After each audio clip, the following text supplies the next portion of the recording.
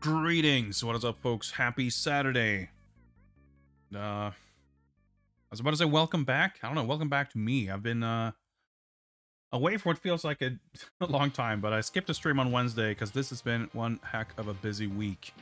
Face Hoppercopter, Nico Jazz, Macaw 45 lurkers in chat, VOD viewers, and everybody else. Welcome, and I hope you're all doing well.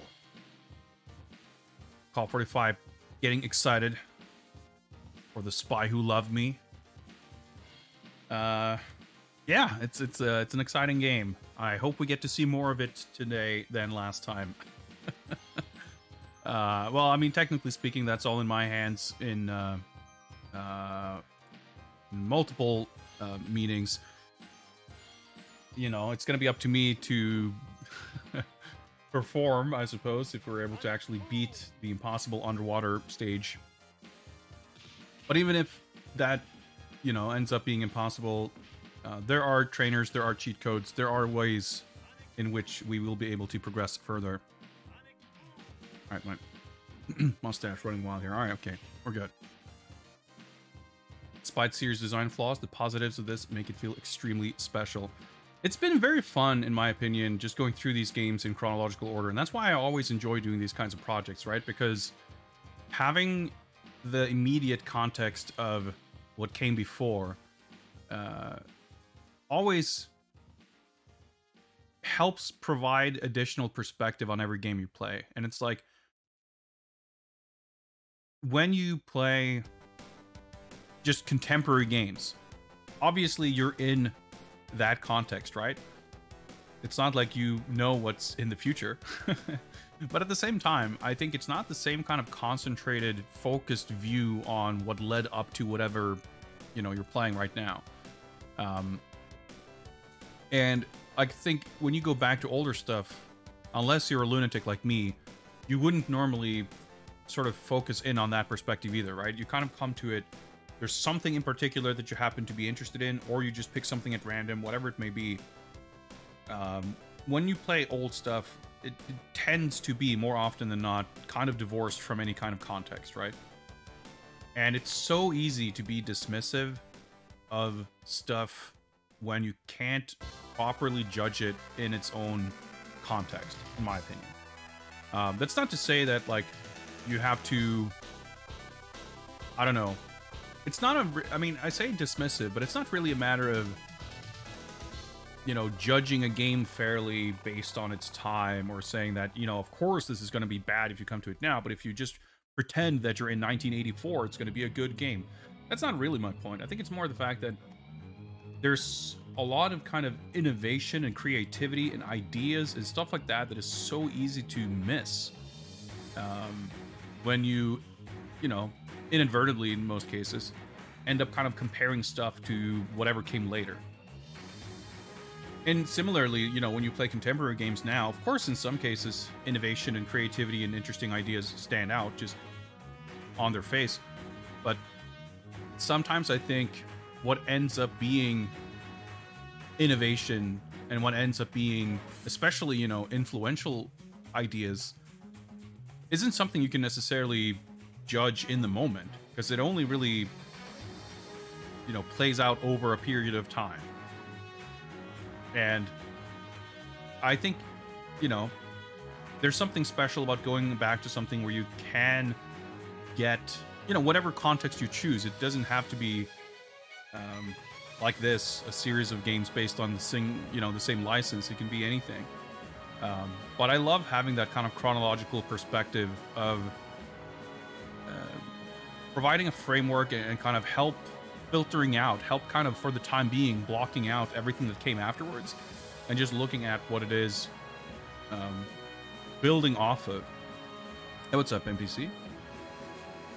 And so far with the Bond games, you know, I made plenty of jokes, so did others for that matter, about the, you know, the dreadful drudges of British microcomputer hell for the first dozen or so games. And, you know, that hasn't exactly been untrue. Alright, okay, can we just get rid of this shit, please? There we go, thank you. You know, a lot of these games have been, you know, objectionable in some way or another. But each and every one of them has also been interesting and entertaining and cool, and have had genuinely very good things about them, I think. Obviously, you know, when you have a purely kind of chronological perspective, you could, if you wanted to, take a much broader look at the industry at large and see what was kind of available.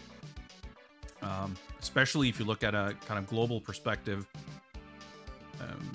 By 1990, you know, there were a lot of arcade and console development that, you know, had different strengths and weaknesses compared to the European computer market.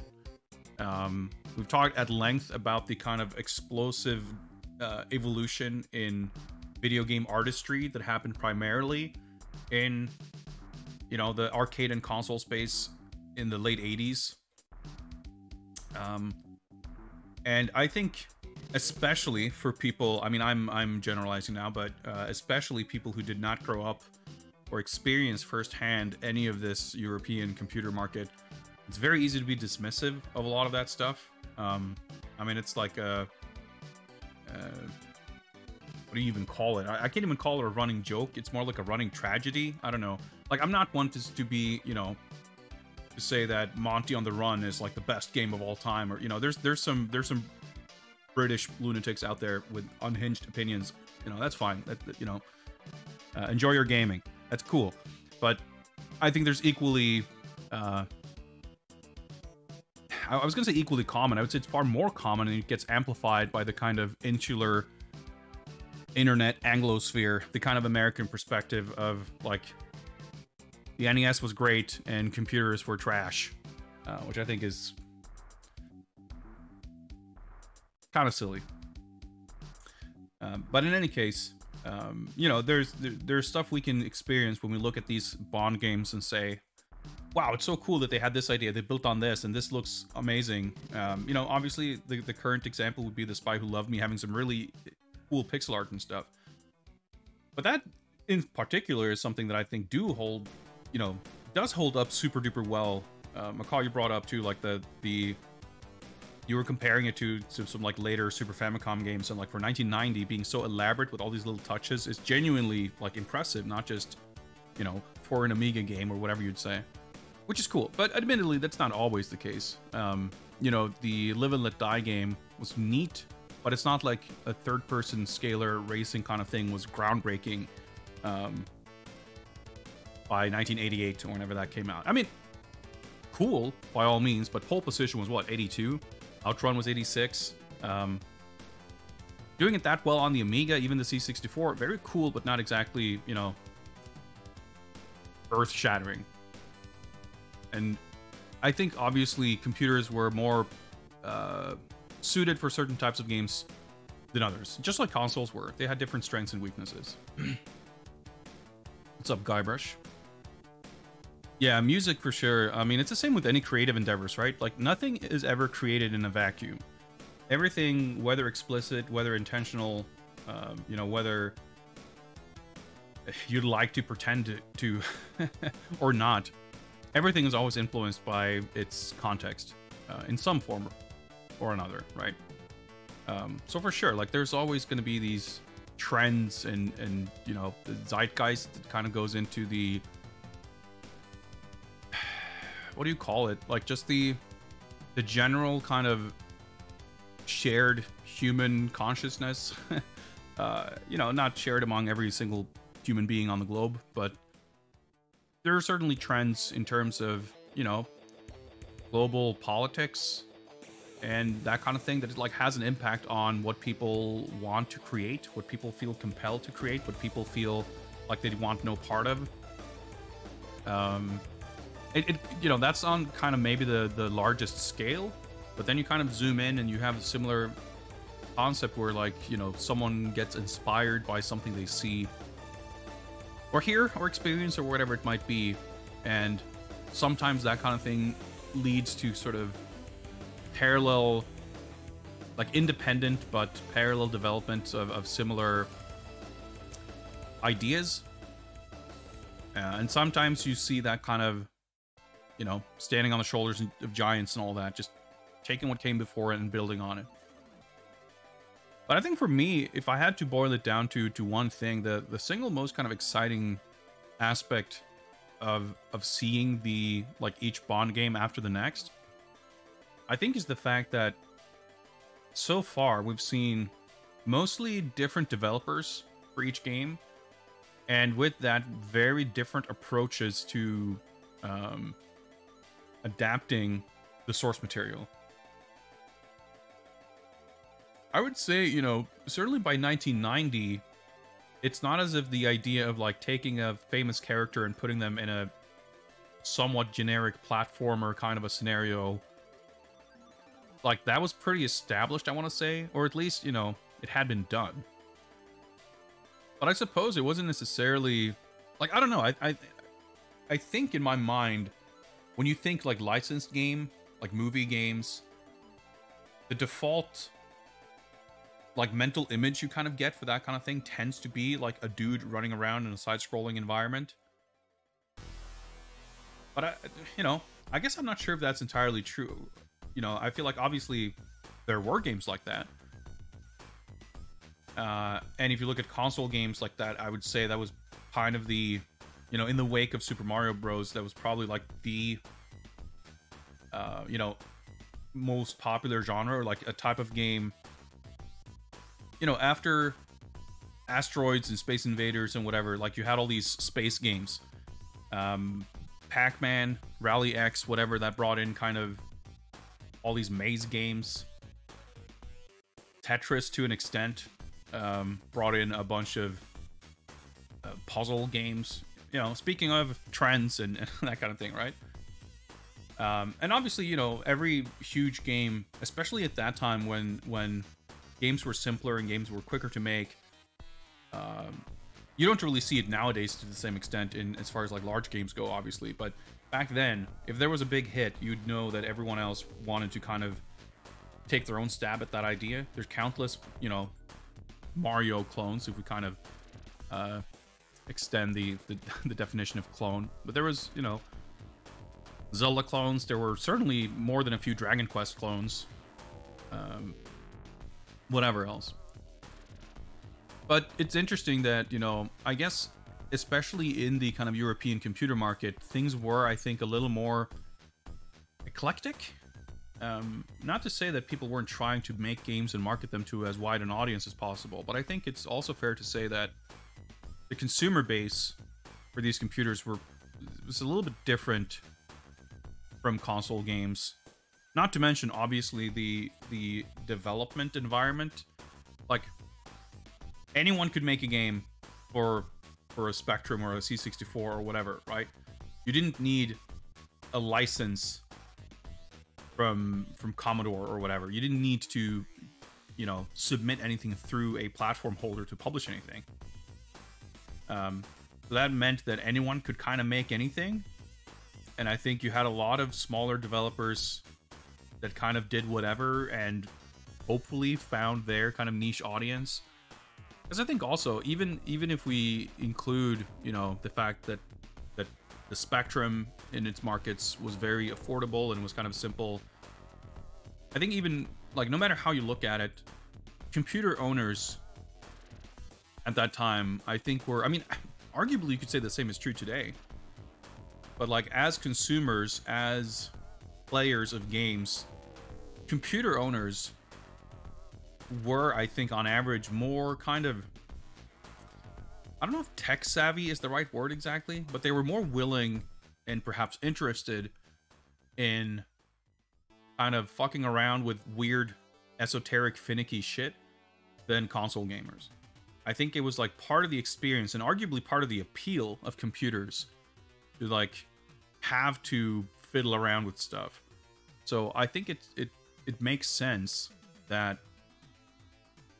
like, as an extension of that, or kind of a natural consequence of that, is I think there was a broader overlap basically between computer owners and computer, like, developers, creators, than, you know, in the console space for a lot of reasons. And I think that means that like people who were into computers wanted to make stuff for other people who were into computers. That, I mean, that's not to say that there weren't, you know, arcade ports and simple games, but I think on average the level of kind of expected or accepted complexity and just finickiness was probably higher. The NES didn't get much distribution in the UK. I mean, of course, every region was very different in that regard. It's a little bit tiresome to hear Americans very authoritatively talk about Nintendo being obscure in Europe, and also habitually conflating the UK with Europe when, like, the UK is not representative of Europe as a whole. I don't think any country in Europe is representative of Europe as a whole, especially talking about that time when markets were far more segregated and far more local. I mean, here in Sweden, in Scandinavia, like Bergsala, which is the company that technically they're still the local distributor of Nintendo stuff as far as I'm aware. Although they're probably like Nintendo Scandinavia now, whatever. They had distributed the Game & Watch in the early 80s, and they had a very good working relationship with Nintendo, and they made a very strong effort in marketing Nintendo stuff here. And in fact, as legend tells it, there were plans to launch the NES in Scandinavia like as early as 85. Like before, like there were plans to launch the NES here before it launched in North America. It ended up not going that way because they again, from what I've been kind of told, this isn't fact, but the idea was sort of like, well, we'll do the kind of test launch in, you know, the sort of soft launch that they did in New York or whatever in America. But from what I understand, the Scandinavian rollout of the NES happened like almost immediately after that. So basically more or less simultaneous, or at least not far behind the kind of wider rollout of the NES in America in 86. So Nintendo was like very much established here. I mean, I was born in 85, so I didn't really get to see or experience this firsthand in a very conscious way. But, I mean, when I was a young kid, I was very much aware of Nintendo, and I had many friends who had Nintendo consoles. I had friends who had Master Systems as well. But I would say it was probably, like, in my extremely, extremely small anecdotal data sample, I felt like it was a reasonably even split between Nintendo and Sega. And, like, at no point did Sega ever feel like it was, like, significantly more popular than Nintendo. I would say it more or less always felt like a pretty even split. I would say until the PlayStation kind of came around and shook things up and kind of shifted that whole dynamic. Because, you know, the Super Nintendo was still around, and the Saturn very clearly did not make a big splash here. But the N64 came out here in like 97. So at that point, the Saturn had already been rendered kind of irrelevant. So it's kind of a strange... It gets weird kind of comparing it until, like, at that point. But at no point when they were both, like, active, so to speak, did Sega ever seem like it was, like, dominant. I wouldn't say Nintendo were either, exactly, but that's the kind of Scandinavian view, right? And I know that that's not representative for other parts of Europe where Sega definitely had a much, much stronger foothold. But it's, yeah. Anyway, we're digressing wildly here. It's an interesting conversation, though. But I mean, yeah, of course, much like I said, that there's a lot of Americans who were kind of dismissive of, like, Amiga games or Commodore 64 stuff or whatever. the, you know, I say the UK is not representative of Europe as a whole, but obviously the UK in so many ways, politically and culturally, is a kind of like a lot of Europe, certainly smaller countries like Sweden, would have a lot of its kind of culture and whatever else filtered through the UK or imported from the UK. And that sort of sets the tone here and there. And, you know, the fact that a company like Nintendo did not perhaps have the strongest presence there, as well as, I would imagine, other parts of Europe too, meant that you had a limited perspective. And, I mean, no one had an unlimited perspective. No one had access to everything. So everyone's kind of views and opinions and tastes were formed by whatever was available. And as far as creative influences go, that's obviously the kind of the same thing too, right? But we're drifting pretty far from the topic, I think, whatever the topic was. Yeah, I think that's true as well, McCall. Like the, that's kind of what I was alluding to when I said, like, even including stuff like the Spectrum. The Spectrum was designed to be very, very cheap. Computers were expensive, right? So that's like not everyone could afford one, which meant that like more affluent groups were able to afford those computers. Buying, you know, maybe something like, you know, a $10,000 computer or whatever it would be in today's money. Like, that wasn't something you gave your kid for Christmas unless you were really rich. So it makes sense that, you know, it was more Macaw45's favorite gamer demographic, the cultured businessmen with their flight sims and historical strategy games. Like, that was, I mean, it was the same thing in Japan too, right? We got the Koei games, the $200 games with largely text-based, you know, diplomatic strategy simulation. That was like those were like the hot sellers. People were into that shit. The particular demographic that could afford and were interested in fucking around with computers. And that did change. You know, the Spectrum was around, but I would say like a lot of the 8-bit computers, like the cheap computers, had such a long life in many markets because they were cheap and it was easy to make games for them. Distribution, production, like commercial as well as you know, pirate stuff. Like, it was all cheap and easy to do.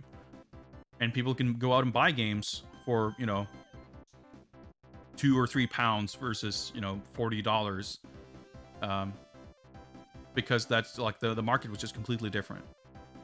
And yeah, like, I think you started to see more, like, I don't know that there's a lot of arcadey games, action games, arcade ports or original games in, you know, like the mid 80s. I think you see much more of that stuff in like the early 90s, when that stuff had become more kind of entrenched. But even then, even at that point, I reckon just the way distribution channels looked, just the way the experience would be of like loading a game off of, you know, an external tape drive or a floppy drive, like, it was just like today. No matter what PC gamers would like to tell you, like, playing games on a PC is not as simple and straightforward as playing it on a console. Even as PC gaming gets simpler and console gaming gets more convoluted, I think that is still true. So I think that had an impact as well, to some degree, even if you can't exactly measure it, on what types of games became popular and what kind of experiences people were looking for and what kind of experiences people were willing to put up with, for lack of a better word.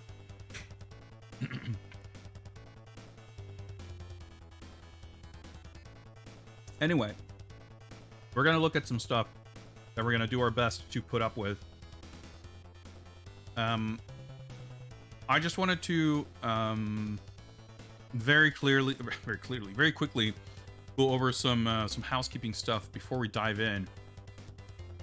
As mentioned, I had to skip Wednesday's stream because this past week was very busy. But I'm doing quite well today. We had a good end of the week at work. It was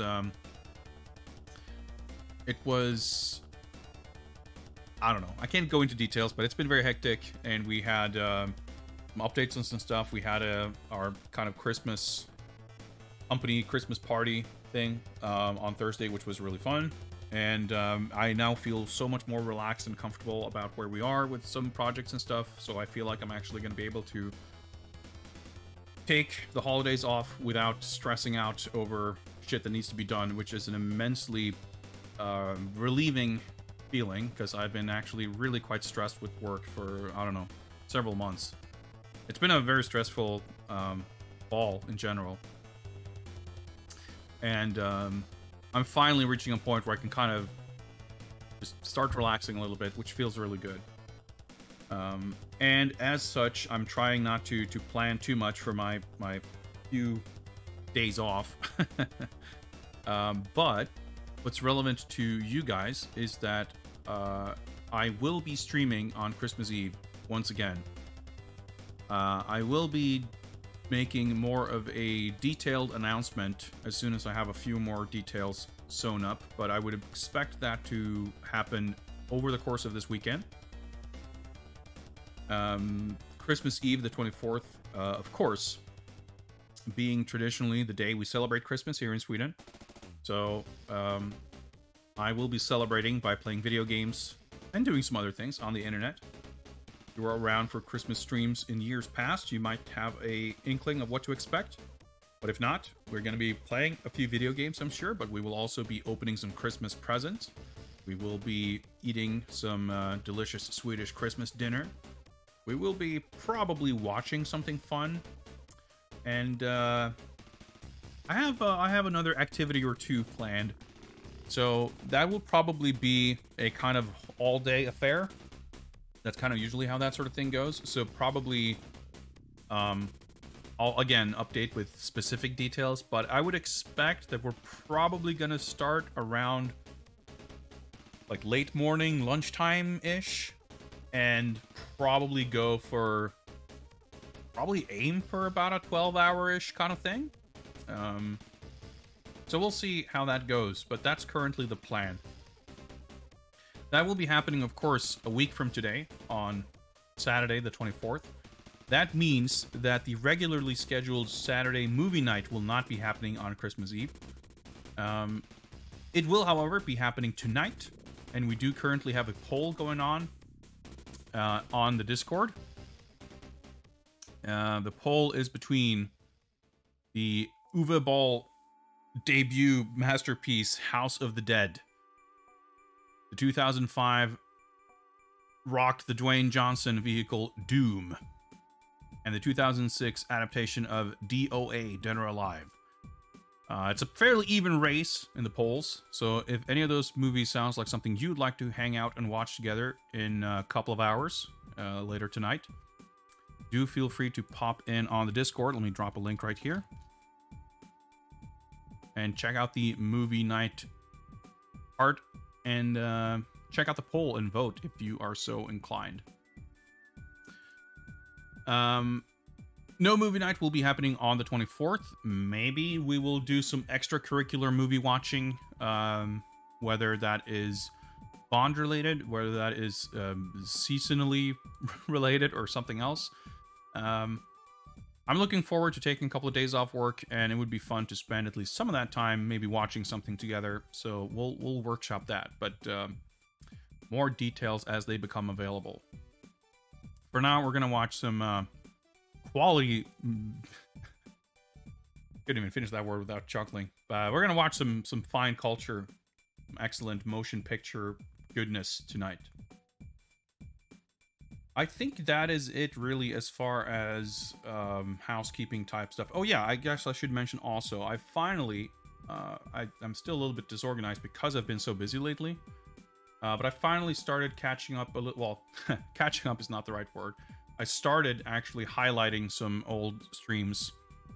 And I've started exporting a few of them to YouTube. I don't think anything is publicly available maybe just yet, but I will finally hopefully spend a little bit more time this weekend to make the VODs more available. You can still go back and check the previous, whatchamacallits, like just go back to the recordings of the streams. on here on Twitch. But I'll make highlights of all the GamesBond streams, and I will be putting all of them on YouTube.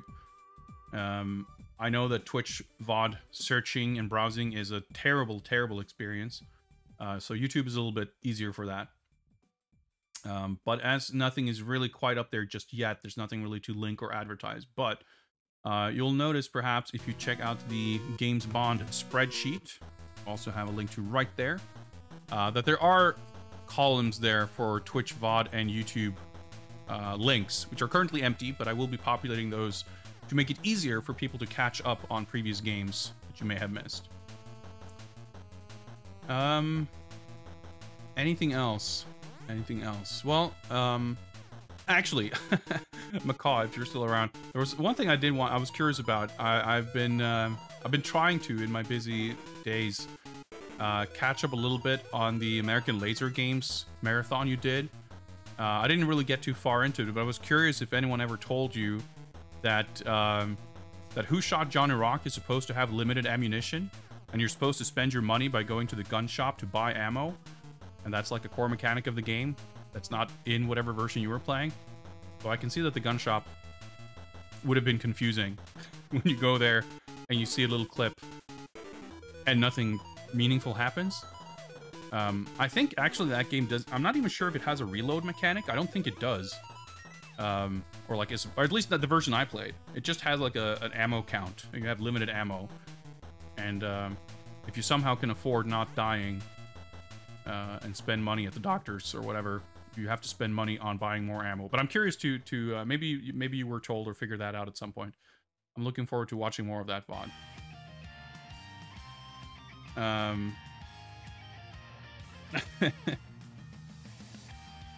Endless vortex of researching the Singe. Yeah, because I did an ALG marathon myself when I did my 1,000 follower special thing years ago.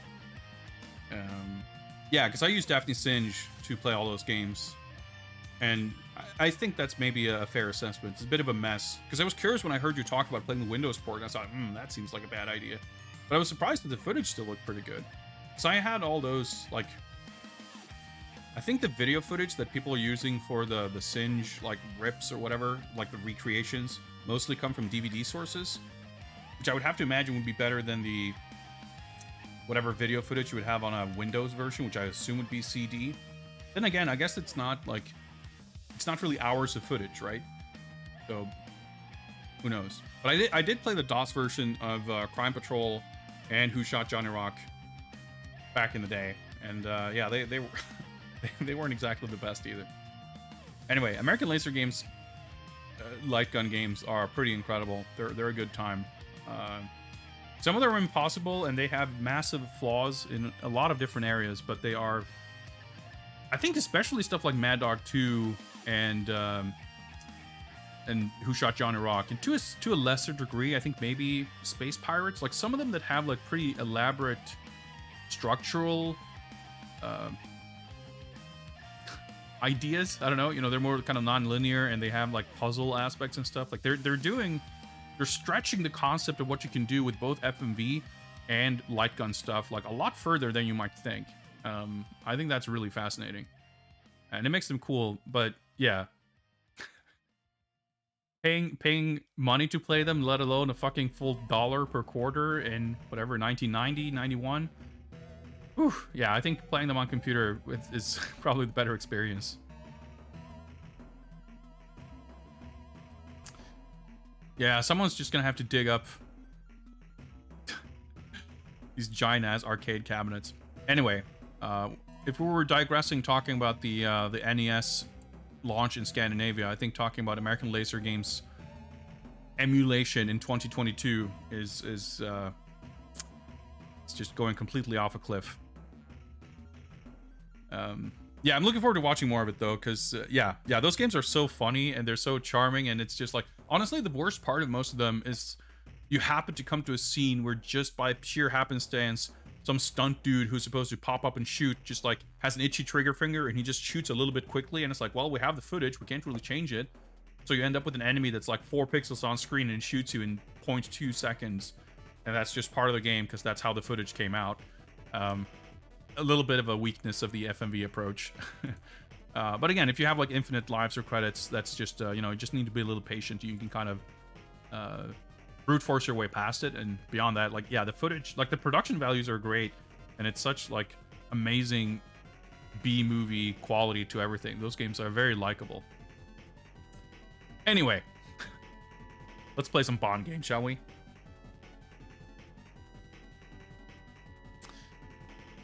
We are, of course, continuing with James Bond 007, The Spy Who Loved Me. He's Bond, he's back, and he's 007. Let's take a look at some game info here. Just to refresh our memory.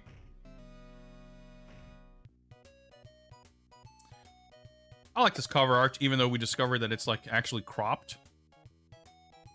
Like it's well painted and it's cool, but we saw, I think it's, I think I have it here. Oh yeah, I have to. Too many sources here. Interact. Where's the button? Yeah. Back to the cover. Yeah, you can see here, right? Like the two characters are in the center of the painting. It's like beautifully framed with its explosion behind them. You have the like the Atlantis fortress base on the one side. You have the helicopter, the car, like all this shit going on. And then for the box, they just like crop. It's so. It upsets me. I'm a big fan of quality video game cover art. And I hate ugly cover art. But I think I hate mistreatment of good cover art even worse. I mean, the thing is, the manual is like the same format, right? Like,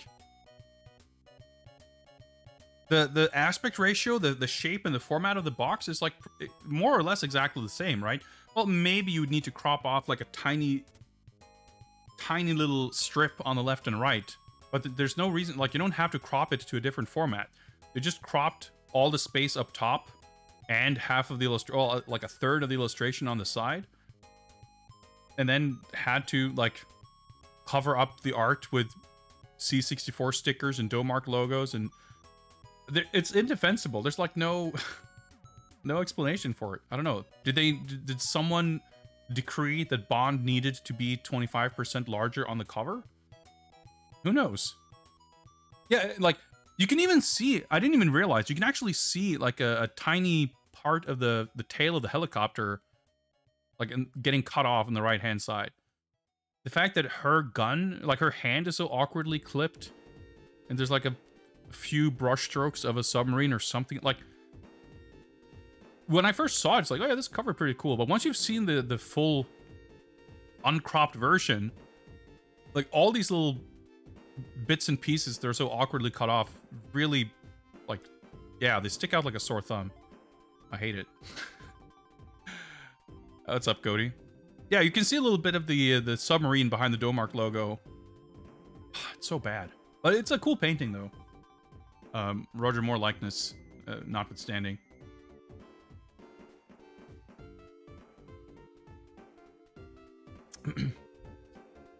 Yeah, it's a really cool cover, and I love that it's not only is it like specific to the game, because we've seen that before. In fact, most of them have, you know, let's take a quick stroll down memory lane here. You know, this one is stylish for what it is, but pretty basic. It's obviously not based on a particular movie, so it kind of is what it is. It did, by the way, I don't have it here, I guess, on hand, but the Japanese SG-1000 version has like an awesome Sean Connery painting on it. Because this would have been also 83. This would have been like at the tail end of Roger Moore's tenure. But I guess it's not. It's still just Bond in general. So fuck it. Let's just put Sean Connery on the box. This is, of course, one of the like poster illustrations that was done for this movie. There were a bunch of different posters for this film. In fact, we'll see the other one for another game, which is this. This is another poster for the film. But I guess it was like the teaser poster or whatever. There's like one poster that has Bond and Mayday standing kind of back to back on like a white background. Like that's the image I remember most specifically. But either way, like none of these illustrations are originally done for the game. This kind of looks like it would be because it doesn't look like a Bond movie poster. I don't. It looks like a. I don't know. Like you have Mayday like with her parachute in some kind of tactical swimsuit or something. I have no idea what's going on. Like that's obviously not really in the film. And it seems like the kind of weird embellishment you would get for a computer game box art. But nope, this is actually not originally for the game. But the Goldfinger one is clearly just... I mean, I like it. I think it's actually kind of cool. I honestly, I think I prefer this, like the original cover treatment over the View to a Kill text adventure. But, you know, it's... It's a little bit goofy, but I think I think that's appropriate because the game is a little bit goofy. It's a little bit it feels a little off-brand. This is awesome, but it's again, I love that the games had the kind of version of this in the pixel art or like aspects of it. But again, not done for the game. This one is just awful. But I suppose if they actually used, like, one of the posters or artwork for the movie, it would have looked incredibly sick, but it would have had absolutely nothing to do with the game. We also have the, I feel like I need to actually bring this up. Do I have the... Oh, yeah, the,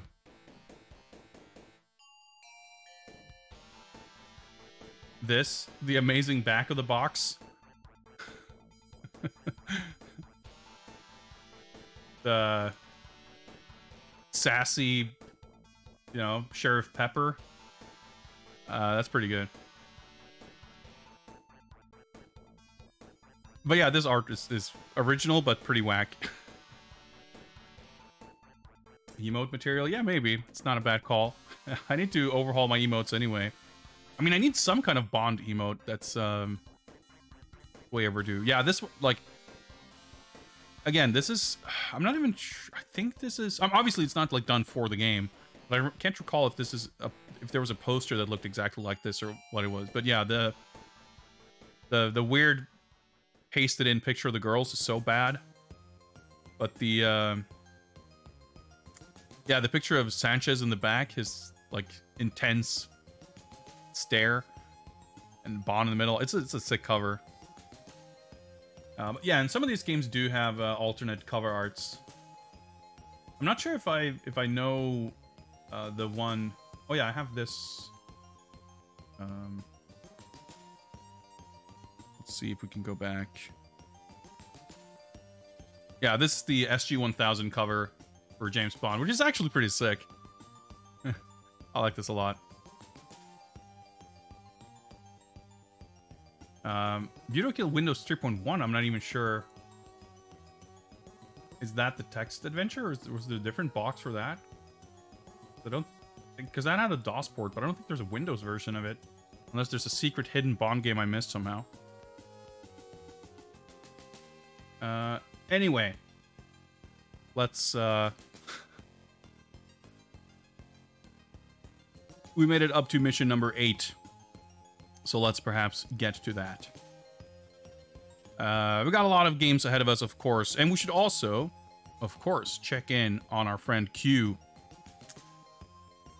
The Q branch needs your help to figure out all the secrets, to develop the technology necessary to embark on the secret hidden bonus missions. All of your contributions in the form of bits, subscriptions, merch purchases, donations, and the like will contribute to the Q Branch Research Funding Initiative. And we're getting pretty close. We're getting pretty close. Oh, you meant License to Kill. Okay, yeah, that makes a little bit more sense. Although I guess I don't know if there was a Windows version of that, but whatever, yeah. At least I had a bit of a heart attack, and it's like, shit, was there another View to a Kill game that I missed somehow? But I felt like the two games that we did play were plenty. Yeah, we're getting closer here. I will admit that the goal that I set was completely arbitrary, and I've felt a little bit worried that it's been set a bit high. Progression here has maybe been a little bit slow, especially just given that we have a number of these to get through. But we'll see. You know, it's more the fact that getting through the actual games themselves for this project has been happening at a more rapid rate than I expected. We're on game number 8 out of 50. And so we're close. We're getting close to 20%. And 2022 isn't even over yet. I was expecting this to take most of next year, which I mean it still could. But we may see if this solid support will mean that Q Branch might need a little bit less help for the next milestone. But we'll see. We'll see. I'll have to confirm with the late Desmond Llewellyn and see what he has to say. But one thing at a time, of course. Oh, you mean... Okay, I see what you're saying. I see what you're saying. I get it. I'll get it. We'll slow down a bit after the home computer games. Yeah, well, we'll see. That's the thing, right? Because these games are generally very short, but very kind of intense. And some of them will... I don't know. That, like... I think once we... Like, the real kind of... what's even the word? The real kind of shift will happen with GoldenEye. Because once we're in the 3D era, like, once we make that jump from the Duel to GoldenEye, that's when we leave... Like, no, I wouldn't say the British jank behind, because there's certainly going to be some British jank coming up. But I think from that point onwards... I expect to beat every game. But all these computer games and the early console stuff, some of them are going to be very difficult. Some of them are going to be very inscrutable and weird. So it's going to be like, you never know exactly what to expect. And it's like, it's a matter of how much time you're willing to spend banging your head against the wall. I think a lot of the games later on are technically going to be much longer games. But they're also games that you can just kind of keep... You just spend more time with them and you will get to the end, and then that's it. There's going to be some exception, I'm sure, to games that happen to have, like, really difficult stages and we will, like, you know, get stuck or whatever, but... I think these games, for the most part, are, you know... And I'm surprised, honestly, so far with the computer games, how well we've actually done at sort of getting through them, and how much patience I've had with actually spending time with them, playing them on their own... you know, by their own rules. Because I was expecting kind of going in and spending like 20 minutes with the game and saying, fuck this, and just use the trainer and see the rest of the stages and then move on. But we've spent an average of like, I don't know, 2 to 4 hours on each game. And that, you know, we have, I think we're upwards of 7 hours with Live and Let Die. And I think like some of the later games... I guess it's probably true that the average game time will go up. But even then, I'm not sure by how much. I don't know, maybe it's just that these games feel like they take longer than they do because it's so repetitive. You redo everything so many times. So we'll see. But I'm excited to have those kind of stats looking at it. And Kay, greetings. Happy Saturday to you. We'll see. But we also, you know, we have the Spectrum light gun games. I have to imagine that those are going to be more like that kind of 20-minute experience I was expecting. But we'll see. We'll see. Anyway. Why don't we see if we can get our Amiga computer hardware up and running here. Need to do some configuration. Oh yeah, we can actually try... So, I did have 2 different disk images of the game here. And we can try the second one this time, just to see if it has a different crack throw, or if anything else changes in it. You never know. And we need to configure my game port to use my USB gamepad. I think that is pretty much it. Fade out these jams, because Lord knows Matt Furness has the jam area covered. Huh. I do recognize. I think this is okay. Interesting. This looks like it's actually the same, like cracker group, but there's no actual trainer on this one. That's fine. We'll play. I mean, I wasn't planning on playing it with cheats to begin with anyway, but not what I would have guessed based on the file name. But that's fine.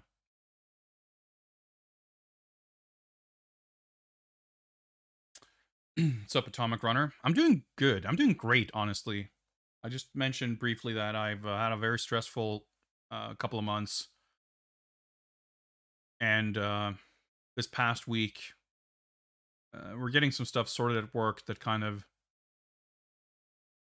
has me a little bit more confident and comfortable about how things are looking for the end of the year and kind of what we're doing in January. So some of that stress is kind of fading out, and I'm feeling more confident about my ability to properly take some time off. Check this out. Turn down just a smidge. Oh, dude, this absurdly extensive attract mode. Hit it.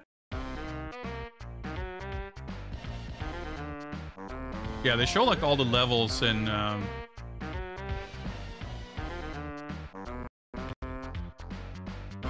give all this introduction. There's like all these different credit screens and everything.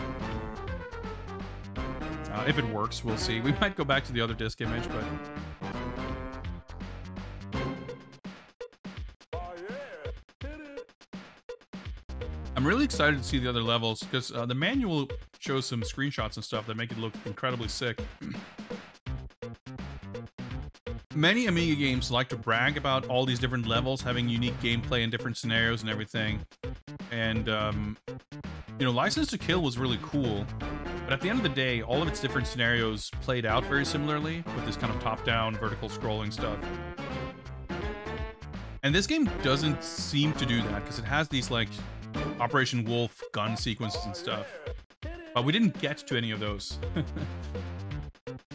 So that's going to be exciting. Order a Duran Duran Blu-ray. It's my fault. Well, you're welcome.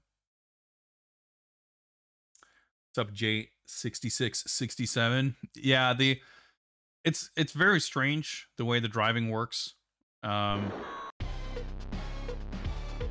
It's kind of funny, to be honest, because the manual implies that you have a strict time limit. So the game is like encouraging you to go fast, but going fast will absolutely destroy you. So you have to just, like, the best way to clear stage 1 and stage 2 is to just go as slowly as you absolutely can, because if you go faster, you'll get destroyed for a number of reasons. Also, the attract mode calls this scene 3, but this is actually the second half of scene 2. Oh yeah. And this is as far as we got. You can see there's a minimap on the left. Huh. Guru Meditation looks like. Oh yeah, this happened when I beat stage 1 for the first time, and I was like, all right, let's pause and consult the manual. So I pressed the H key, which is the hold function, aka pause, and this happened. I didn't do it now. I'm just, you know, we're just watching the attract mode, but I'm surprised we're not even getting a Guru Meditation, at least not yet. Yeah, I'm sure Twitch is loving this. Well, let's, you know, let's go back to... Oh, okay, yeah, I'm just reading the file name, so I can see, okay, this makes sense. This other one is cracked by angels and also trained. Okay, whatever. Let's just reset.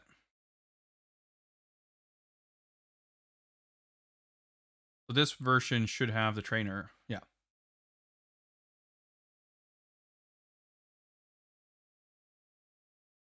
Let's disable everything. Start the game. Yeah, the visuals in this game are incredible. Like, there's so many cool little touches.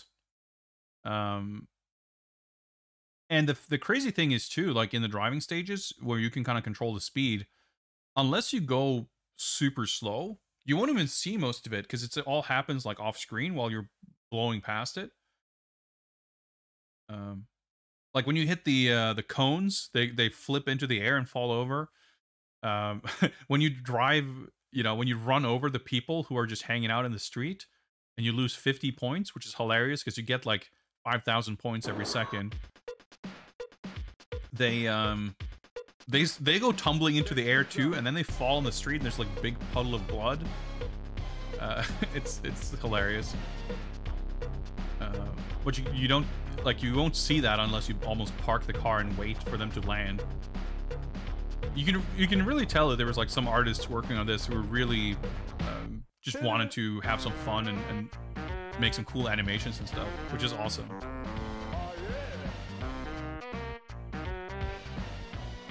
And yeah, you have like the underwater section looks awesome too. You have the kind of waving plants and like the seaweeds and stuff, and all the bubbles, and even the color palette, like the underwater stuff. But yeah, here, like, unless you go super slow, you end up hugging the top of the screen. And yeah, like, if you run over the bushes or whatever, like if your car is outside of the street or the road, it just drains your HP super fast. Like getting shot, even with like missiles or whatever in the later stage, doesn't hurt you nearly as much as driving over the grass, which is completely absurd. Hey, it's an Amiga game. Let me see if I missed anything important in chat.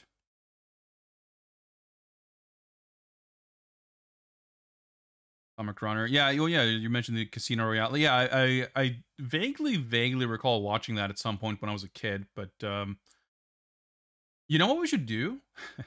When we get to Casino Royale in the marathon, we should absolutely do a double feature, and we should watch the Peter Sellers version as well as the Daniel Craig one. I think that would be a lot of fun. Because Casino Royale did not have a console game, but it has a mobile game, I believe. And it also, the Quantum of Solace console game also is like, because Quantum of Solace is like very much a direct sequel to Casino Royale, and the game, like the first half of the Quantum of Solace game is basically Casino Royale, as I understand it. Are there any Pink Panther games? There's definitely the cartoon actual Pink Panther games, or at least one. Peter Sellers bumbling detective games? I'm not sure. I would like to think there are, because that seems like it would be great. But I'm not actually sure. And yeah, I know that that's the thing. Like, I don't know that movie that well, but I do know that there's a lot of lore.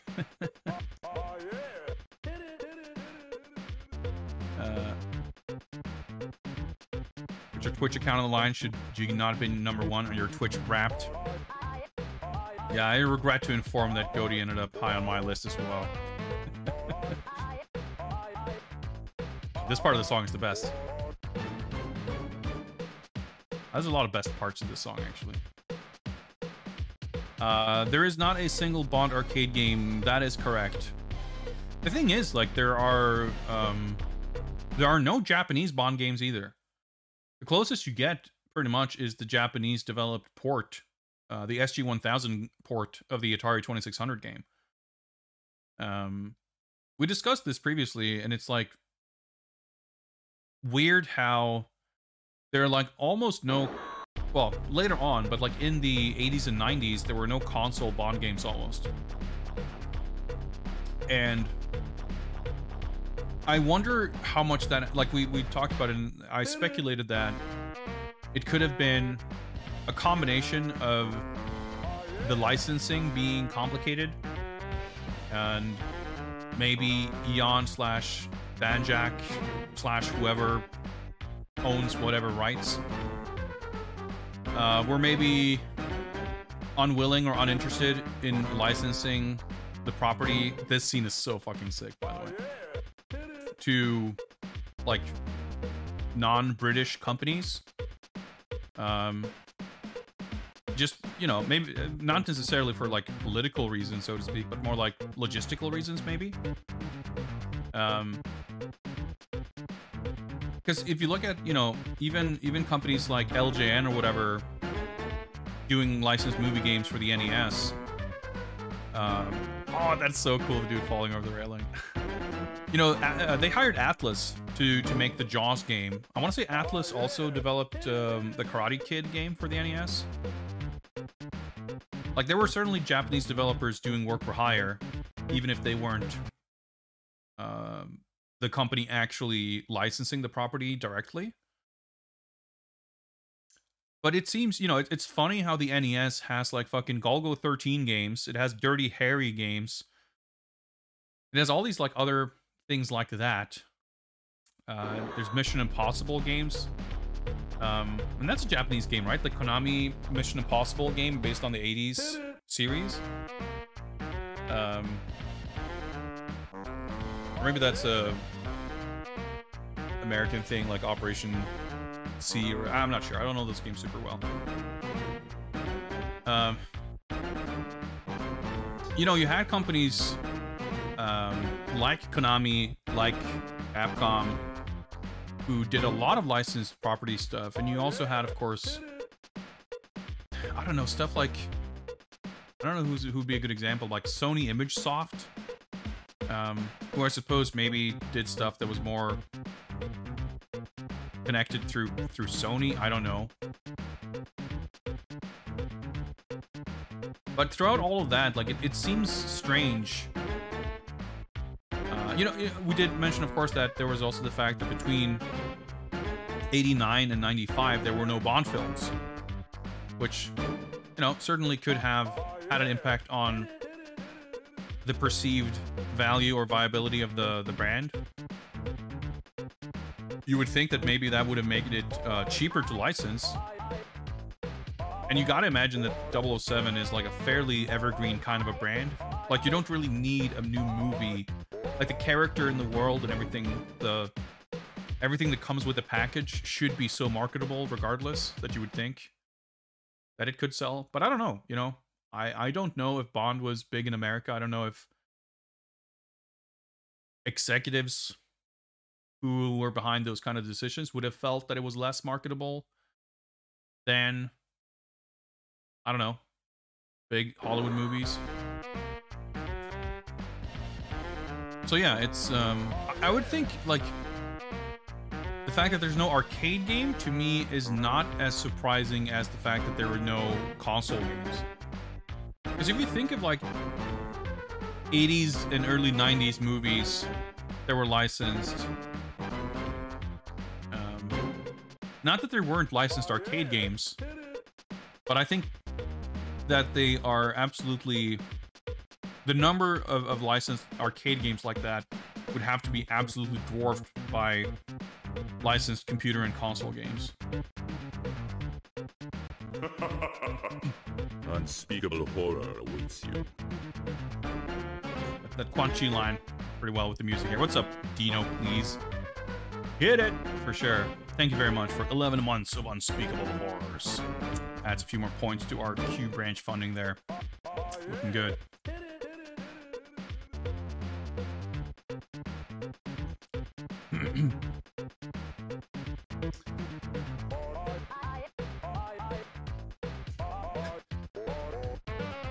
Quality Peter Sellers lore in chat there. I appreciate that.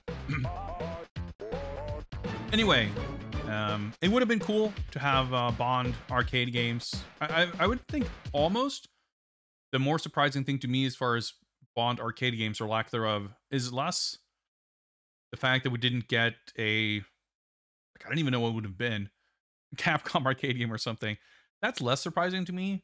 And I'm almost more surprised that there is no, like, Raw Thrills, like a modern arcade game of some sort, like a Bond driving game, like there's the Batman one.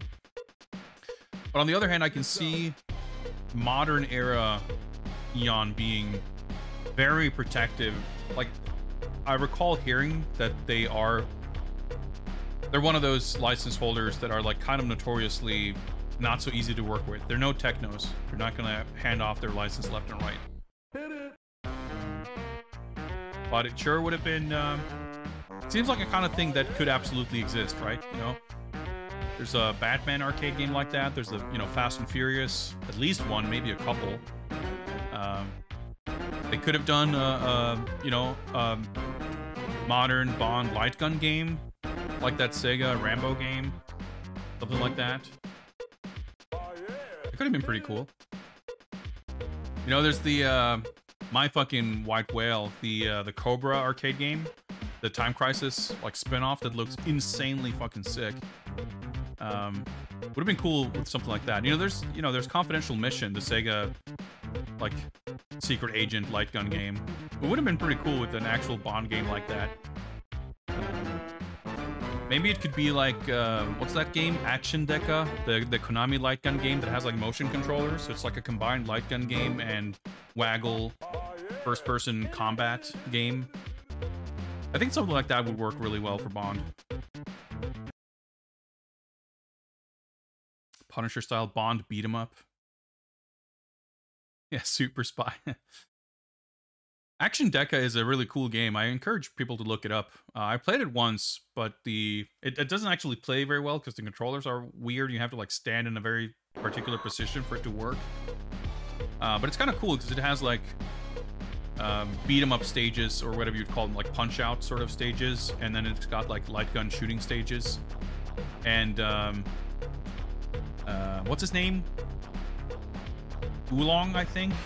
The player character from the Famicom version of ER Kung Fu is like a secret boss in that game. And you fight him on a stage that looks just like the background from ER Kung Fu. That's pretty sick. James Bond dating sim game. We did actually, the idea came up previously. You go to a high school with all the different Bond actors. Or they're not actually actors, it's just like, there's Sean Connery Bond, there's Roger Moore Bond, there's George Lazenby Bond. You just have to, like, they've all got slightly different personalities. You have to romance them. I mean, that sounds like a pretty good game to me. Vinon, what's up? I'm just stalling here, enjoying the amazing attract mode of this game, because the game itself is, like, kind of impossible. But it's very cool. It's very cool. I don't know if I remember too much of my strategy, but I think we should dive in and see how it goes.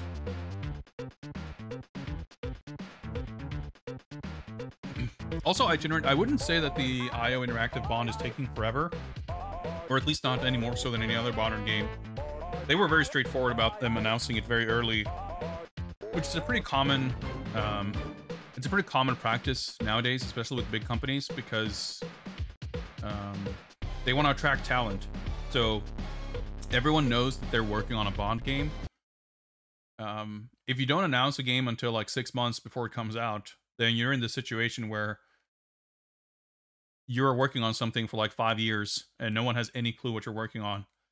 And if you want to attract talent to your studio, it's kind of difficult if you can't tell them what they're going to be working on. So it's pretty common, but it's very different. Like, you know, some companies do that more often than others. But it's definitely true that if you look at modern, like, big AAA games, they take anywhere between, like, 4 and 8 years to make, or even more. You know, like, the new God of War that came out, the previous one came out 4 years ago, and what everyone basically has to say about that game is that it's like, well, it's more the same. It's, you know, it's like a new set of levels for that game. So the fact that they were able to make it in only 4 years is because they had such a strong foundation of the previous game to work on. And if you have to build something up from scratch, basically, you would kind of expect it to take more than 4 years. So I'm not even sure actually when the Bond game was announced, but I'm not shocked that we haven't seen more of it so far, but definitely that one, as well as the Machine Games Indiana Jones game, are two games that have been announced quite a while back that I'm excited to see what they even are. There's also Monolith. One of the companies called Monolith. The not the Xenoblade developers, but the I don't know, Shogo developers. They're making the Wonder Woman game that was announced with a trailer, I think at like Game Awards 1 or maybe 2 years ago. I'm curious to see what that's going to be.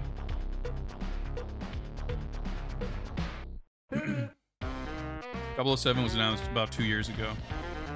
I would have thought that it was longer ago than that, but the last 2 years have been going on for about 5 years. So that checks out. Well, Hoffman, we have no idea. It's the it's the developers of Hitman, but they made IO Interactive have made a lot of other games other than Hitman, and they have also made Hitman games that are very different from one another. I think it would be naive to assume that it's gonna play like the modern Hitman games. I'm sure it will incorporate systems and mechanics and technology, but I wouldn't expect it to play the same way. But I do think it would be kind of cool. Like, basically, if it plays like Hitman, it's gonna have a very hard time delivering on the James Bond kind of fantasy, right? Because if you get into a shootout in Hitman, you're basically fucked. So that wouldn't really work for a Bond game. You'd also expect there to be vehicles and stunts and cool set pieces. So it would at the very least have to be different in that regard. But one thing I do think would be cool and would make it very different from any other Bond game is if it has like these individual missions that are kind of structured a little bit like Hitman, where it's this kind of living, breathing world where things are interacting with each other and you're kind of, you're inserting yourself into this machinery and you can kind of pick at it and make things happen and interact with it in different ways and like clear missions in completely different ways. I think that would be really cool. But yeah, the Machine Games Indiana Jones game, I have like absolutely no idea what that's going to be. That's a studio that's like built entirely on making immersive, narratively driven first-person shooters. But I just cannot really picture the indie game being like a first-person whipper. Unspeakable horror awaits you. But who knows? Lamisar. 30 months of unspeakable horror. That is, I was about to say uncredible. That's incredible even. Spy who loved unspeakable jams. What they call me. Anyway, guys, let's, oh, cool. I pressed a key to enable my live split thing, and that just killed the game. I was just about to start the timer. Good thing I didn't. Hey, at least we get the Guru Meditation. Alright, I should know better than to fucking touch my keyboard. But that's fine. At least we didn't lose any progress or anything. Disable all these cheats again. Start the game, and then we can get the timer up and running. We're only about an hour and 20 minutes into the stream, so I think we're about time we get started. Last good Indiana Jones game. I mean, there hasn't been any Indiana James. There hasn't been any Indiana Jones games for a hot minute. I want to say maybe, what was it called? The Staff of Kings? Is that the one that came out for the Wii? I think that might have been the most recent one.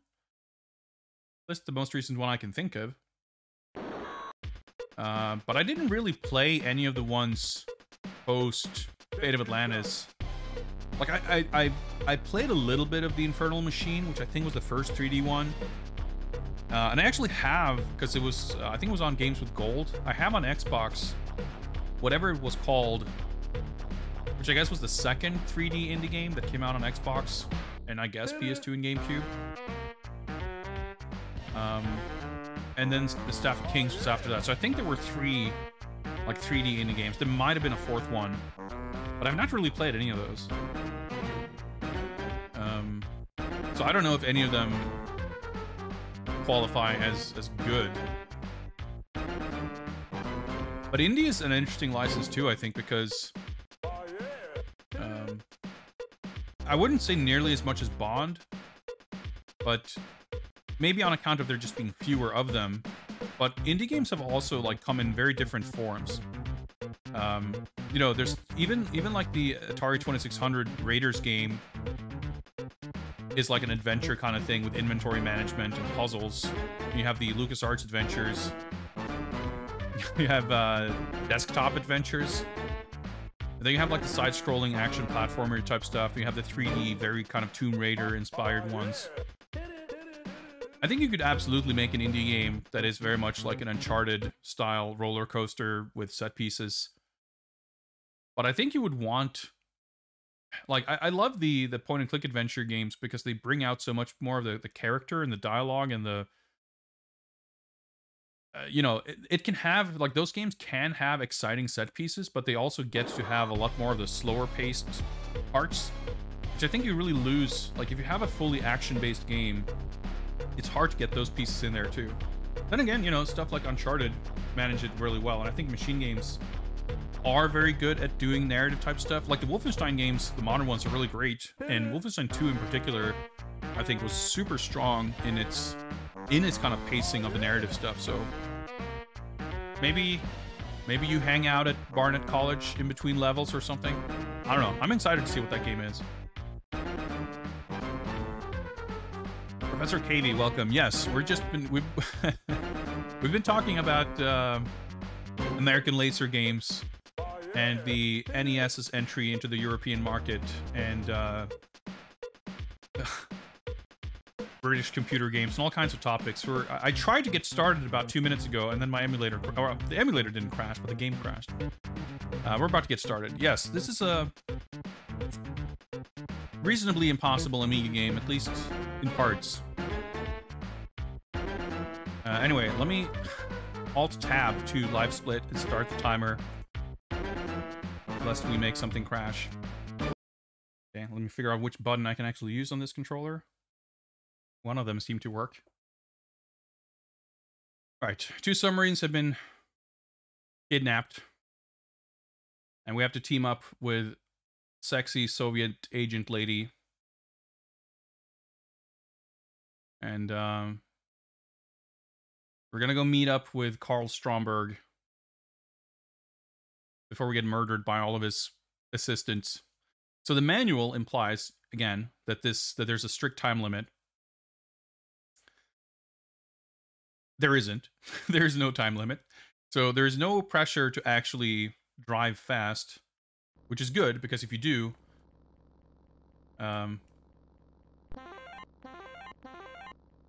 you start hugging the top of the screen. So these are Q tokens. They're going to be really important on the next stage. You can see that we have 5 of them right now.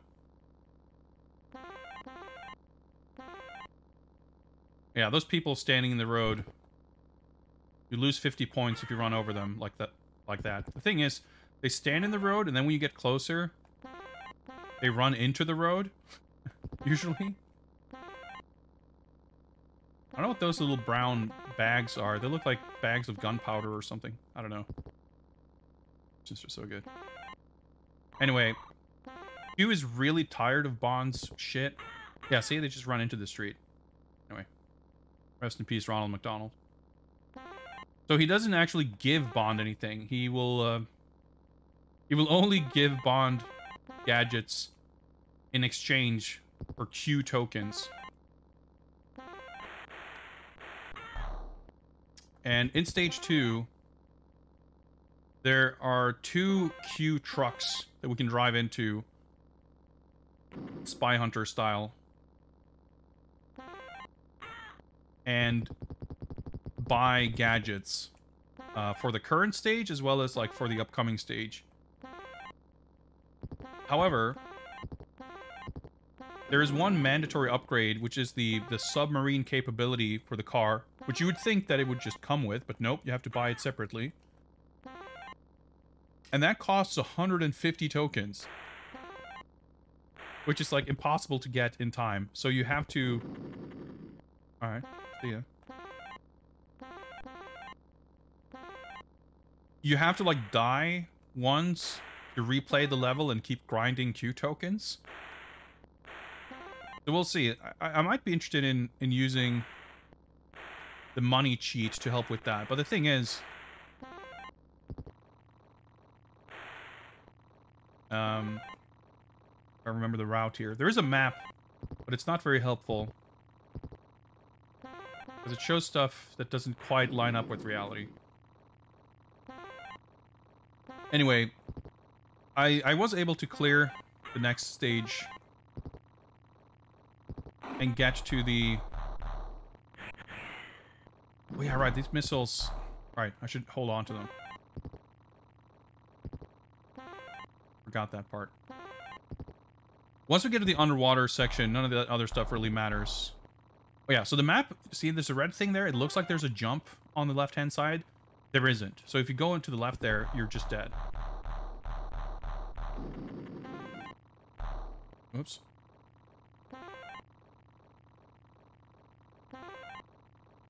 So once we made it to the underwater part, like that part is kind of okay. But there's a boss at the end of that stage that I've yet to get past. Alright, slow it down. And you can just kind of wait. Again, there's no real time limit. Yeah, you have to bribe Q in this version. Speed up a little bit.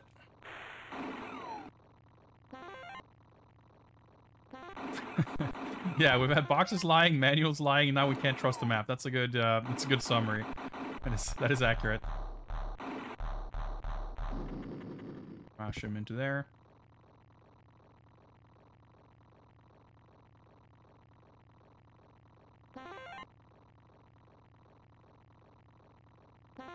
That Q token is a trap. You might be able to get it, but I'm not willing to take that risk.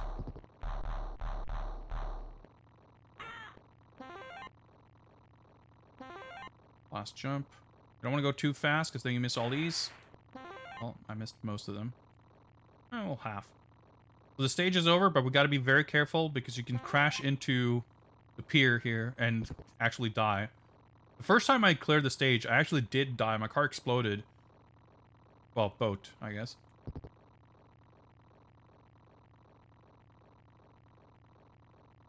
But I still cleared the stage. And then the next time, my boat exploded and I didn't clear the stage. So since then, I'm just very, very careful.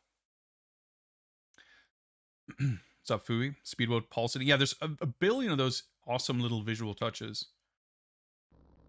Alright, so for this stage, we now get to keep our missile and smoke upgrades.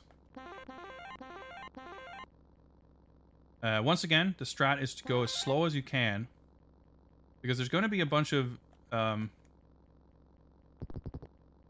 cop cars in this instance, and other cars are going to want to try and kill us. That's bad. Health. Oh yeah, there's a little motorcycle with the sidecar launcher directly from the movie. That's cool. Doppelganger, thank you for the follow. But whenever there's like enemy cars, you kind of don't want them on screen because they're going to give you grief and trouble. And the best way to get them off screen is just to basically park your car and wait for them to drive away. There's the Q truck. If we try to go inside now...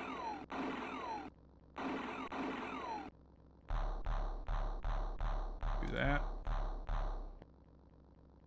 We will hit that oil slick even if we're inside the truck, and we'll go flying out of it. There we go. Now we can go inside. I love this screen. So we need the, whatever it is, this thing, the sub capability, but we can't afford it. So this is where I don't quite remember my strat here. The armor replacement has a question mark price because it costs more the less armor you have. I think my strat is to not buy anything, just to save the Q tokens, because we will not be able to collect 43 more tokens by the end of the stage where the truck appears for a second time. That is conceivable, but it's not a guarantee. But if I spend another 25, 30 on the health refill, there's no way we're going to be able to get enough. I think maybe the stage loops, because there's a branching path. You can actually see the map on the top left. Actually, I think if I do this, yeah, you can even see my mouse cursor. So we're here right now, and we're gonna get chased. We're being chased, not by a dinosaur, but by 300 red vans. Which, by the way, you have a standard gun. If you don't buy missiles, it does nothing. It cannot defeat any kind of enemy. So right here, there's a little jump that takes, like, you just jump into the water. And if you have the sub capability, that's how you advance to the next level. Actually, it's up here, I think. Yeah, it's at the end. Although technically, I guess if I bought the sub capability now, I could maybe jump in here, but there's no way I can afford it by this point. Maybe if you redo the first stage a couple of times, because you know, if you take a few deaths, you might have 150 by the time you get here. But I don't know. But the thing is, like, there's a second Q truck here somewhere. Maybe it's on this highway. I forget exactly. So there's no point in buying the sub now, because if I die anywhere between here and here, I just lose that money, and I lose all my upgrades and weapons and everything. So the strat is to do whatever I can to survive all the way up here and make sure that I have 150 by the time I get here, so I can get the upgrade and jump into the water here. But my suspicion is that if I take the right side, I go up on this highway here, and presumably I continue, and the stage loops. But the thing is, if I make it all the way here and I go up here, like, sure, I would obviously rather loop the stage than deliberately kill myself by going here without the upgrade. But if the stage loops and I start the stage with less than full health, there's no way I can make it, like, the whole way back. And the Q tokens on this stage are not as plentiful as in the first one.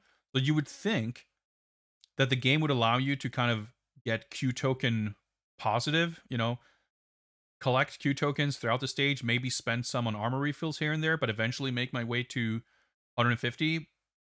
But basically, nah, you're more likely to, you know, you hit one patch of grass, and that's like a good 30% of your health right there. And so the money you'd spend to refill that armor, that's more money than you can actually feasibly collect. So the whole, like, balance of this stage is all fucked. Basically. Am I moving closer to the top of the screen as I speed up? Yes. That is a thing. But the bigger threat in this stage isn't necessarily that, but it's more the enemies that, like, keep rubbing against you and shooting missiles and shit. So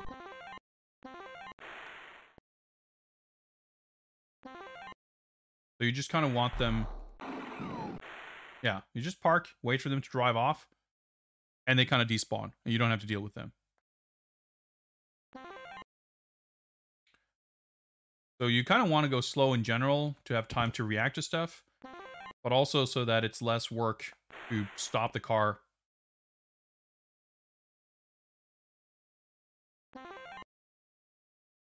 When other vehicles show up. I'll let those guys take care of themselves.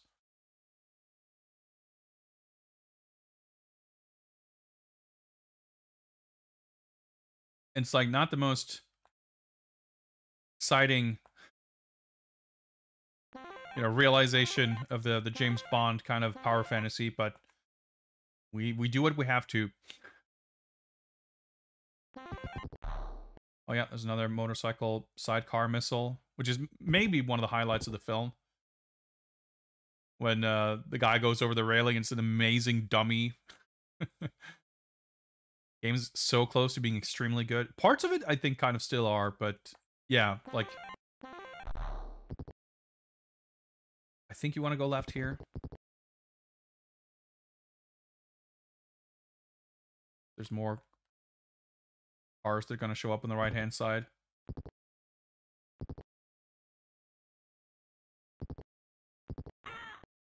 Oh, I guess... I was going to say, I guess I hit someone. Would know someone else did off screen. I'm just waiting for that guy to leave.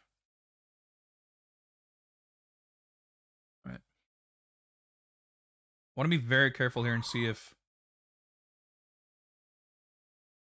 I can... Because at my current health, it wouldn't take much to kill me.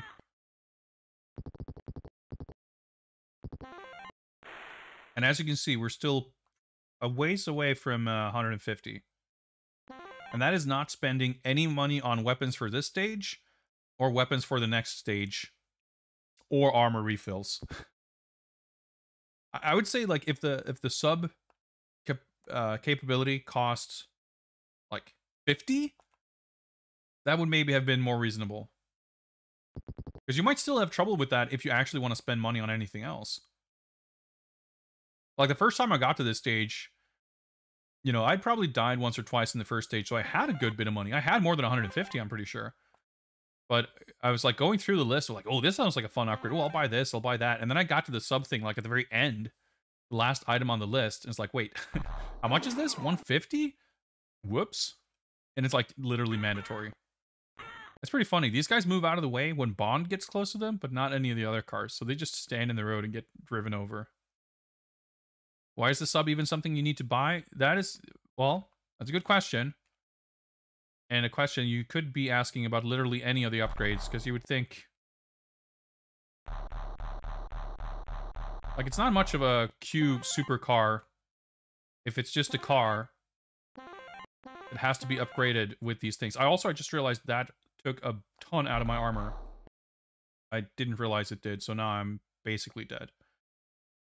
But frankly, I would not have expected to make it to the underwater section with 0 deaths. Certainly not on my first try. I'm already just kind of trying to remember the strats. But this puts me in a very precarious position here, because once I get to the next Q truck, it's not like I can guarantee safe, you know, escape from the truck into the water. There's still, like, some driving to do in between. Hell, even just being let out of the truck while I have 0 control over what happens, I could be bumping into stuff and take damage, like I just did there. So, at this point, like... Well, I guess that kills me. What I was going to say is, at this point, I cannot, you know, buy that, that upgrade and trust that I'll be able to use it. So it's good that I wasn't even tempted to do so. I didn't get to do it, but if you run up that ramp on the side, you can actually drive on 2 wheels, which is pretty cool. Doesn't seem to serve any purpose, but... Oh shit, he actually hit me for the first time. I was gonna say, I'm gonna try to save a little bit more on armor here. So you may notice that I have no missile or smoke now. I'd never actually used them last attempt because I wasn't trying to engage in any combat. But yeah, you lose those weapons. And those are actually left over from the boat. Stage 1. I've not wrapped the stage. That's what I was about to say last time. Like, my goal would have been, like, if I can't get...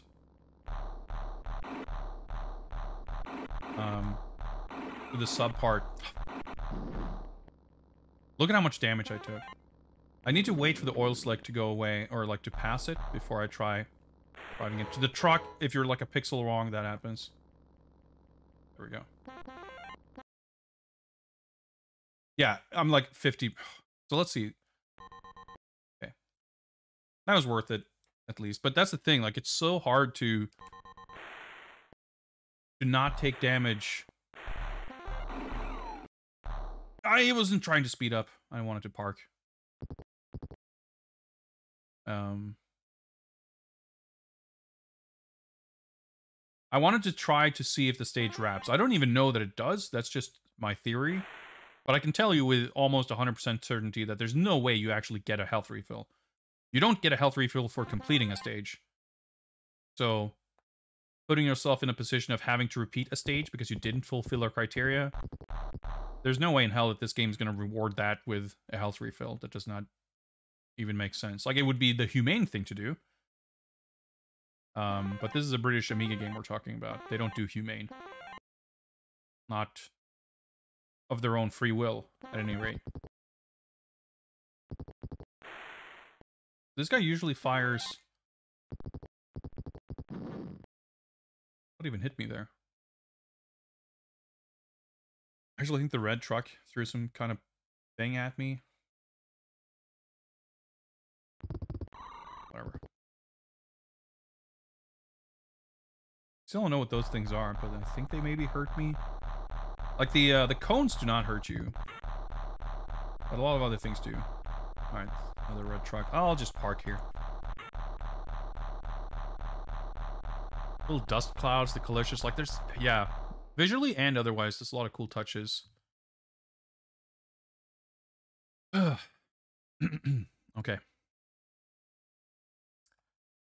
Like, it's just a little bit silly that you have to play the game like this. Like, you really cannot play the game, I can't say as intended, because I don't really know what's the intent, but you cannot play the game the way you would think you would be expected to play it and have any degree of success. But I would be sort of curious, I suppose, for like just watching the developers play the game as they're like finishing up development, as they are essentially, you know, kind of putting their oh, man, all those bumps hurt me. You know, by the time they're looking at what they've produced and kind of go, yep, all right, this is worthy of shipping, I think we're good. Like,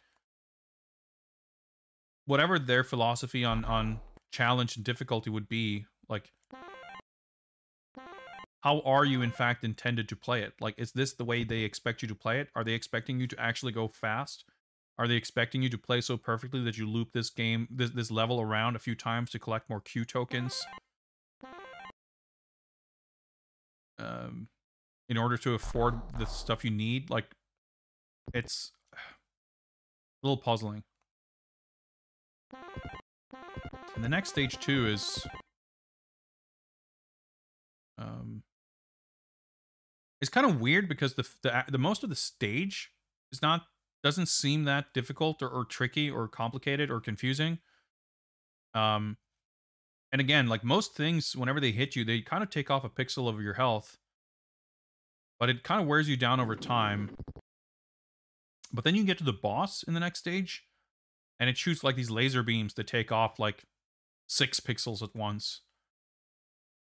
And you like the boss takes 8,000 hits. You have special weapons that do significantly more damage, but they kind of run out pretty quickly. Oh, sake. So you're left with your pea shooter that does like fuck all damage. All right, I actually need to slide here. All right, Q ran over that guy. I cannot be held responsible.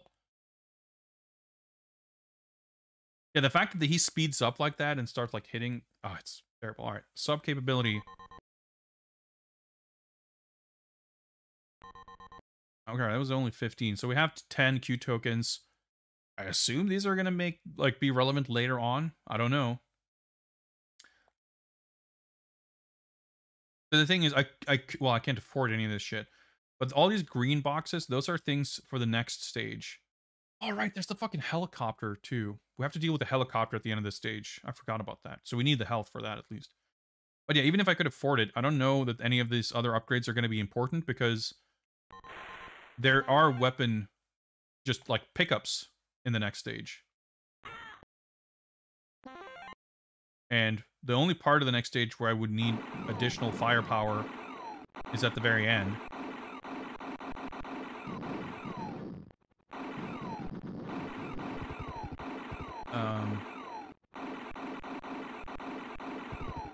And anything I buy now, I would presumably have at the beginning of the stage. Or it doesn't really help me.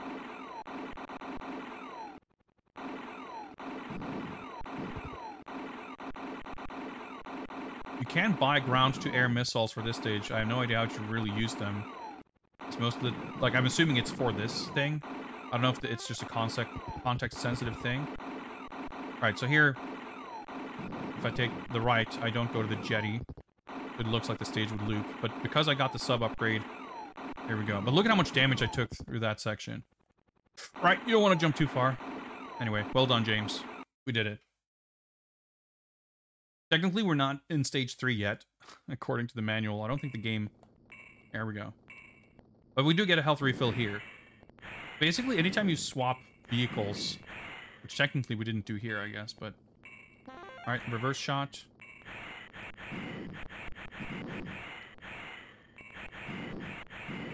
So there will be a full health refill later in the stage. Side shot, then we shoot 4-way. And everything is, of course, ultra tanky, because it's a full Euro shmup. There are 6 scenes, I believe.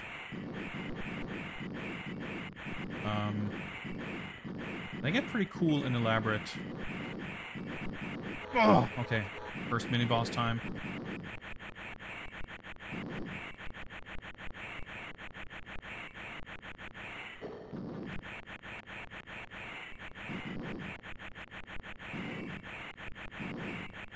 Like, you're pretty slow and clunky and big. So you have this long life bar that just gets worn down over time. Now we have torpedoes that shoot diagonally. But we have a limited supply.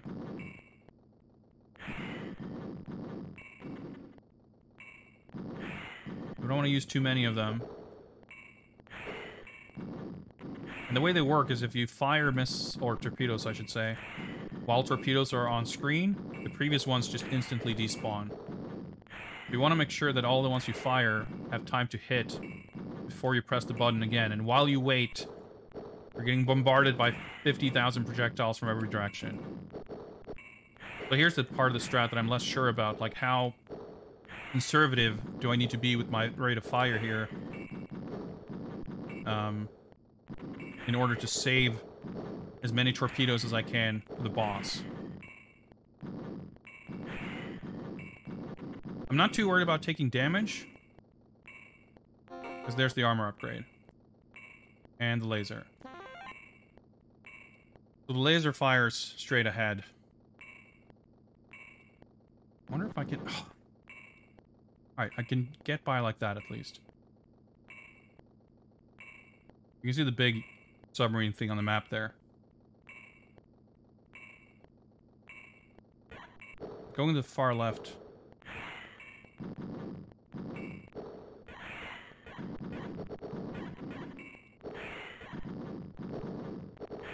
I would want the green laser to hit, but the red lasers that the boss shoots are super damaging. But I can't just, like, mash.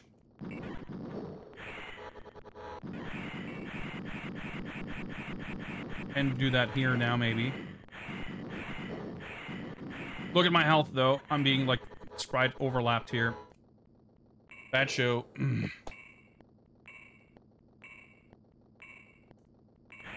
I think the torpedoes are pretty... I don't know. The impression I got from before is that they're pretty powerful. But it's... yeah, it's hard to judge. But my positioning there was really bad. I think the majority of the damage I took there was just from... sprite overlap.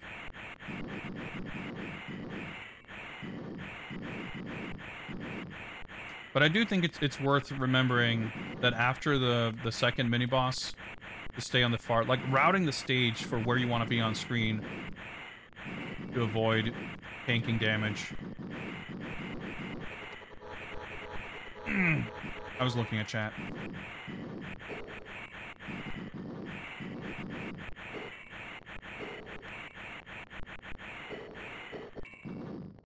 Yeah, there's like a weird kind of sprite limit stuff, because I noticed like even when I mash, like the bullets on the right-hand side, like, nothing comes out to the right for, like, if I mash too much. It's weird. Maybe I can try being more aggressive with the torpedoes.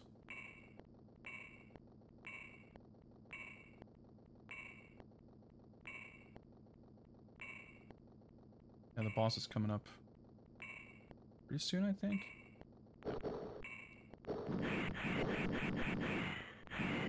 Trying to mash like this. Like without trying to be economical with torpedoes. Like I can take him out quicker.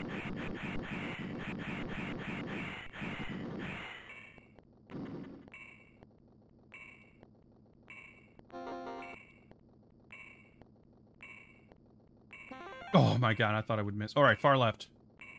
Far right would probably have worked too. Okay, far left did not work. There was obviously more space to the right there.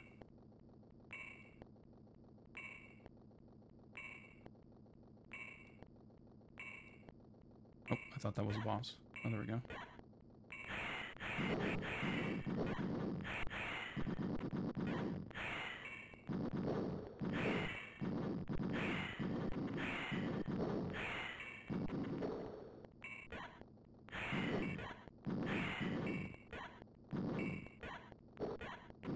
I really would like the green lasers to hit something, but being in front is just so kind of fucked. If I'm on the side, I at least want the torpedoes to matter.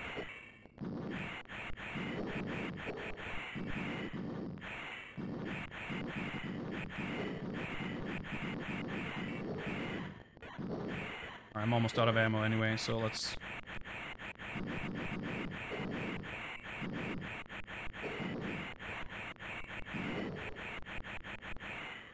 Like, being in the corner is, like, safe. For the most part, until it suddenly isn't.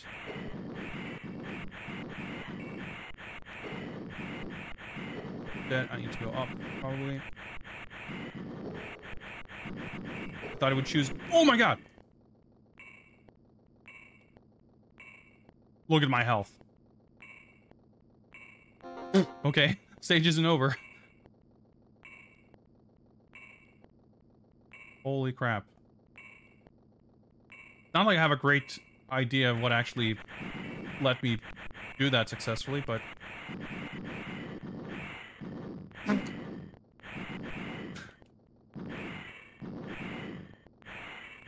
Alright, who cares about frame rate? Let's just put 12 enemies on screen.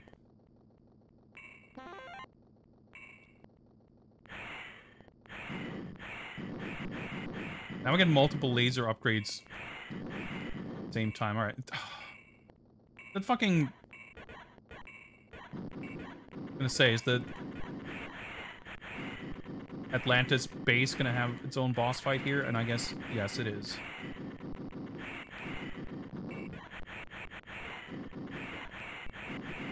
I thought I defeated the difficult boss. I thought I would just... I don't know, I was being naive.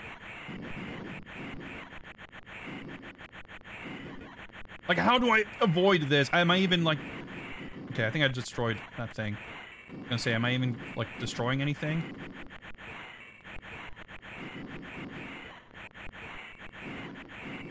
Health. Like, I have to put myself in harm's way to hit anything. Bad show. Ah! Fucking game, man. Redo the stage with no upgrades. I mean, you get all the upgrades during the stage, but you don't get to, like, keep them or anything. This game is really cool, but it's so annoying. Like, it's... Like, I guess it's not a bad thing that it slows down, because if it was running at full speed, it would be far more impossible. But, like, everything is just way too tanky. Like, it's just... Wish this game was just a little bit less European.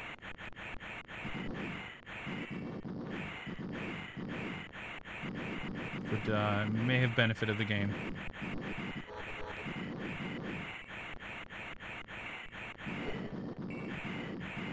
Or at least maybe slightly less British. It could have been a smidge more German. I could have taken that, I think.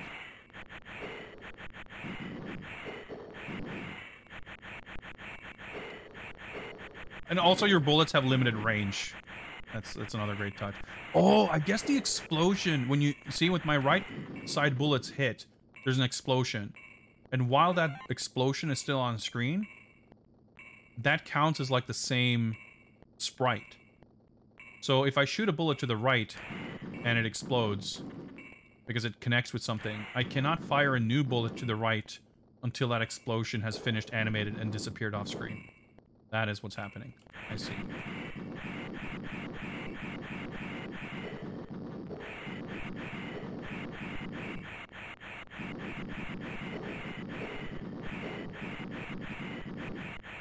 I'm trying to position myself to the left here so I have an easier time grabbing the armor.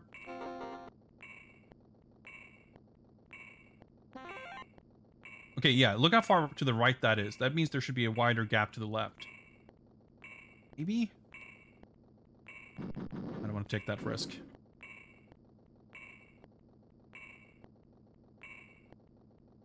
I think I can just stay here. I just can't believe how naive I was to think that the thing up top there would just be the exit to the level. From the level, I should say, and not another boss fight. Yeah, maybe I could, like, mash out a couple of laser hits.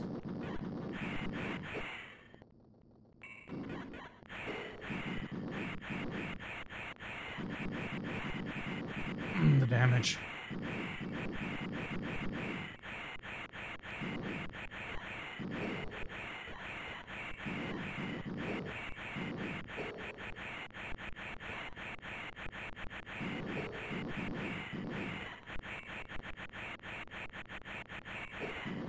Like, obviously being to the right or left means you can't hit with the torpedoes or lasers.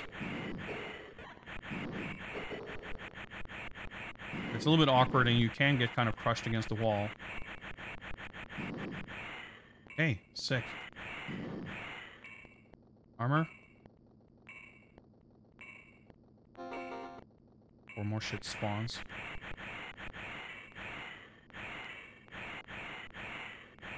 I forget if the lasers...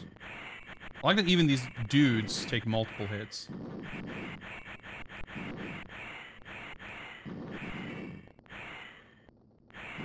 And shoot.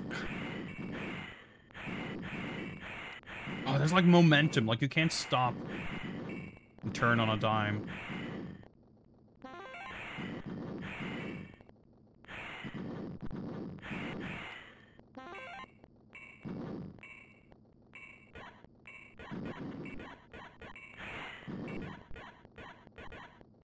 I wonder if shooting multiple times like despawns your laser in midair. That kind of seemed like it was the case. I'm not sure.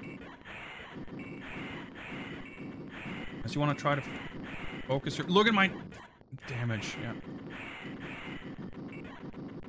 Focus your fire. Alright, that's dead.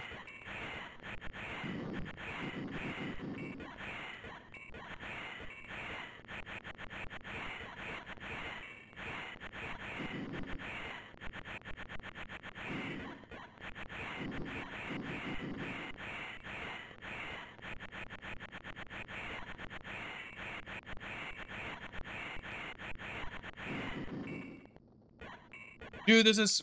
Oh my god. Well, we got through the part that I thought was impossible, and then there was the part that's actually impossible, I guess.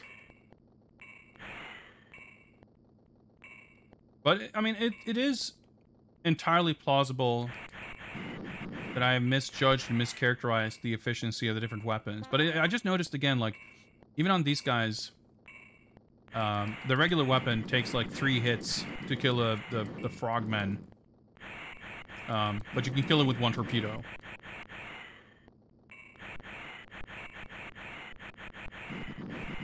And the laser, I don't know. It's hard to collect accurate data on efficiency of the weapons. Well, I guess this part doesn't really matter because I don't ever typically die before first armor refill at this point. Yeah, the lasers melt me for sure. The bullet damage do, you know, it does stack up. But that's what I was saying before. Like the lasers are the things that like you just see a chunk of the life bar just come off instantly.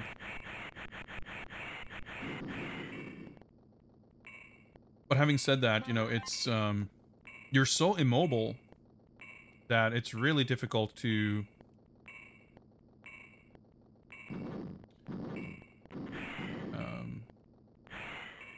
get out of the way. Yeah, you see the torpedoes, they even they go through these guys. Like the projectile doesn't even like explode when they hit the diver, which would suggest to me that it does 3 times the damage of a bullet, but then on top of that, it still has some kind of potency left in it. But I don't know. I would like to think that my lasers are as efficient as their lasers, but I'm not sure. Additionally, is it worth putting myself in harm's way? Because the only time my laser will ever be able to hit is when I'm within the range of not just their lasers, but also their torpedoes. You see, like the little wing things on the side, like I can't hit them. It's not vulnerable there. Like, do I mash lasers here and try to, like, stay in between the red laser beams? Like, is this the strat? At this point, I'll just forget about my ammo and, like, did I deal enough extra damage there? This is bad. I was too late around the corner there. Again, there is an armor refill after this, though, so if I survive...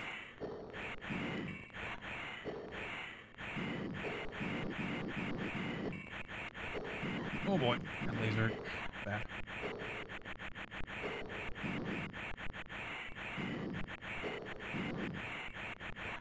Right, lasered. And, yep, I'm just getting... Probably game over, I guess. I could have maybe gone further to the right, but... Ugh. Man, each attempt takes so long, too. Like, the stages are pretty long for this kind of game. And especially the underwater part is so slow. And hell, that was, again, that's still stage 2. We have not gotten to stage 3 yet. Ugh.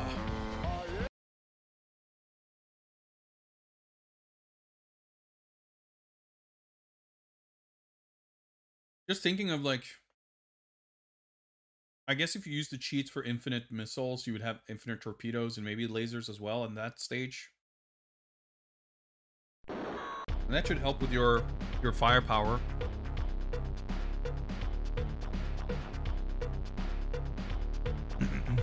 Catch up with chat.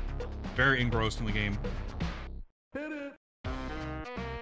Someone who grew up as a teenager in the UK, but a lot of your time was spent swearing at the screen, throwing controllers due to games like this. Yeah, it's funny too. Like in my, you know, in my experience, the whole idea of playing these games as intended, so to speak, and you know, the use of cheats. Oh yeah, sometimes the graphics get a bit garbled and glitched. You see that there's a letter T in his reticle.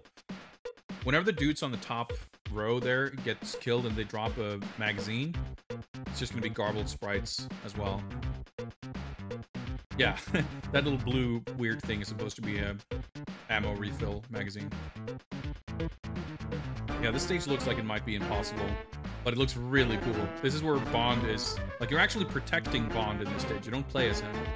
He's riding the camera orb in the ceiling there, and he needs to get all the way over to the protective wall and plant his bomb. And presumably, maybe you have to protect him as he escapes to the left as well. That's a very cool stage. But yeah, like, when I was a kid, you know, most of the games you would play on an Amiga or C64, more so the Amiga, I guess, but Commodore as well, would be pirated copies, right? So they would be cracked and they would have trainers. So And I mean, that's evident by the fact that, like, even the disc images that have kind of survived, um, a lot of games out there, you might not even be able to find an initial, like, original retail version of it. Like, the stuff that you can find easily on the internet, for the most part, is, if not exclusively these cracked versions, those are at least the most ubiquitous, and that's how it was back then as well, right? Those are the copies that get shared. So if you go into someone and they have an Amiga and they have these like big boxes of floppy disks, more often than not, like the experience that you might have on an emulator, just booting up random games, seeing what they're like, fucking around with them for 20 minutes and then moving on, that's largely the experience I had playing these games on real hardware back in the day. So the idea that like using cheats is somehow like antithetical to an authentic experience doesn't, like, that's not true. I think, not to say that people are necessarily making that argument, but I think, I mean, if you want to say, like, I mean, basically what I'm doing here too, like, I want to be able to see what the game actually is and what the game is intended to be. I want to get as deep into it as I can, without the use of cheats, just to like, I don't know. I think back in the day, I often felt, or most of the time I've spent, whether it was back then or later in emulators and stuff, I feel like these games were barely intended to be played without trainers because they feel like they were so impossible. So more often than not, having cheats just makes for a better game experience. So resigning myself to say, like, all right, fuck it, I've given this game more than its fair share of time and devotion.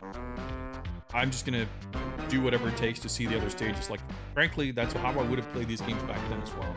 So I don't really feel bad about it. It's like, that is the authentic experience, I think.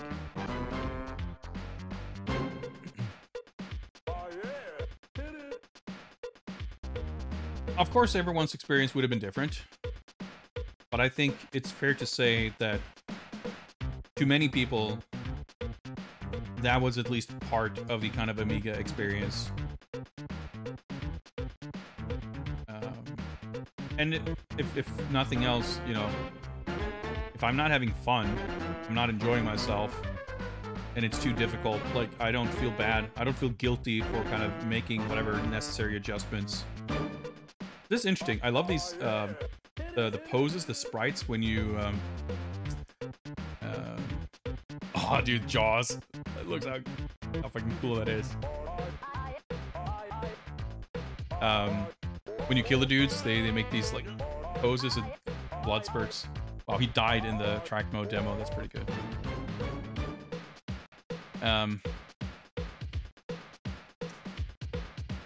This is so cool, but I'm intrigued because the manual says something about, like, advising you to use the mouse for, like, improved accuracy.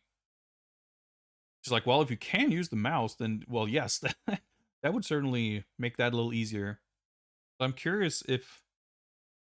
I didn't actually try it. I wonder if, A, you can use the mouse as it's connected right now, or if I have to, like, swap ports. Because the Amiga, just like the Commodore 64, has basically it's 2 controller ports. And for an Amiga, you would more often than not have a mouse connected. Like, it was kind of expected as part of the Amiga, just like you would for an IBM PC or whatever. Like, you'd probably have a mouse. Well, not as, depending on what time frame we're talking about, having a mouse for an IBM compatible is definitely not taken for granted. But by 1990, I would say it probably was. And even though technically the Amiga, it doesn't have like one joystick port and one mouse port, it has just 2 joystick ports, and the mouse, I mean, they're the same. There was essentially a standard, I guess, to, like, mouse would go into port 1 and the joystick would go into port 2, or vice versa, whichever it is. So that makes me curious whether this game recognizes that the mouse is expected to be in a certain port and enables mouse control using that, or if I'm expected to swap ports to replace the joystick input with mouse input, and whether that would allow me to actually move the cursor. I don't know. think you used to enjoy being frustrated. The older you get, less you can be bothered. I don't know. I think my level of patience and willingness to engage with frustrating experiences like this, I don't think it's such a linear development. I think on one hand, I'm less patient, like in some ways. There's certainly games that I played as a kid where I stuck with them. Like games that I can remember beating, where if I play them now, I'm like, wow, how did I ever do this? I don't have the patience to learn it now. But on the other hand, like the experience I have with something like this and playing it, I wouldn't say that it has much to do with age necessarily, but certainly playing games on stream makes for a very different experience where I get to kind of vent a little bit in between attempts. It's way easier for me to be patient when I'm playing it like this than if I were just playing it for myself. What's up, Lemty? This is The Spy Who Loved Me. The multi-genre, multi-scene, multi-action game, whatever they call it on the box. And it's, you know, I would say that's sort of standard fare. I don't know that Ocean kind of invented the formula, but it's certainly associated with them having, like, each level represent a different gameplay style. We've actually had several games like that in the marathon so far. Game number 2, A View to a Kill, was like that. License to Kill was all like vertically scrolling top-down levels, but they were still kind of different. And this is, once again... But this might actually be the last one that's fully like that, if I think about it. Because the next game after this is Operation Stealth, I think. And then we have the Slovak Spectrum adventure game based on Octopussy. We have the Spectrum light gun games. And then I think we're into the James Bond Jr. games. Then it's the Duel, and then it's GoldenEye, etc. Obviously, there's games later on that have, like Nightfire or whatever, that's an FPS that also has driving stages. But not that full-on, like every stage is different gameplay. But I think that's a cool idea, like taking iconic set pieces and scenes from a film, like adapting them, like with unique mechanics that fits that scene, as opposed to building like a generic kind of gameplay engine and shoehorning every scene into it.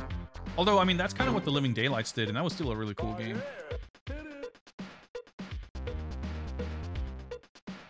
Yeah, from everything I've been told, Delphine adventure games are not very civilized. They're short, they're linear, but they are very... They sound actually not too different from those text adventures in that they are kind of basic in some aspects, but you need to play them like exactly correct, or you will get stuck, and probably you won't even know that you're stuck. But they have impeccable style. They're very cool. So I'm sure we'll need hints. I mean, I remember playing that game. My friend had I think it was the DOS version back then, and because we were big into adventure games. He had a lot of Sierra games for the Amiga and later PC. We played like the Monkey Island games and stuff. So he had gotten that game, and we thought it was cool, but I sort of recall us never getting anywhere in it. So we'll see what kind of how we will sort of handle kind of hint management for that, because we're gonna need hints. There's no way in hell I'm gonna just play that blind and actually complete it, because I'm sure it's one of those games where you don't even necessarily know if you've made a mistake, so you won't know when you need a hint, let alone what hint you need. And I'm not, you know, I'm totally fine with having a degree of backseating or you know, hints. It's not important to me, like as a prestige thing, to complete these games. That was pretty cool. The demo just started with him being dead. That's cool. So we'll see. But we have, you know, our hands full with this game, and this is only even the Amiga version. This game has like 5 other versions. We're certainly not committing to completing them or anything like that, but I do want to look at them at least. ideally we were gonna complete this game and then move on to the other versions, but that doesn't seem realistic. So maybe we will cheat our way through this game before we check out the other versions. Maybe we will just move on to the other versions. I don't know. We'll figure that out as we go. I mean, honestly, as a kid, there aren't many point-and-click adventures in similar games that I actually do remember completing. You know, eventually, like, I completed Day of the Tentacle, but certainly those games are much, you know, not simpler, but not as cruel. But even Monkey Island 1, as I mentioned when we played those games previously, that same friend we were playing those games together, the copy that he had was missing the 4th disc. Monkey Island 1 came on 4 floppies, and you basically swap between the first 3 floppies quite a bit throughout the first half of the game, and you never use disc 4 until you get to Monkey Island. So we cleared, you know, half the game basically up until that part, and when that window popped up that said insert disc 4, we were just like in complete disbelief. So it wasn't until years later that I actually got a copy of the game that was complete, and I actually finished that game. But like all these Sierra games we played, like as far as like not having access to a hint book or the internet or something, we didn't complete any of them, I don't think. I do remember completing Quest for Glory 1, which I had downloaded off the internet, so certainly I had internet access, but I don't recall using a guide. Like, I remember finishing it, but I'd missed a ton. Like, that game especially is so open-ended, it has a lot of optional content. I do remember getting an ending and being like, oh shit, I actually beat the game. And that was something I was necessarily used to seeing. I think my older brothers had completed Space Quest 1, because I remember like seeing the ending. Same thing with like the Mac Ventures. But I was too young to really play those myself. Point being, the fact that Operation Stealth seemed difficult to complete or get anywhere in didn't necessarily seem like an indication in itself that it was much more difficult than other games of that style. But it's more based on what I've heard in kind of modern times, where I watch a lot of other streamers and people who play old games and people are really into adventure games. Common sort of perception of the Delphine Software adventure games is that they are pretty tricky, to say the least. Let me look something up here. To be honest, I'm having limited patience with this game, and like doing one more full attempt like this, I feel like it's bound to end the same way. So I want to do a little bit of research here to see what kind of options we have. There is a trainer on this copy of the game that will allow us to enter certain kind of cheats. But there is also a cheat code, reportedly, according to lemonamiga.com. There's a cheat mode, and it says, begin gameplay and stop the car. Type Miss Moneypenny for unlimited money and lives. Additionally, press F10 to advance to the next level. So I'd be tempted to try that to see if it works, and see if we can. Like, I'm so eager to just see the other stages. At this point, I think I have no trouble giving up on ambitions to complete the game legitimately. It could be done, I'm sure. But I think even using cheat codes with exploring the other versions and messing around, like, we're going to be spending a lot of time with this game. Maybe if it turns out that this stage in particular is a really bad spike, and if you can get past this boss, maybe I can learn some strats for it, I don't know. But the rest of it is kind of fine. You know, we did end up beating License to Kill legitimately, which at certain points, at most points, I think, did not seem like a realistic scenario. We do also know that the 8-bit versions of this game are missing like half the stages. So they could be also more viable to actually complete. We'll see. Actually, the one thing that I'm most curious about right now is to... wait, I'm clicking the mouse. I want to see if the mouse control thing is something that can be figured out. Let me bring up the emulator options window. I'm curious to see if there's a command I can tell here. There's a button here to swap ports. Mouse/joystick auto switching. Press button to automatically insert inactive input device into joystick/mouse port. See, I see. Well, that wouldn't hurt, or that wouldn't help. But okay, so there's a button here. I need to pause to open the config window, but that will let me swap them. If I swap them now, click. Okay. I would think that most of these stages are going to be terrible to try and play with mouse. So I'm not using this controller now. I'm clicking with the mouse. But once you get to the reticle stages, I think that's probably what you would want to do. Mostly, I'm just like curious about the logistics of potentially swapping input devices and how that would work. Try my best to learn about the game. All right, so just to check that my controller is not doing anything now. Mouse. Pulling my mouse upwards. It's, I guess I have to... Nope, it's not really working. Oh! Okay. That's not working very well. Swap back. Okay, technically, I was able to make the game accept mouse input. But now that we're here, I don't know if this is going to work, like the cheat thing, if you start driving, but let's try it. The way it's written, it appears that I'm supposed to type miss, and then a space, and then Moneypenny. See if that works.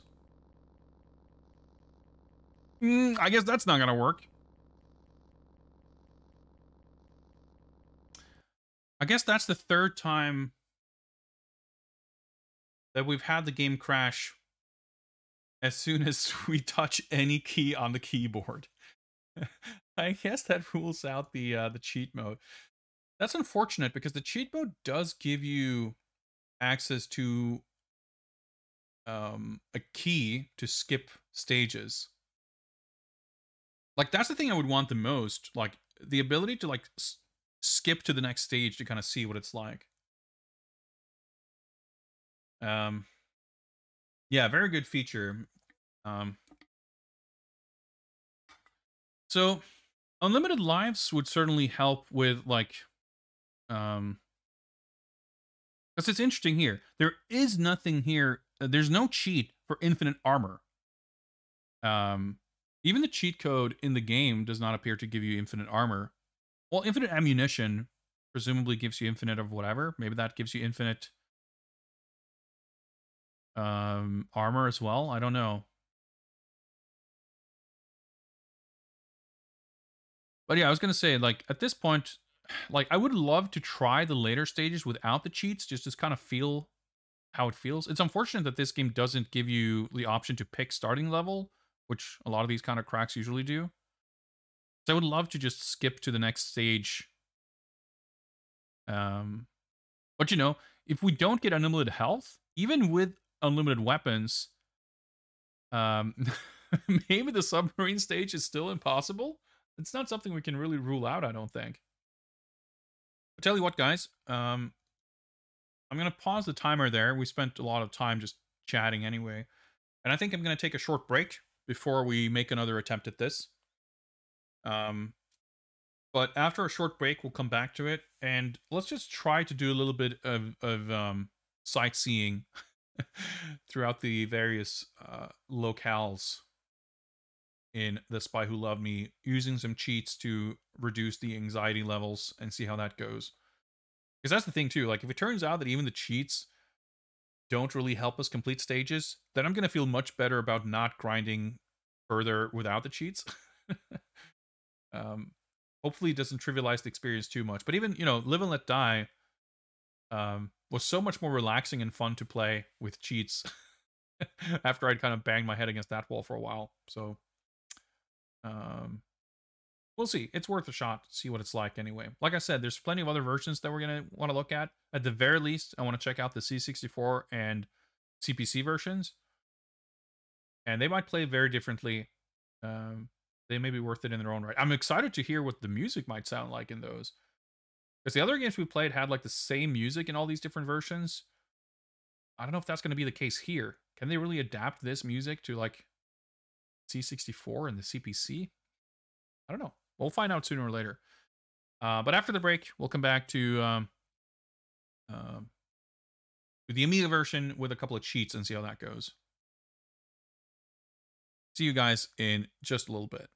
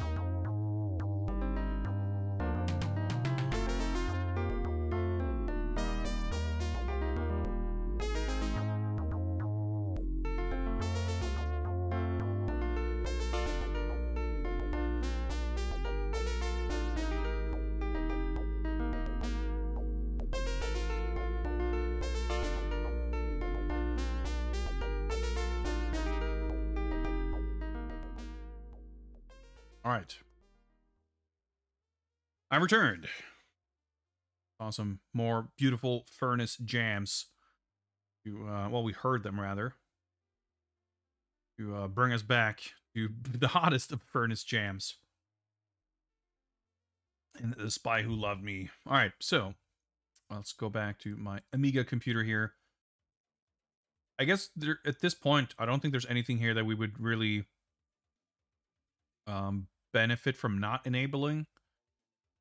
I'm curious about the money. I wonder if unlimited money, because it has both of these cheats and they're enabled by default, I wonder if infinite money makes it so that you don't lose money for purchasing stuff, but you still maybe need to have the money. I don't know, but we'll enable both of them just in case. Start the game.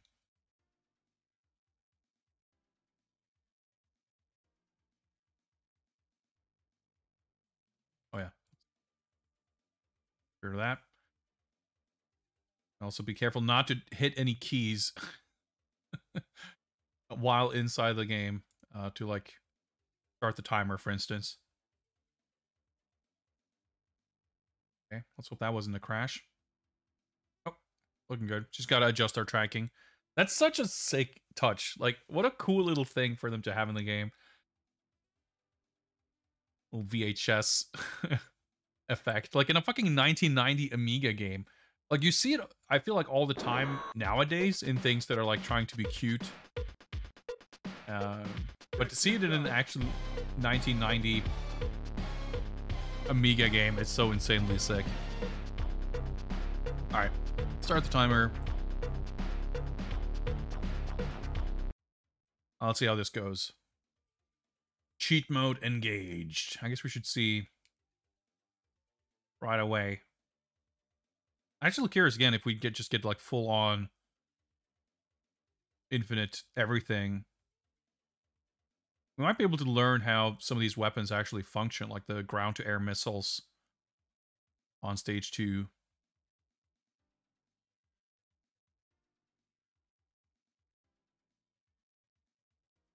I guess with infinite health, you would be able to drive out in the grass, whatever. Okay, interesting. We don't have any additional weapons. We definitely do not have infinite health. It's not something I would have taken for granted, but I wasn't sure. A lot of cool touches in these games. Shame about the brutal difficulty. Yes, that's pretty much the European microcomputer experience, though, isn't it? And it's like, yeah, you kind of arguably need the trainers to sort of get through these games. Not even unscathed, just get through them, period. But obviously, a lot of these cheats end up... I mean, especially if you enable all of them, but it depends a lot on what the game is and how the cheats work. But a lot of the time, they will end up taking so much of the kind of friction and challenge out of it that you end up, in some cases, with something that's just feels pointless, because there's no... you're kind of almost checked out because there's no need to engage, you know, in some games. But here, if I don't have infinite health, I still need to be careful. But a lot of the time, like, it feels like you could have... Even, you know, if you had the technology to develop that trainer, it's all like memory addresses and changing values, right? So, I feel like... I mean, I guess it wasn't... Like, you'd see it far more often nowadays with, like, ROM hacks and stuff. And even then, it's like a very niche kind of thing to do. But back then, I don't think I've ever heard of, like, someone kind of rebalancing a game by, like, hacking values and adjusting them. But I think that's something you could easily do here, right? Like, imagine if you change the damage values so that you take much less damage, or you take damage less frequently from things. Imagine changing the cost of things from the Q-Truck. Like, there's a lot of things you can do to make this game or something like it a lot less, like, unbearably ruthless without sort of taking out the entirety of the game. But that's not something you would ever really see from, like, an actual Amiga trainer, unfortunately. What's up, Tex? Been a while. Nice to see you.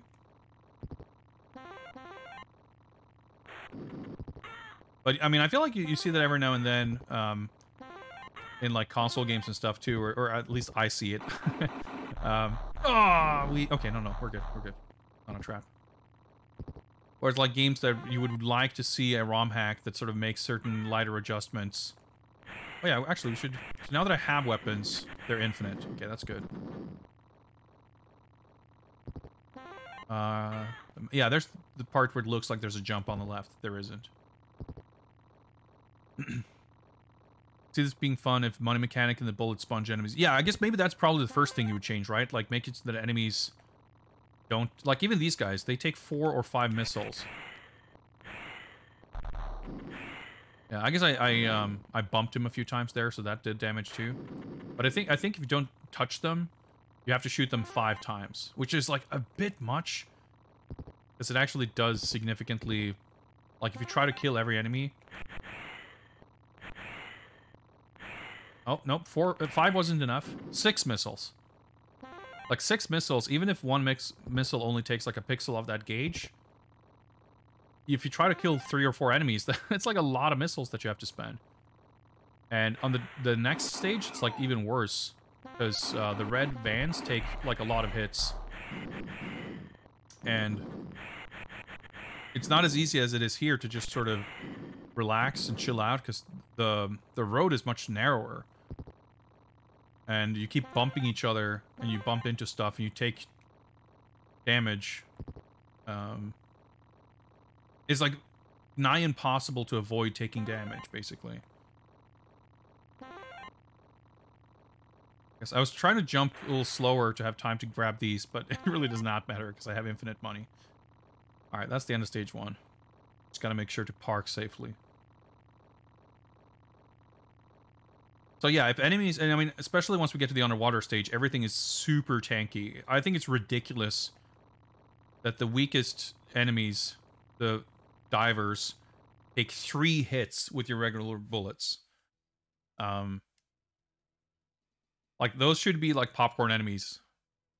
So if you reduce all enemy HP by like 2/3, yeah, that stage might actually be fun. Like, it's still cool, but it's not really fun. Yeah, so you don't get an armor refill here, by the way. Like, the amount of health you start this stage with is the amount of health you had when you changed to the boat on the previous stage. With the ammo... Oh, there we go. Whoops. I wanted to do the drive on 2 wheels because it's cool. I'm gonna die. Fuck, I'm gonna die. So, if I die here, I would presumably respawn without weapons. There's infinite lives, sure, but... I mean, it wouldn't be a big deal, because I can still survive with the Q. Yeah, but see here, I can't go inside the Q truck now. I didn't mean to do that. Oil slick? Oh, wow, okay, that's like the first time I've been able to actually go inside before the oil slick. But basically, even if the Bond car is in the process of entering the Q truck and you have, like, lost control, even if it's, like, inside the truck and it's, like, pulling in the little ramp, if the Q van or the Q truck touches that oil slick, or rather, the oil slick touches the Bond car through the Q truck sprite, Bond car, like, flies out of the truck, and you, like, have to redo it. It's quite stupid, one might say. And it is certainly rather annoying. Anyway, we made it here. We can refill our armor. And grab paint in addition to smoke. We have missiles. We can intercept missiles. Which I guess is the ground-to-air missile. Yep. We can start, I guess, the next stage with full weapons. Which I guess, come to think of it, would only last for 1 life? Because if I die, you would probably restart with no weapons. At least I know that once I get the other weapons, we have infinite ammo. So it should be a little easier to hit the big submarine boss with torpedoes. And we would have more lasers for the end of level boss. But it's still gonna be pretty rough, I think. I do not feel at all confident that I will beat that stage. So, right now, we have infinite everything. Yeah, I can use paint and smoke to destroy cars behind me. I just despawned him, that's cool.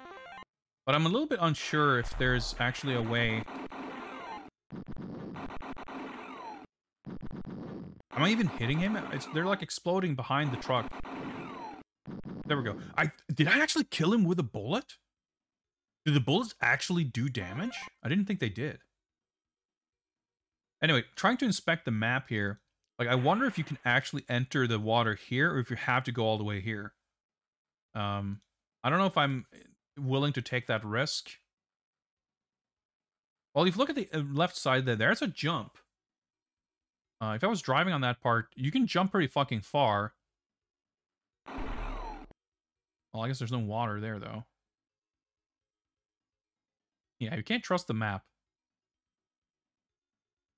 Yeah, it looks like there's water to the left here. Yeah, okay, there is, but presumably you can't... Yeah, I can't, like, go to the left here. Right? Nope, you cannot. Yeah, see, I'm still, like, taking damage. I'm still gonna need to enter the Q truck next time, just to refill my armor. Getting past this oil slick is a bit tricky. Like, even with all the cheats, you still have to take this kind of puzzly approach to this, lest you get destroyed. Pretty funny to see these guys just bumping into each other. I think one of them might explode at this point. Nope. Oh, they shoot me from over there. Okay.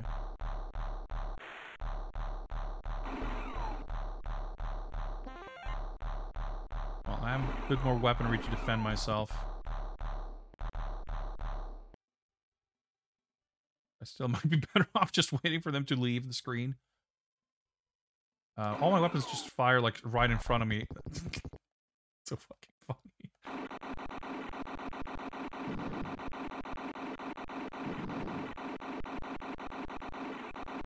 Like, why does everything have this much health? This is absurd. Like, for a stage that is not primarily a shooting stage. It's ridiculous that I have to shoot this much. Yep, I knew there's something coming from behind there, so... Just cover them in paint and smoke until they despawn. They don't even explode. There's probably too many sprites on screen for them to explode, so they just disappear. 500 points. Alright, it's cop car, that's fine. You get minus 50 for driving over pedestrians, but blowing up cop cars is fine, I guess. Yeah, infinite health would be like the one thing that would not even trivialize stuff, but that would like enable you to play this game in a relaxed fashion. But yeah, infinite everything except health, and it's still like you're fucking sweating bullets. And you have to play extremely, exceedingly careful. And even then... Alright, the helicopter's coming up soon. And I think... I can't remember if the helicopter comes before the Q truck. Yeah, having the defense weapons is a nice... Yep, always the fucking red car. I'm trying to... Yeah, I remember this. This happened before, too. Like, the Q truck speeds up as you go inside it. And it fucking outruns me. I'm holding up. Okay. Can I please fucking go inside here? Oh, no, too late, I guess.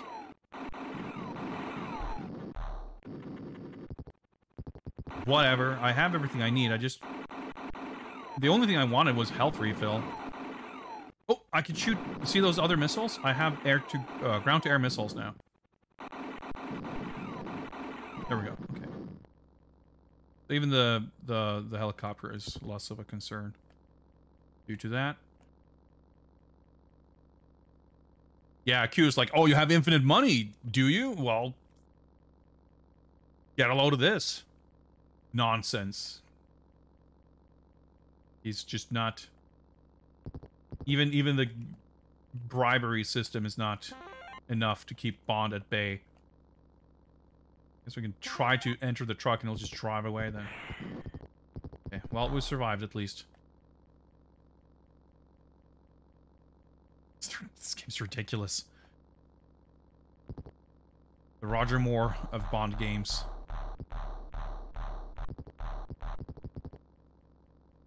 Yeah, I like that the car makes a jump, even though there's no ramp or anything. Yeah, no thanks to Q. Well, a little bit of a thanks to Q. I guess we did have to buy the sub capability. Look at our health, by the way. We didn't get a health refill for completing the stage. So that's pretty tricky. I don't know if we will... presumably, none of these weapons will carry over to our next life. But it should be a little easier to at least take out some of the sub-bosses. But I don't think we get an armor refill until after the... double... I don't really... I have that already, so I think it's fine. Yeah, look at how much faster these torpedoes take out these guys compared to the regular bullets. Torpedoes are more powerful. By a lot, for sure. I guess by eliminating more sprites, we can also speed things up a little bit.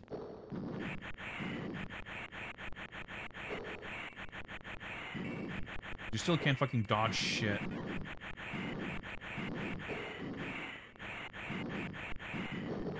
Yeah, I completely... yeah, no. I was gonna say, maybe I completely misunderstood the whole thing about the torpedoes, like, despawning each other. Seems a little inconsistent, but it definitely does happen. Maybe it's just because inputs keep getting eaten. I don't know. Wait. Did the torpedo pickup explode? That might have just been a coincidence. I guess things technically might speed up from killing enemies.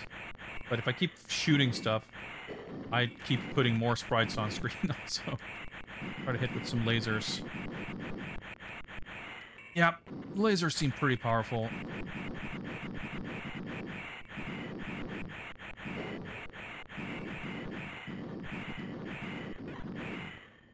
Yeah, that should make a difference.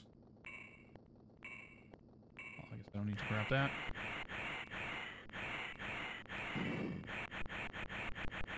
I just see... It doesn't seem like I can respawn lasers by mashing at least, so... That's good. But I'm still a little bit concerned about even, like, having it hit. Because for the lasers to hit, I have to really put myself in harm's way.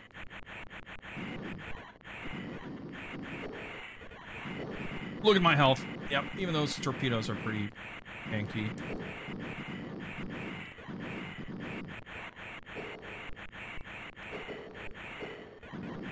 But the thing is, if I can get up and cozy to his left or right, I may hit up to 3 torpedoes at once.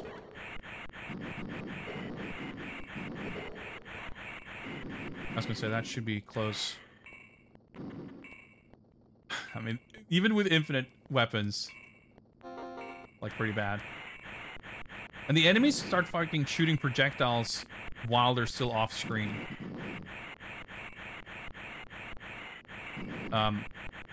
Yeah, the lasers are for sure the most powerful thing. But the thing is too, like, if you're staying in between the lasers, that's exactly where his torpedoes go, and you can't seemingly destroy or avoid them. And if you stay outside of, you know, if you never go in front of the ship, you have the problem of most of your weapons, like, not hitting. Alright, but we should be... Oh, holy shit! I destroyed that thing in, like, 1 second with the laser. Okay, yeah. My lasers seem pretty powerful, too, thankfully. Okay. About torpedoes. Okay, well, that's a PB. Now the question is how I can... try to have any of this stuff hit. I'm, like, not letting any hit. So I need to be slow with torpedoes now to not despawn them.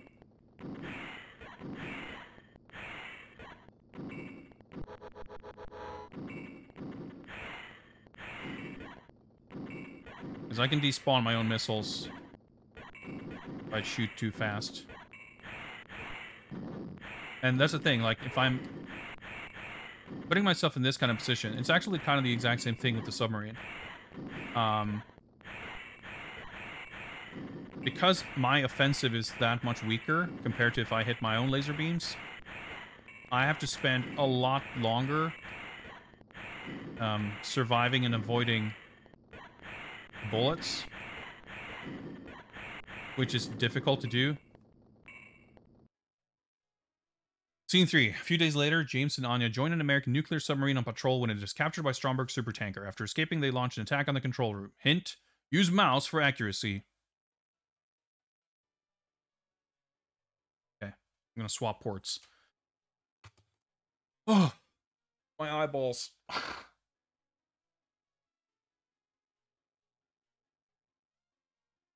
What more is there to say? But yeah, like that's the balance. Like, do you want to, like, yes, you can sort of stay safer, not getting, like, you can guarantee not to get hit by lasers, but by doing so, you're getting hit by a lot of bullets. Just, it takes longer. You'll get hit over time. You will get hit by more bullets than you would have. And I don't know that the math works out such that it's better. Like, it may be get better to get hit by 5 lasers than getting hit by 30 bullets. If it also means that, like, basically, by being in front of an enemy, the damage they deal to you per second will be higher, but my damage per second might be so much higher that I still come out on top. But it's, like, it's kind of difficult to make those calculations. We have infinite lives now, so regardless of how this goes, we should still, like... okay, the mouse calibration seems a bit fucked. Bad show. Yeah, I didn't get any health. I started with the same health. And it doesn't look like there's, like, proper mouse control, so that's just not gonna work. Okay, let's swap the ports back. Oh, wait, I think I do have mouse control now. Wait, what the fuck? Okay, I wasn't supposed to swap the ports. Yeah, it kind of does seem to work now. Wait, how do I shoot? Do I still need to press the joystick button to shoot? I guess so. Okay.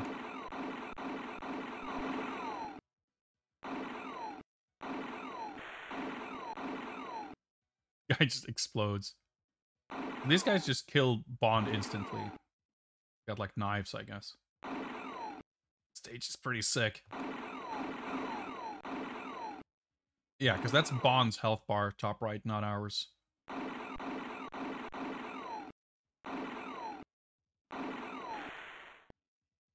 I'm out of ammo. Wait, okay, your ammo, the corpses are still there. The ammo regenerates.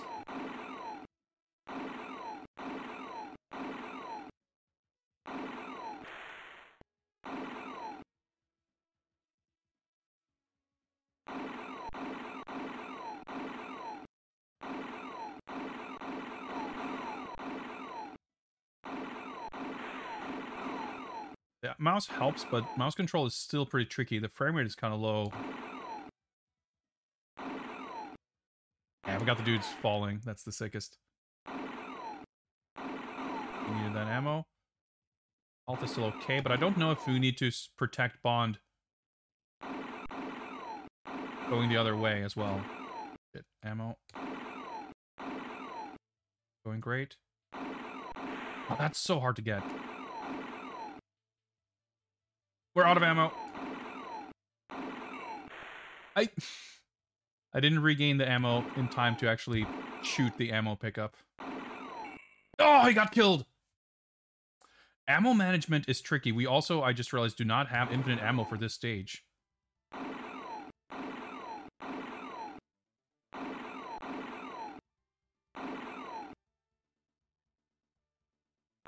These guys can kill Bond instantly, which is obviously bad. But the gun takes damage. Like, getting shot adds up. Surprisingly. I'm getting better at the accuracy of the red guys, though. Sacrificed some Bond HP for ammo. Nice, we got that one, too. Doing much better on ammo now, but not trivial. Nice.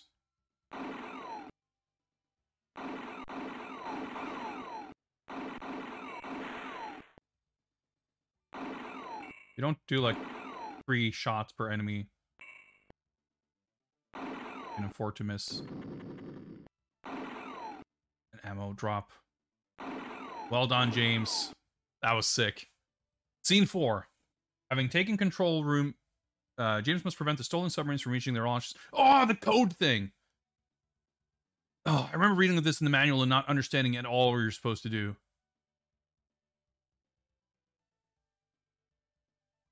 Okay. Some kind of mastermind situation, I guess, right? It's like a cipher. 1, 2, 3, 1 or 2, 2. If that symbol means the same thing. Yeah, I mean, in the previous stage, I guess none of the cheats that we had made any difference, right? I have no idea how this works.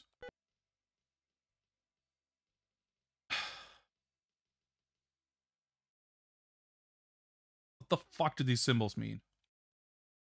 Oh, I can use mouse. Okay. Probably shouldn't, but... Oh,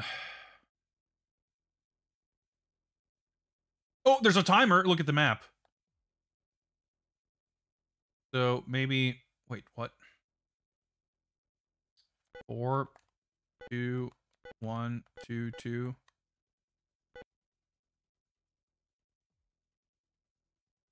Oh, okay. We just have to match it. Okay, 7, 8, 9. Oh, wait, we know... Fuck, I know that that's a 2. The 5, 6, 2... I understand now. 9, 6, 2... 6, 6... Debriefing. Oh, did we game over? This means game over. Okay. We probably have to start over. Infinite lives cannot protect us. Submarine section's still rough, but I understand how it works now. I overthought it a little bit. We just have to enter the numbers and to learn which number means what symbol. So that's simple enough.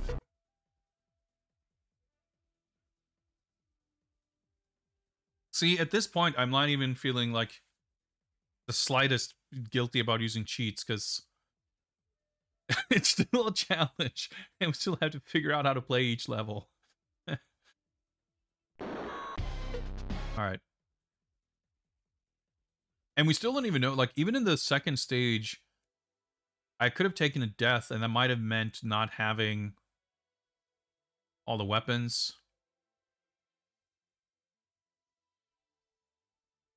Ugh.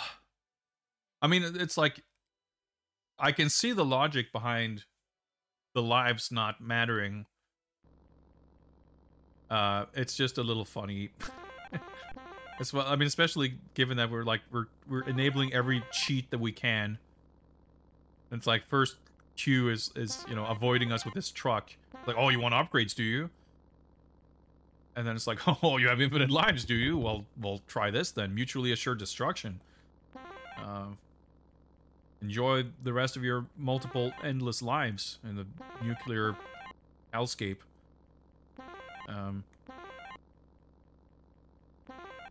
Quite some ways from the Commodore 64 View to a Kill game where the manual explains that Bond cannot die. So you have infinite, like, you literally cannot die. You don't even have infinite lives. You have infinite health. You just lose time. And if you run out of time and the bomb explodes and you didn't complete the stage, well, just try again. You know, would be nice here.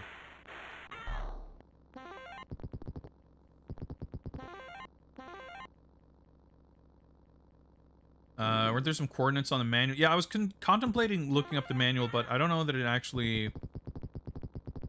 might be kind of random every time. Like, every stage has a screenshot in the manual. Um, I don't know that the... I mean, we can take a look at it, sure, why not? But... I understand how it works now, so I don't think... I could be wrong. Of course, even if the manual did give away the solution, having not seen the stage or understood what it's about before I played it, even seeing the solution, it would not have... I would not have been able to understand what the solution was. But if the manual actually has, like, a chart of each number and its corresponding symbol, then it would be trivial. But I think even if it doesn't, which is what I would expect, now that I understand what it's doing and how it works, I think you're basically just supposed to crack 1 or maybe 2 codes, and then that's it. And that, I think, should be quite doable. But I will definitely make sure to pause and check that first. Because, I would rather not have to do these stage over if it can be avoided.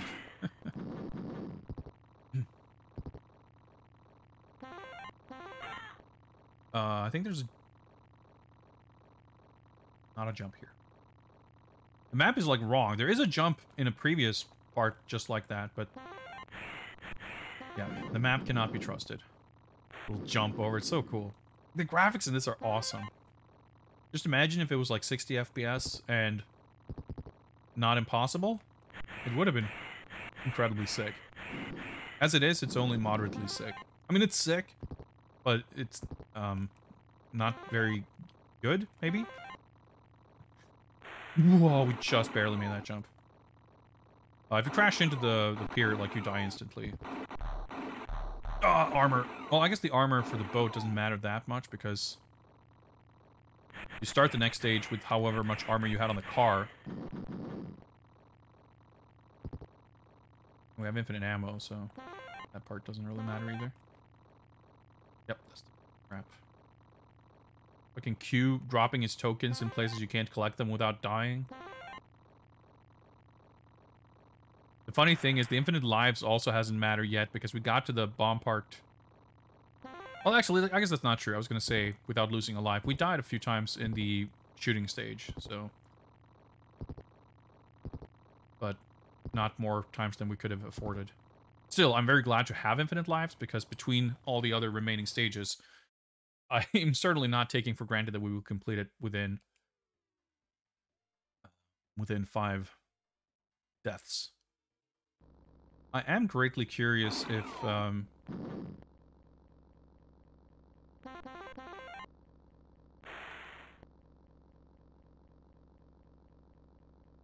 if there is a way to get into the water earlier in the stage. Actually, the armor here matters too, right? Because we start the underwater stage with the same armor. But we'll get to replenish it at least once.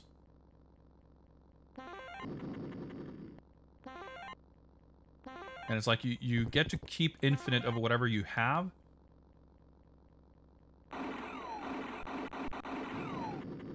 But you don't get to... Well, it's like... Yep, see? That is so can't even speak. It's so extremely fucked. There we go. That's fine. Armor replacement. Paint. We have smoke. Pursuit missiles. We got intercept missiles. We don't have. And let's get the full weapon upgrades for the next stage. And the sub capability. Like, again, it's just... if we die in the next stage... because normally you don't keep your weapons if you die. I'm assuming that we will only have these weapons for our first attempt at the underwater stage. Now, if we die, we'll still, we'll start over with full health, and we'll be able to get those upgrades, over the course of the stage, so it shouldn't, and we have infinite lives, right? So it shouldn't be that big of a deal. But, yeah, I just realized you could have taken that left there, which will, I guess that wouldn't let you jump into the ocean. Never mind.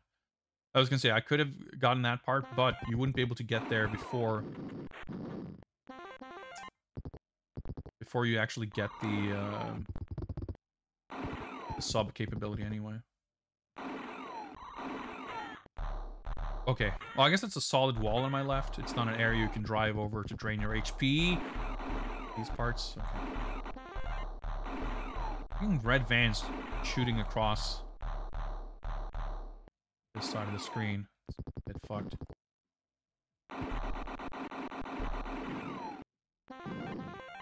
Yeah. You take out enemies that fast and you still, like...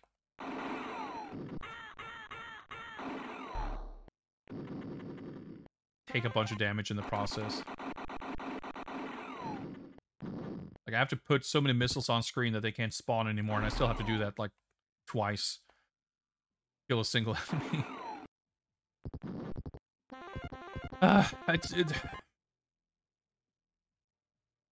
You know, what was the idea behind that? Like, why is this game like this? When it's so cool, why is it so bad? It really did not need to be. Alright, we're still gonna want to enter the truck if we can, if Q will allow it to happen. Yep, alright.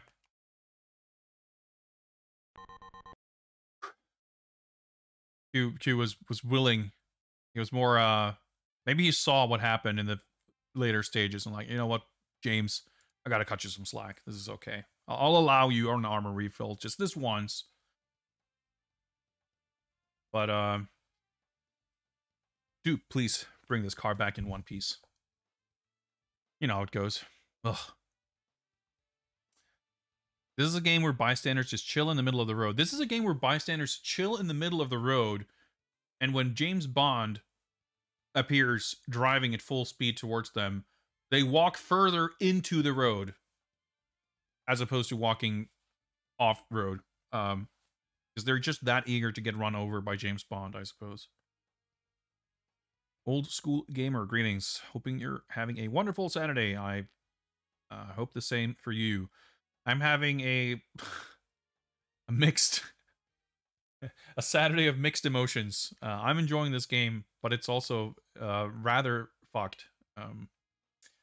Having a good weekend so far though, because I've had a good week. I had a good end of the work week, and I'm finally, like, every past week for the past few months, I felt like my stress levels have been increasing every week basically, and this was like the first time I feel like I can end a week with less stress than the week before. And I'm feeling like I'm kind of over the crest of shit that needs to get done before Christmas. And yeah, that feels good. So I'm happy about that.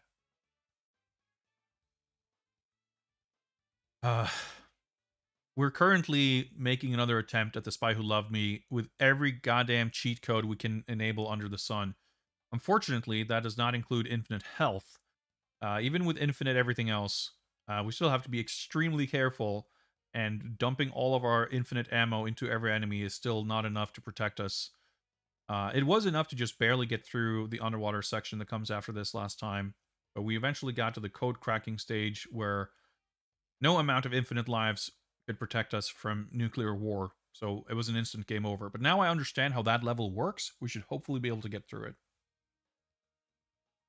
This is on the Commodore Amiga. This game was also on several other computer platforms, some of which we will be checking out once we are hopefully done with the Amiga version. But we'll see. Again, even with all these cheats, there's no guarantee that we'll actually be able to finish this game. But we'll see as much of it as we can. And from then, we will inspect at least some of these other versions. I'm not sure if I have the means of playing every single one of these versions. So I'm not sure if I actually have the games themselves on hand. But we'll make sure to check out the ones that I think are most likely to be the most different or interesting. Like the Atari ST version, we could try booting up, but I have a feeling that it's going to be very, very similar to this. Probably, if it's different in any way, it's probably only going to be inferior. Because that seems to usually be the case. But there is a Commodore 64 version. Yeah, there's a DOS version also, which I'm sure is going to be the same, but with worse audio, basically. But the ones I know for sure that I want to try is the Commodore 64 version and the Amstrad CPC version. I think there is a Spectrum one as well, which I would be curious to see what it's like. But I'm expecting that to be similar to the CPC one, but uglier. tends to be the case, it would seem. Yeah, the manual also explains that the 8-bit versions, like half of the stages has a little asterisk that says like this stage is only in the 16-bit versions, which would I suppose mean the Amiga version, Atari ST, and DOS. Whereas the C64, well, I guess I'm not even sure about the CPC exactly, but I would expect that, like, I don't think that's a 16-bit computer. Or maybe it is, but it seems primitive enough compared to the Amiga that I would expect it to be closer to C64 in terms of what content it has. So I don't know if those versions are going to make up for the lack of stages by making it twice as impossible. The thing is, like, they're probably developed by different programmers, so there could be any number of differences, whether deliberate or not.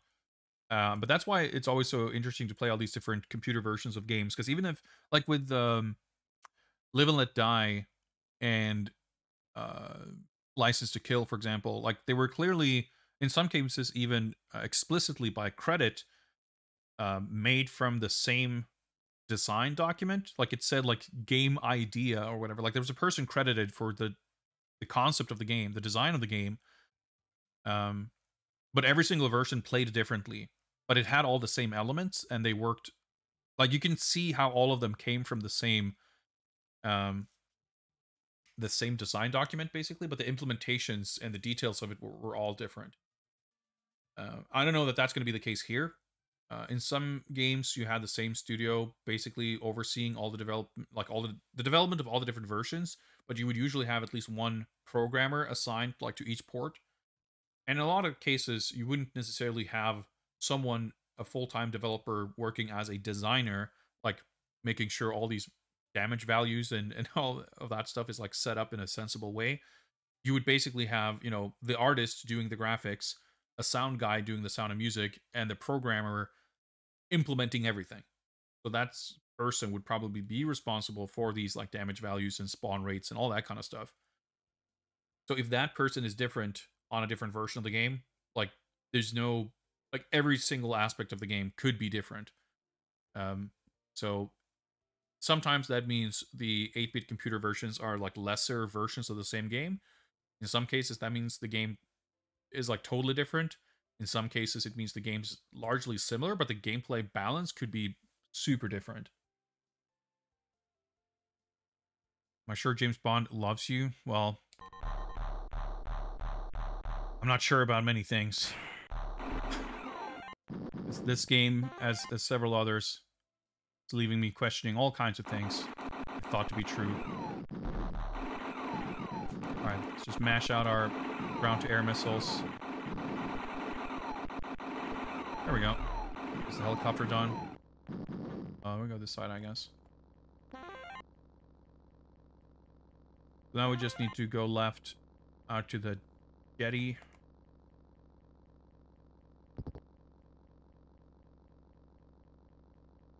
Should be right up here. According to the map, if that can be trusted. And that's the end of the stage. So we're doing a little bit better on armor this time. Last time we had, like, half, or maybe less than half. Have I played any of the Golgo 13 games? The only one I've really played is the arcade one. The light gun sniper game, which is insanely sick. I'm aware of the, I guess they're Vic Tokai developed, right? The Famicom games, the NES games. But I haven't really played them.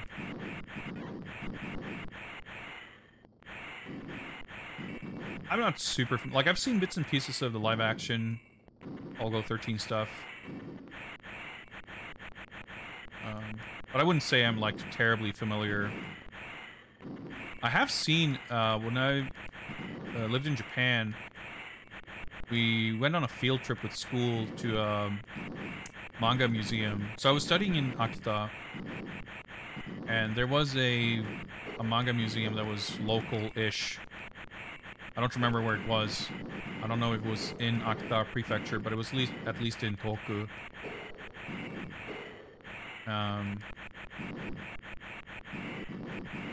And it had original artwork. Like an original page from Golgo 13. I remember seeing that. I had original pages from a few different things. I remember seeing, I want to say there was at least something from Hokuto no Ken there, or at least something by Tetsuo Hara. And I bought a Kamen Rider keyring that I still have somewhere. But yeah, that's my brush with Golgo 13. Alright, let's get that armor upgrade. Or refill, I should say. Laser doesn't.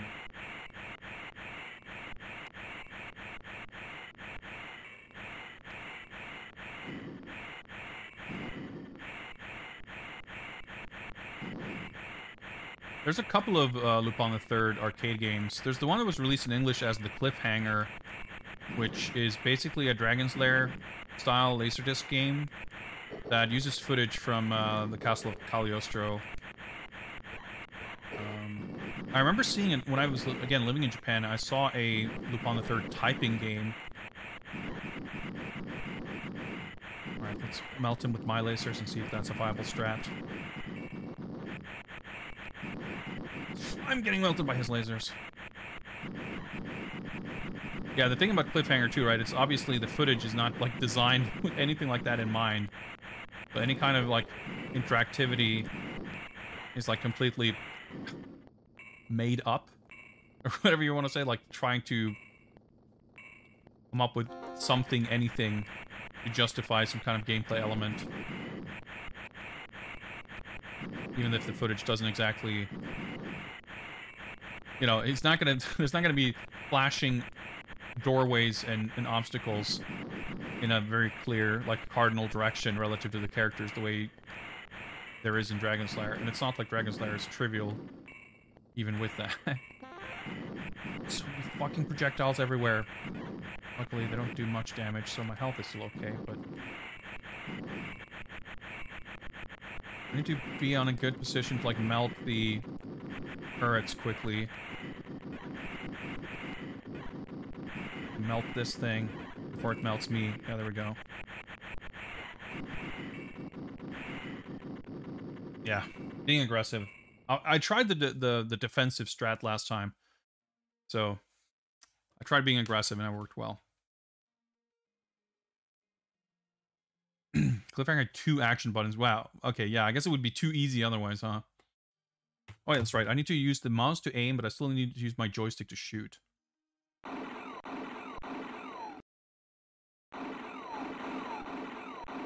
Okay.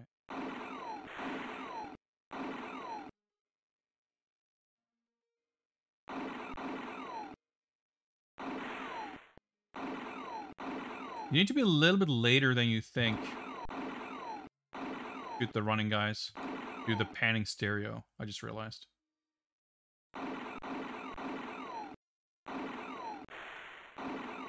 Like, if they're only kind of on the left-hand side of the reticle, you won't hit them. Alright, this is going pretty well.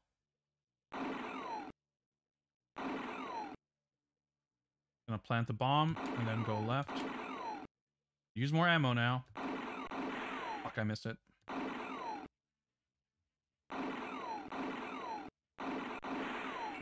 I'm out of ammo. Really bad. Like, you recover a little bit of ammo very slowly. Okay, well done, James. There we go. It bounced. Okay, we cleared it. All right, here we go. So I need to learn what... Okay. Bring up the config screen here. Let's double check the manual. Yeah, Bond doesn't look the coolest in that stage. That is true. Here's our manual. Let's double check here. Up this window. What's I'm doing here?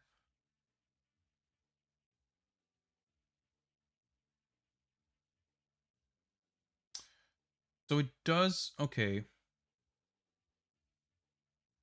Let me write this down. Actually, I can just do. Oh yeah, let me pause the timer.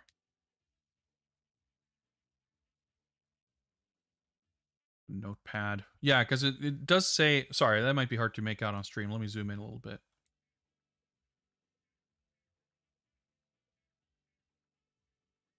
Match the master sequence of symbols with the symbol generated by your entered number sequence. Be quick. You only have one chance.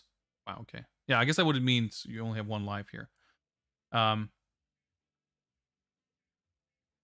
Yeah, so you're correct. I guess once we have entered the password correctly, then we get to enter the coordinates, and they need to be entered correctly, I guess. So I need to write this down. This is copy protection. 039048 038022.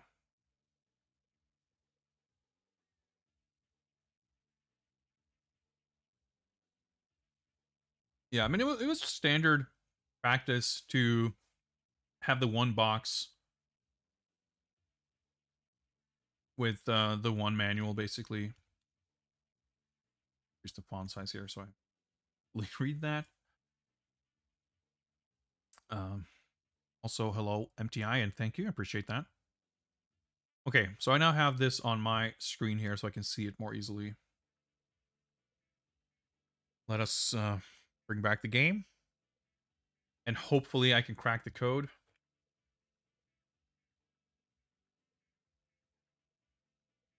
I just need to like enter numbers like 1, 2, 3, 4, 5. I just need to identify which is which here.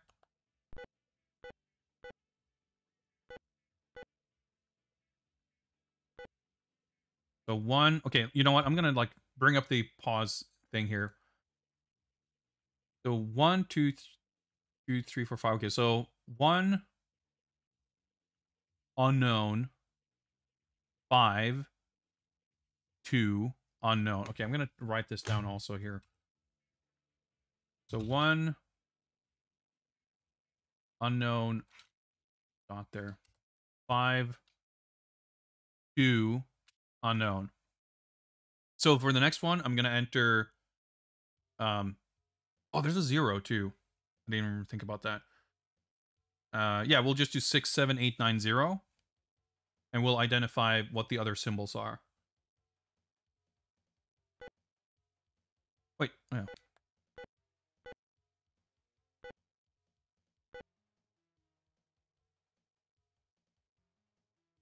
Okay. 67890. Okay, so the second one is 9. And the last one 678. Okay, so 19528 is the password.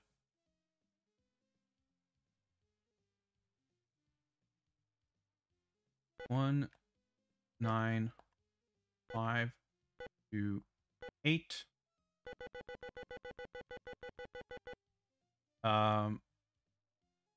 0. Wait, what? 0. No, what the?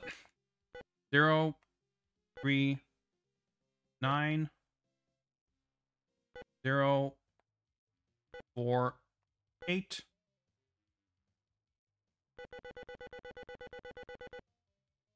0 3 8. This is so stressful, but it's fucking sick.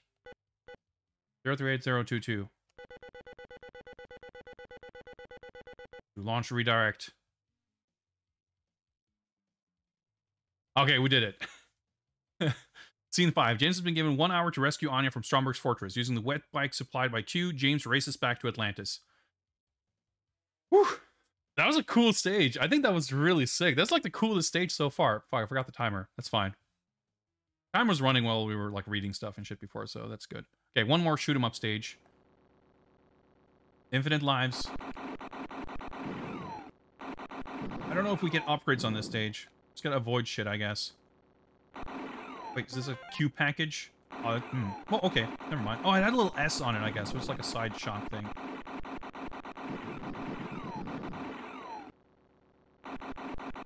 It's pretty sick. Oh! Reverse shot? Okay, sure.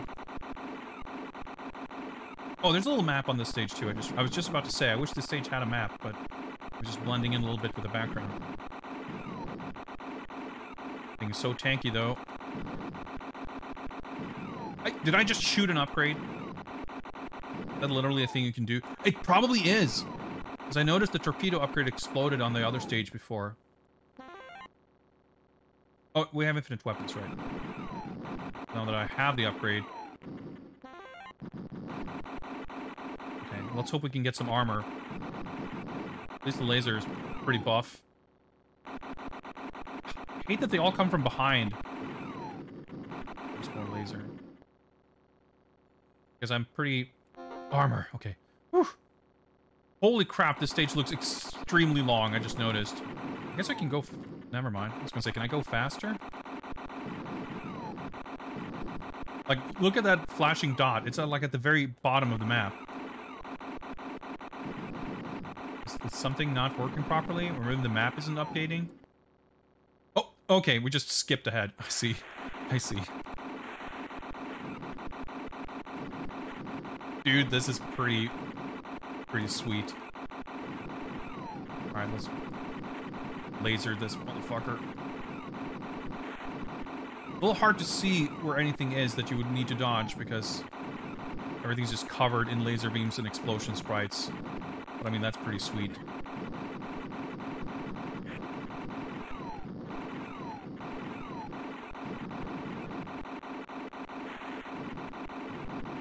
Got him. Okay. Please get an armor. Yes, nice.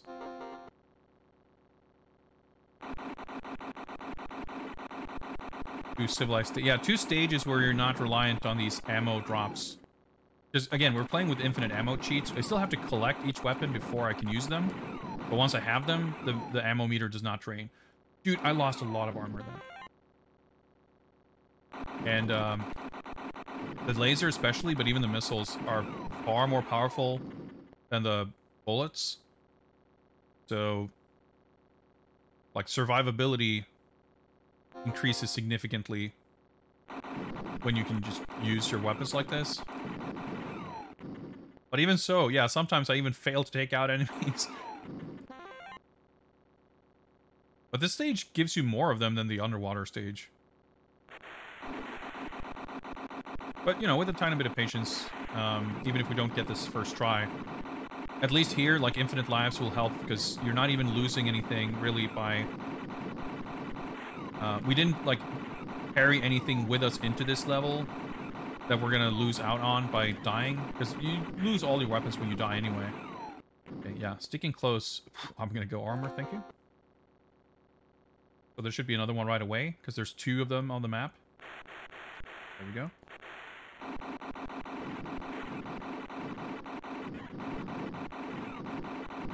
Yeah, sticking close so that more of my torpedoes can hit more frequently, and I guess the laser beam hits faster too. I'm tanking bullet hits, but they don't do that much damage, and armor refill seems pretty plentiful. But yeah, even if we have to redo this level... Dude, I just lost like half health by touching an enemy. Okay, hopefully there's more armor before what I assume to be one more boss at the end there. Atlantis. Security measures. The laser beam is like by far your most powerful weapon. It hits straight ahead. Not a single enemy on this stage approaches you from the front. Oh my god, okay, we're up against the boss here. No armor upgrade. Or refill. Unless... No boss. Okay, unique graphics though. Holy shit. Stage 6. James has pinned Stromberg into a corridor with Anya as hostage. Bond's old enemy Jaws is also out to settle old scores. Hint, use mouse for accuracy. Another gun shooting stage.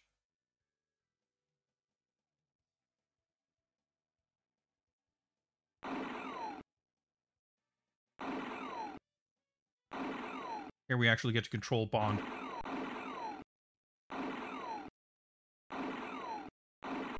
Alright, they pop up so quickly.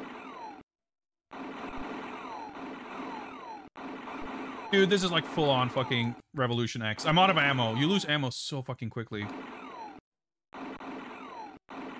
It does refill, but...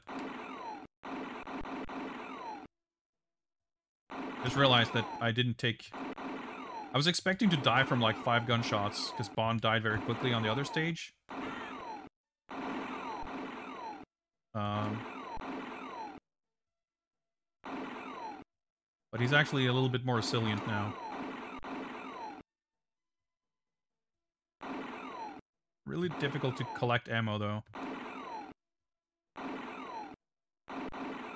Big frame drops. Oh, dude, look at her.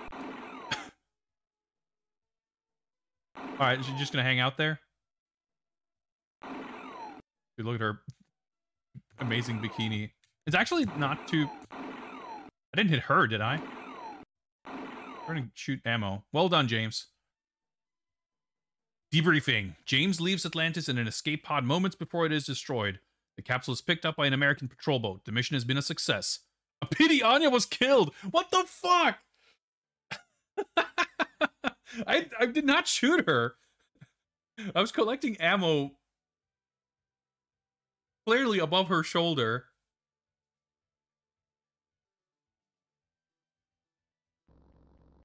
Oh, it loops. Okay, well, there we go. I was gonna say, surely we're gonna have to, like, clear that stage without taking her out. But it was actually pretty easy. Like, I took so little damage that it was, like, not that big of a deal. I certainly don't expect there to really be another, you know, ending or anything. But at the very least, we need to find out if we get a different message. Yeah, we conveniently got rid of the Soviet agent, huh? Yeah, no, but I was I was so overwhelmed by a lot going on at once there. But yeah, at first I was like joking at her absurd bikini, but she does kind of wear some weird outfit like that at the very end, doesn't she? Like, just got some kind of slave Leia thing going on with some... Like, it's not a swimsuit, but it's some kind of a belly dancer outfit or something with like a bikini top. It's not entirely screen accurate there, but it's not completely out of nowhere either. But yeah, the shooting stages are awesome. It's just like I'm glad that you do have mouse control, but because you can move the cursor faster, certainly. Oh boy. But the low frame rate and the fact that the cursor is still sort of stuck on a bit of a grid makes it kind of hard to aim accurately.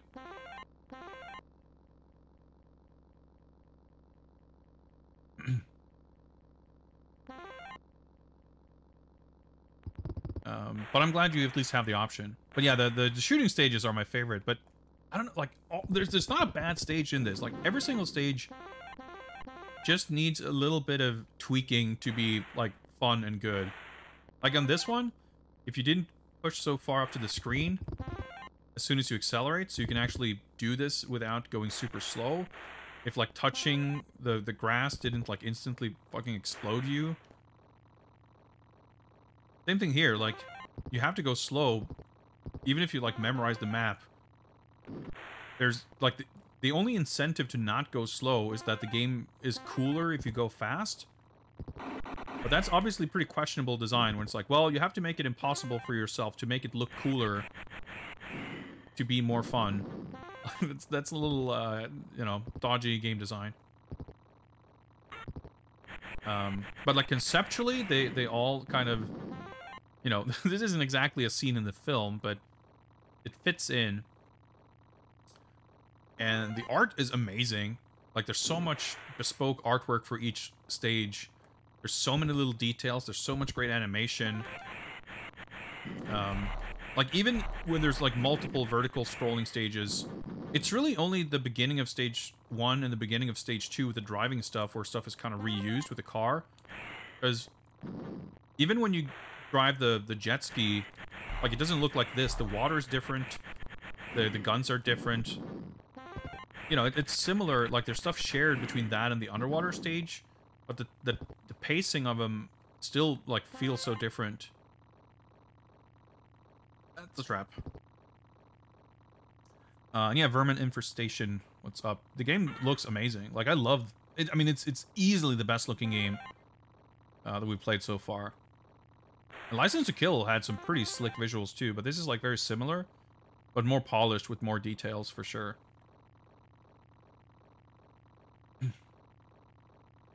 Yeah, I feel like this is definitely a game that's, you know, like so many others, suffers kind of from, again, like a small development team being the only ones touching the game, so it's not really balanced for human beings outside of the development team. But it's so cool. Are the controls good? Yeah, I would say with the, you know, the difficulty level and awkwardness, it doesn't really come from the controls being tricky. The only thing really is some of the stages having significant slowdown, making it kind of... Oh, that's so cool. Drive on 2 wheels. Then you turn to kind of drop down. The slowdown can, like, make inputs drop in an awkward way.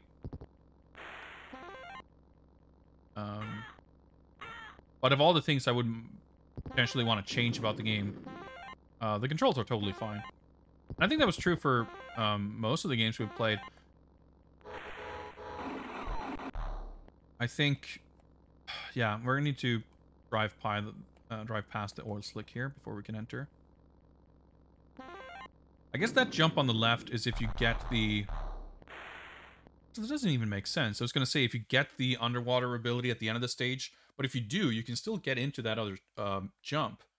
And if you loop the stage around, by the time you get to that first jump, you would not be able to reach this truck to get the upgrade, so that's kind of weird.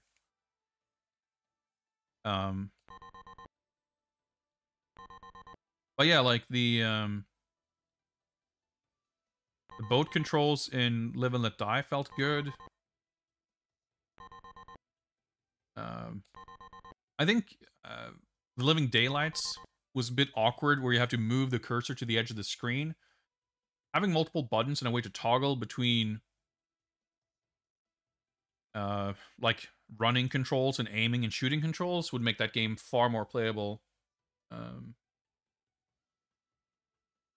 I think the top-down shooting stage in License to Kill, the aiming controls there are pretty fucked. It didn't need to be so complicated.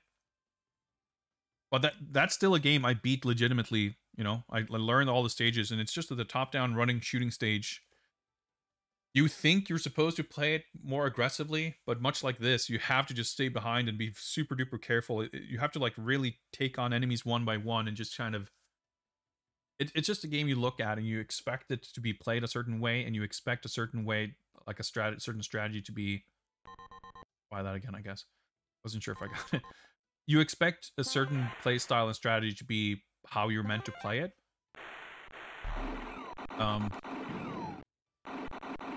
But then when you try to play it that way, you inevitably get destroyed. And you figure out another way to play it. It's like, oh, okay, I guess this is how I... Like this. Like right now, I have infinite weapons and stuff, so I can take out these guys. But even so... If you actually go fast, aside from the fact that you can't see what's in front of you, you end up sharing this extremely limited road space with these other cars. And they keep bumping into you, you keep bumping into them, and that drains your armor. Not even that slowly, I would say. And it's just... The nuisance. Oh boy. I like just so easily. Pretty fun when they explode each other though. So like when you don't have all this infinite ammo to actually deal with these enemies,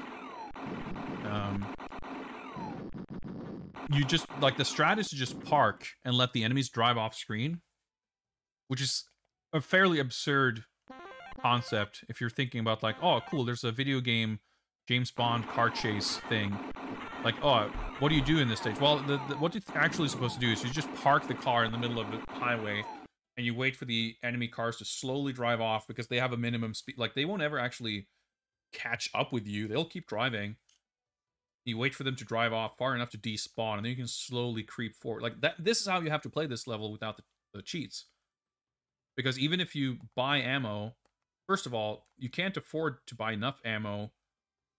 If you spend your money on armor refills and ammo, you will never ever in a million years be able to afford the submarine capability, which is mandatory. Without it, you can't complete the level. So the balancing of the economy is completely fucked. And it means that you can't afford to engage. You see how much, like, oh yeah, my missiles can't even reach. Like, all these elements of the driving, the combat, the buying gadgets, like, they just don't come together at all. Like, they're all there, and they could work together if they were just sort of balanced a bit differently. But they aren't. And that means you have to play it in such a very strange way. And this was, like, kind of as far as I got, because we did make it to the boss. Oh yeah, sometimes this truck doesn't let you enter it, by the way. It just sort of drives off in a weird way. We made it to the boss of the stage, which is at the end of the underwater section. But without infinite ammo, I don't know that I could ever... Like, the previous part I got stuck on was, like, the last mid-boss. And that's felt impossible at the time.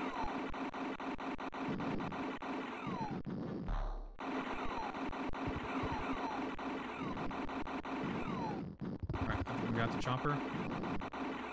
But getting past that and then to the real boss at the end of the stage. I mean, I do think that, like, that's the real gatekeeper. If you can learn to clear the underwater stage, the rest of it does seem fairly manageable. We paused quite a bit for the password stage, and I think I will do that now too, because I don't want to risk game overing there again.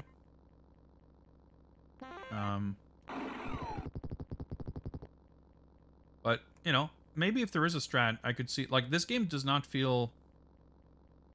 I was going to say entirely unbeatable, but then again, I don't know what the jet ski stage is like without infinite ammo. But the shooting stages both seem totally doable. Because I say that based on the fact that in those stages, I don't even get any cheats. Right, so in this, because I bought all the upgrades in the Q truck, we start this level with all the weapons. And because we have infinite ammo, they are all infinite as well. But we need to survive for about half the level. You can see on the little map, there's a yellow sub coming up. And after that, there's 2 yellow subs. And we have to clear the 2 yellow subs before we get an armor refill. And the enemies just fucking cover the screen in bullets, and your car is big and slow. So it's really difficult to avoid shit. It's all rather silly. See if I can hit some laser beams and get rid of this guy quickly, though.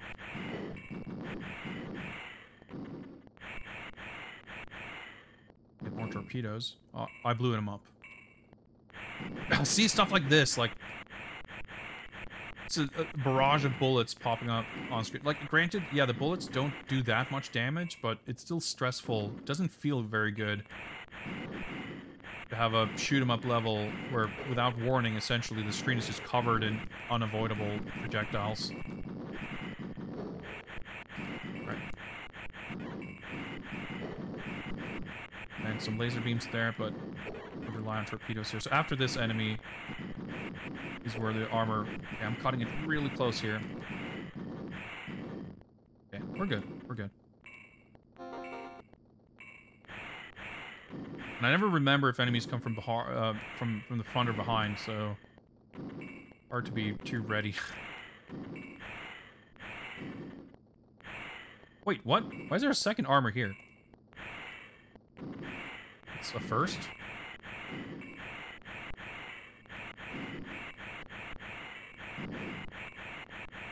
I want to see, probably, if I can, like, land a bunch of early laser beams. Oh, not. I'm gonna say... I think I can hit him before he starts shooting, but no. Just red laser beams coming from off screen.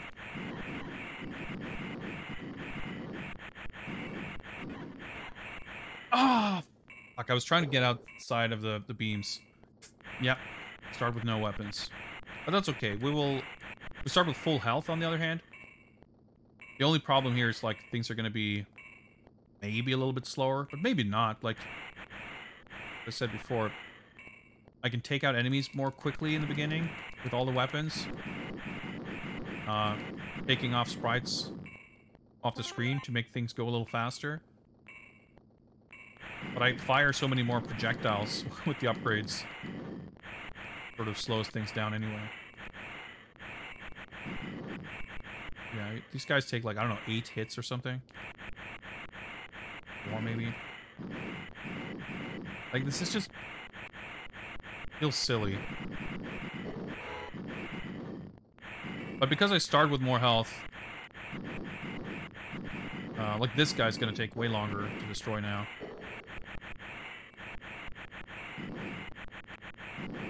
But because I start with more health, I don't really run too much of a risk dying. Anyway, I was playing it very unsafe against the big sub.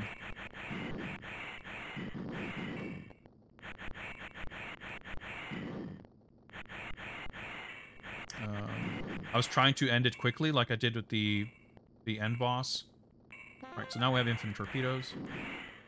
But it didn't quite work out. I probably, like, I could have probably done it, like, for a little bit.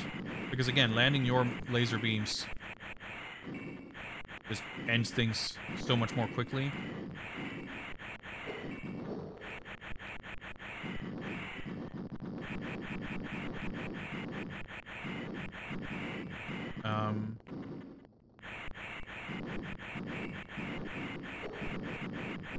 But the only way to hit your laser beams is to put yourself in harm's way and risk getting hit by his laser beams. Alright, so now I have to get the armor, but I also actually have to get the laser. Which, as you can see, it's like a pretty tight window to grab both of them.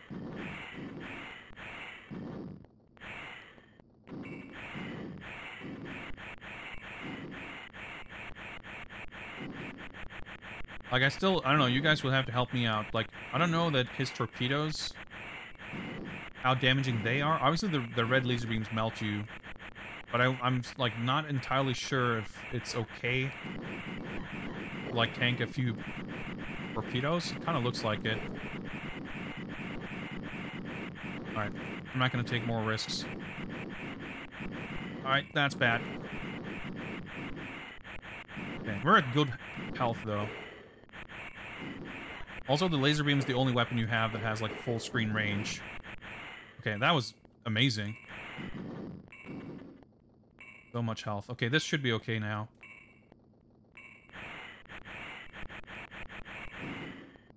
I think this is a good spot. You can kind of see the edges on the background. But this line that I'm on here basically lines up with the left turret. And the other line sort of lines up with the right turret. I think, more or less. Because those turrets put a lot of bullets on screen. It's nice to get rid of them fast. Even if the bullets don't do a lot of damage, it adds up. Also slows everything down. Alright, are we there yet? No.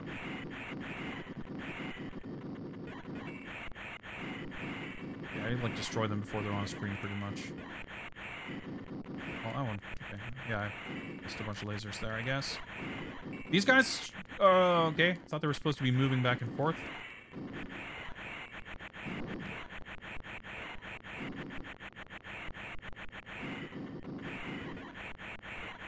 Okay, they're just glitched out a little bit, I guess. Thought I'd destroy that thing. Explosion animations are so slow that they hang around for a million years. There we go. Okay. It's a bit bad, because normally they move, which means that you can kind of lead your shots a little bit.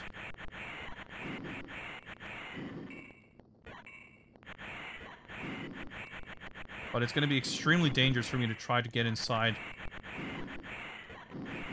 Yeah, and try to land. That's fucked. Good thing we have infinite lives. Okay. I just have to be extremely careful not to shoot Anya on the final stage. Not even, like, shoot anything in the same fucking order of the screen that she's in. Because she died from a bullet, like, the reticle, not even a pixel of the reticle was overlapping her sprite, and I fired a bullet and she died. Her dying is the only reason we're doing this again. That's hilarious, though, that for some reason, the laser cannons just ended up being stationary. Because the way, like, you need to kind of rely on them moving so that you can be, you know, kind of slightly misaligned. My bullets are not... Okay. I wasn't shooting bullets to the right there for a whole... Okay, that was weird.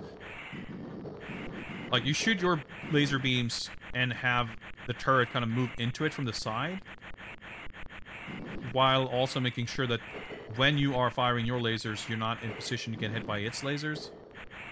But when it's stationary, that's just not an option.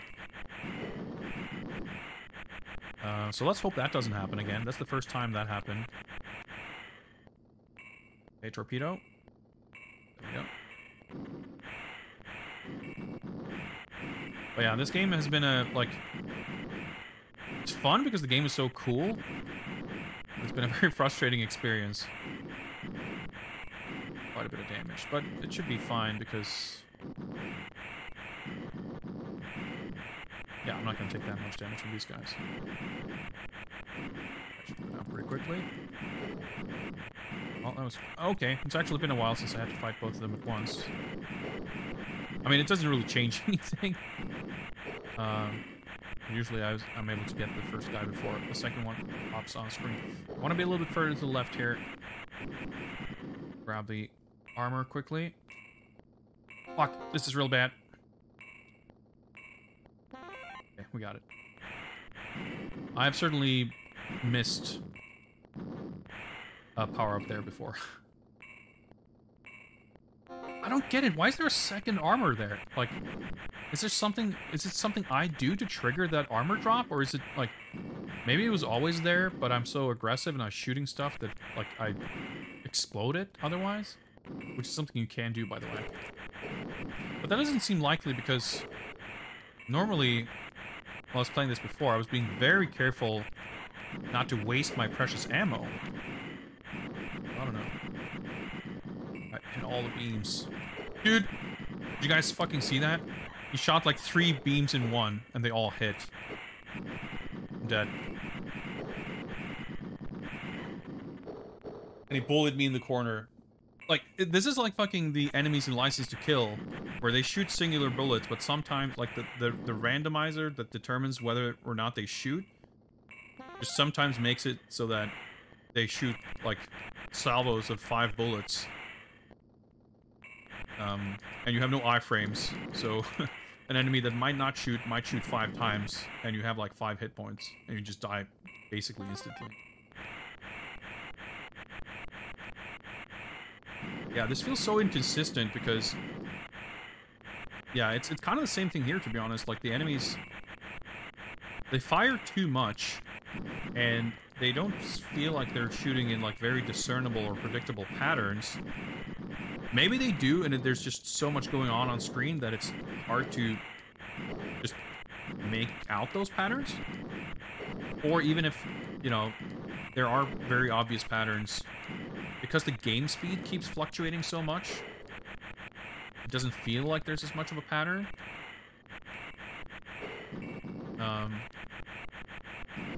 But it seems a bit fucked that the big submarine, like, shoots lasers, and yeah, that one time, it's just a big pile of 3 laser beams. And I got hit by all 3 of them. Because the one time we got to the boss, where the boss was glitched out and the laser beams were stationary, or the laser cannons, rather. We got the big sub super quickly, and I got it partially, at least, because I was being aggressive and hit so much with the lasers.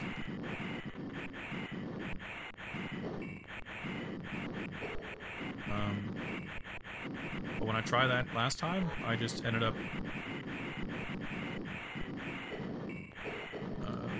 getting hit by weird multi-lasers.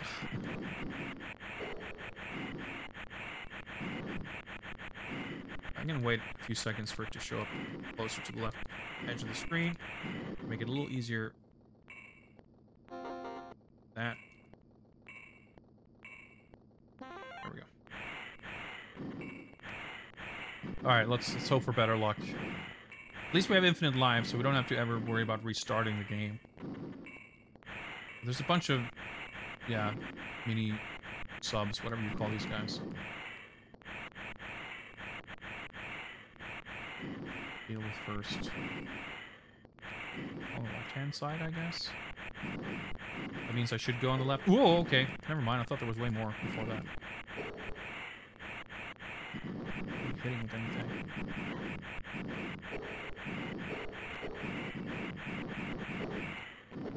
Sometimes it's tricky to know if he's gonna move up or down. Like when I have to go around him sometimes.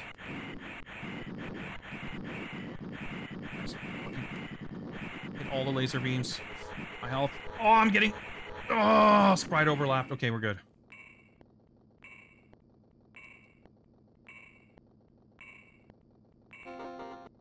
Oh, maybe this is part I was thinking of. There's like way more enemies here in between two boss fights than you'd think. I did kind of fuck up taking out the turrets last time. Like I thought I took one out, but it was still there.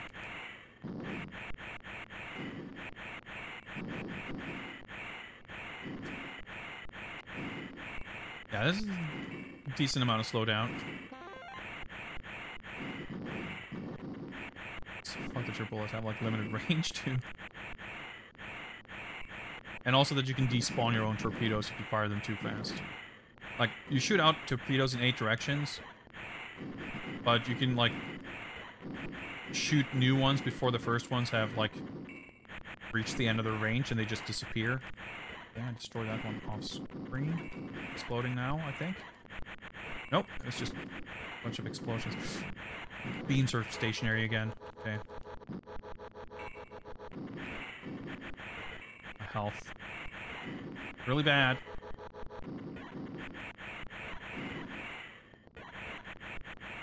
As long as there's more than one thing on screen. Dude! I think I was taking damage from, like, the terrain or whatever. When you heard the thing that sounds like a car horn, I think that was... Oh! I blew up the river. Well, I might as well just... Like... Okay, so these guys don't actually even hurt you. Yeah, the weird honking noise, I think, was the sound of my sprite overlapping the part of the base that hurt me. It seems like everything does about the same damage, but it's about, like, how the frequency... And it's like, if you're overlapping something, you take damage, like, every frame or something close to it.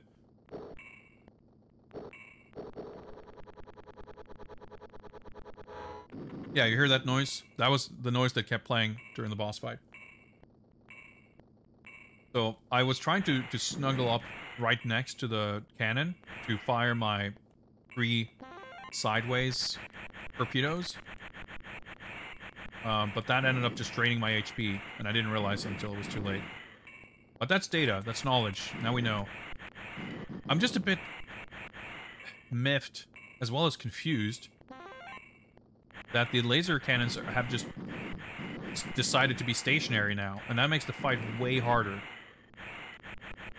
But I wonder if it's worth it to tank some damage, just get rid of the laser cannon really quickly. Because it will... Right, the sub's gonna come up there, yeah. Because it shoots bullets as well, right?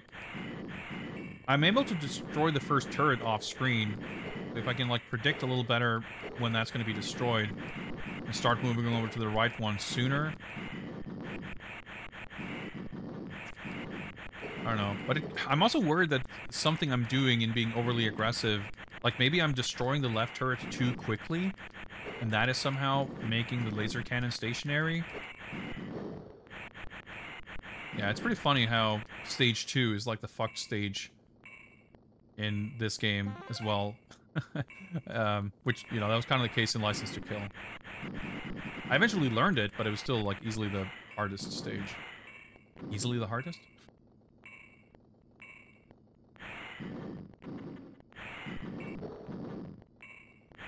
Alright, this fella.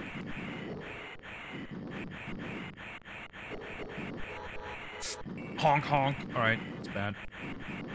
There's armor refill after this, though, so it's, like, not that big a deal, but...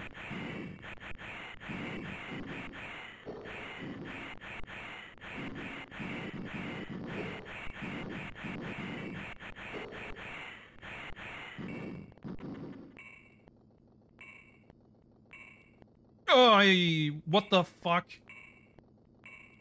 The armor pickup didn't show up. I prevented the armor pickup from spawning. Well, good thing we got a second one, but because I was waiting for the armor pickup, I wasn't ready to go to the other side to grab the laser, so now we don't have the laser beam. But there might be a second laser, I forget. The stage... Well, not for this, I guess. Well, we're going to be incentivized to stay out of the laser beam's way. So there's that.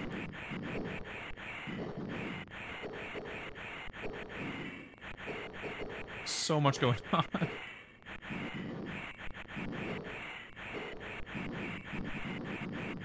So many fucking beams. Alright, okay, that's pretty good. Got past there relatively unscathed.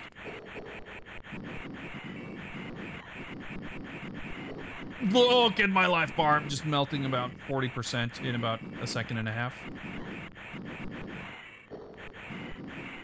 And without hitting any lasers... Man, the one thing I'm really missing here is, like, having a boss health bar. That would be very helpful. Okay, definitely not shooting until we get... There we go. I think there's going to be one more laser. I hope there will be. Because that's going to definitely help.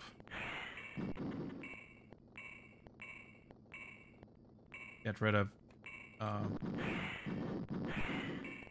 stuff. I think this might be the last wave before the boss, maybe? It's okay. Okay, there's like 2 laser beams immediately, and I destroyed one. But I got one, and I have infinite ammo, so we're good.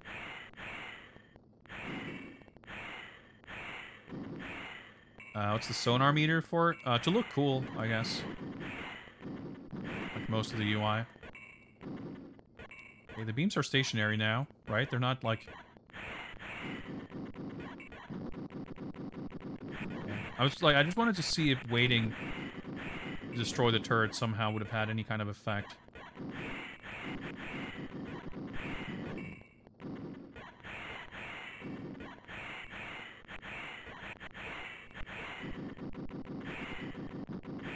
Alright, yeah, just go aggressive. Oh! Okay, right. Shooting stage. Use the mouse. We made it, guys. We finally made it.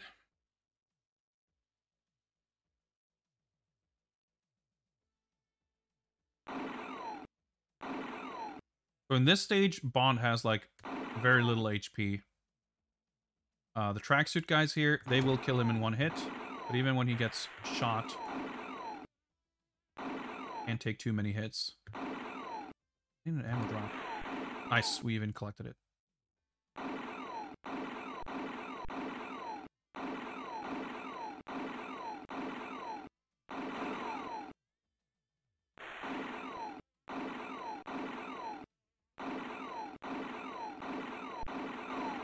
Dude, there's too many enemies now. Too bad.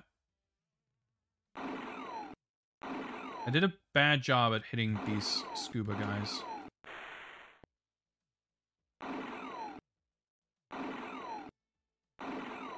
Awful feeling when you use your last bullet to shoot a guy that drops ammo, and you don't have enough ammo to collect the ammo. Yeah, I didn't notice the guy popping out of the sub until it was too late. I like that that guy fucking explodes when you shoot him. Like, the amount of gore in this stage in particular is pretty amazing.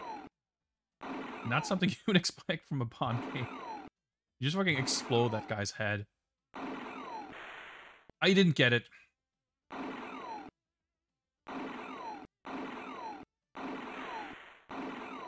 Out of ammo.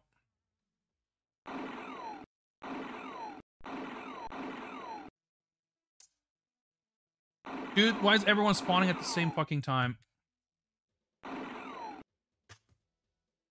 Yeah, ammo management is really tricky in this stage. But I feel like it's not down to luck as well.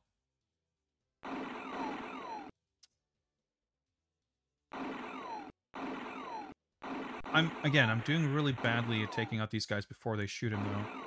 Obviously, if Bond can tank an extra hit,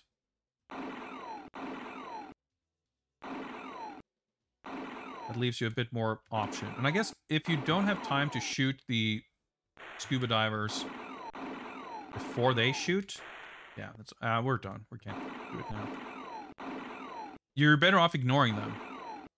He got shot and stabbed. Yeah, I love that the corpses stay.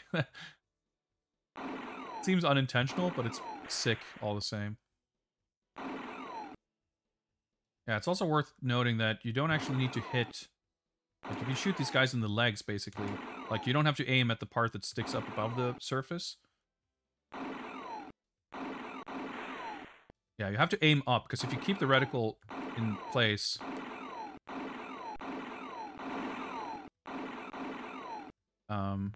the magazine will hit the water before you can grab it.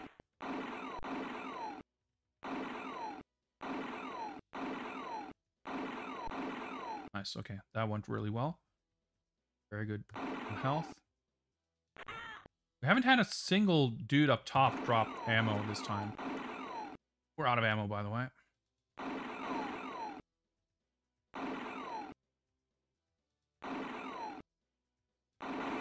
Fuck, I was too late.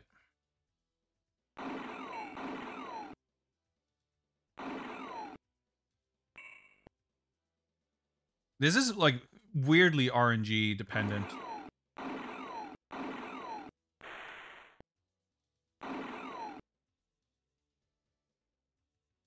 I'm just not getting... Yeah. Getting much fewer ammo drops. This is, like, much harder. Actually, you know what?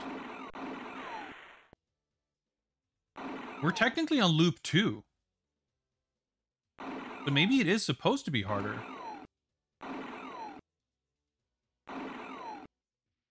Because I didn't reset the game. It just started on stage 1 again. That would kind of explain some things. But it's like inscrutable Amiga gaming, so you just never know.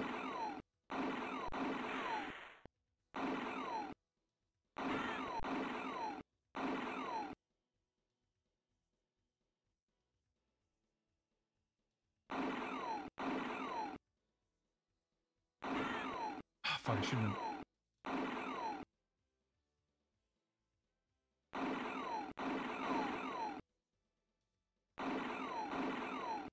Because it would... I mean, that would explain the boss pattern being different. Big score. I mean, yeah. Yep, I missed it. Yeah, the reticle is kind of weird.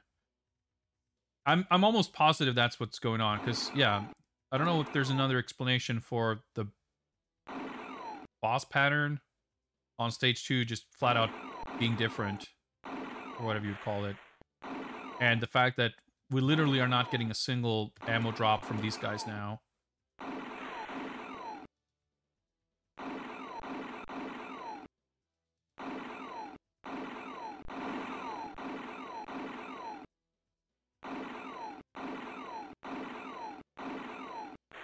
I didn't have ammo, so I couldn't shoot the ammo to get more ammo.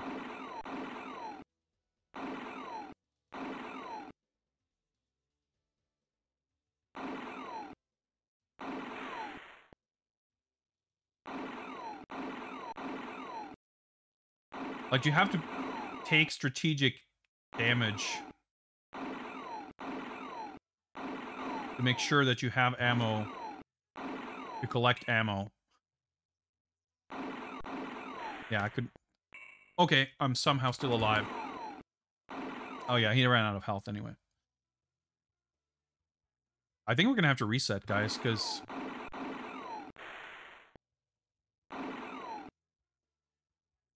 I just can't really see... Well...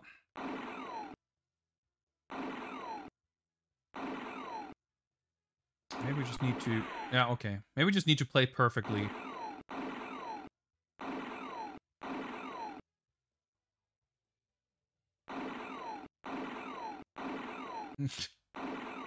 Bad show. Bad show. Yeah, before I realized there was like a second loop thing going on, I was like, yeah, this stage is going to be nice and quick. Now that I know how to play it, but... How naive I was.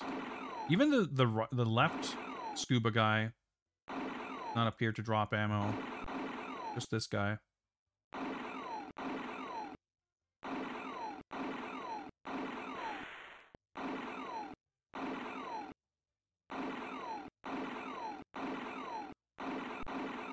Missed it.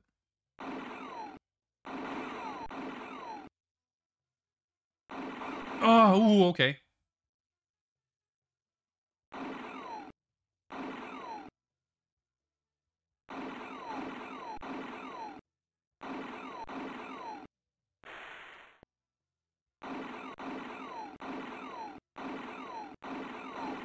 That guy.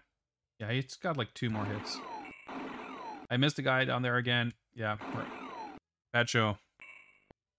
Yeah, the tracksuit guys will instantly kill Bond. That's so hard to see. And hard to hit, actually.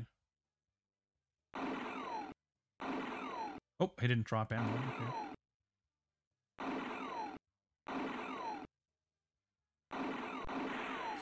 Now we're fucked, basically.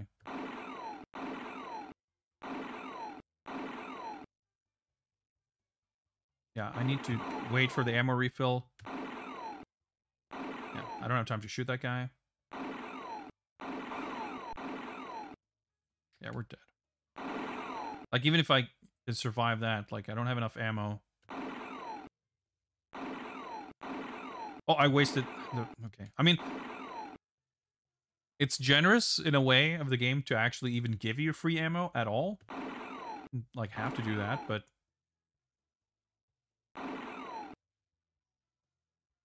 Still impossible-ish. I guess it does seem to follow a pattern, though.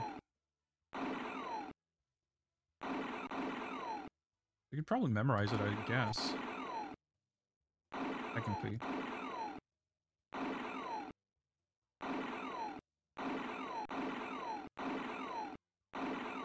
I say I'm gonna need an ammo drop soon.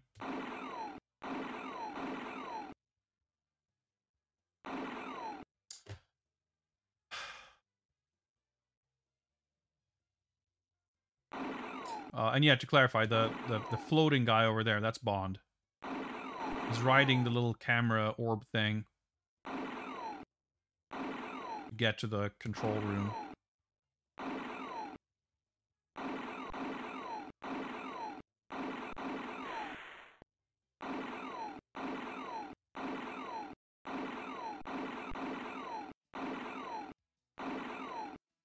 Maybe you need to shoot the hatch. Ah, I was out of ammo. I couldn't get the refill. I guess there's... I didn't even notice, but... I guess enemies can spawn from either of the 2 hatches? Yeah. Oops. Yeah, shot. You just need to have the pattern down. Okay, so you can basically shoot, like, you can aim at the hatch itself. That's how you hit those guys. One more guy up here. Nope, hatch. Then this guy. That's how much I've memorized. Knowing that I can hit the hatch Makes at least hitting those guys consistent.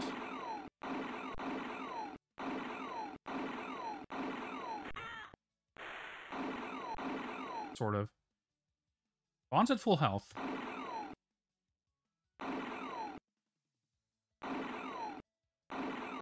Nice, okay. That's key.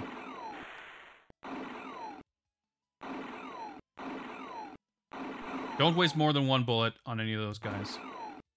I'm out of ammo. Ah, oh, fuck. Okay. Okay.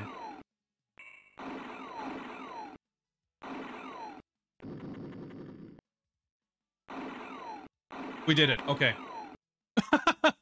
All right, he got shot afterwards. It's fine. Well done, James. It's fine. Okay.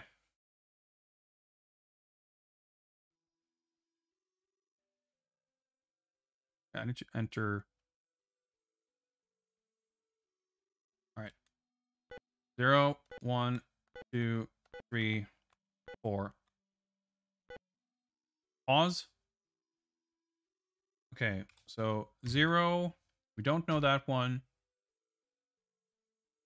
4, 0 again, and unknown. Okay. So first, for this stage, you first need to decipher the launch code pattern. And then once you can like figure that out, then you need to enter the 2 coordinates, which are just written down in the manual. It's stressful. All right, so let's do 5, 6, 7, 8, 9.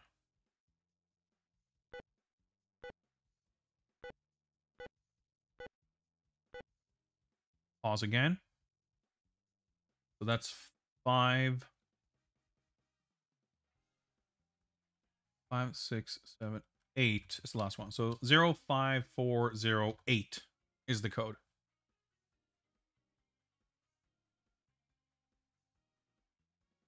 Zero, 5, 4, 0, 8. I overshot.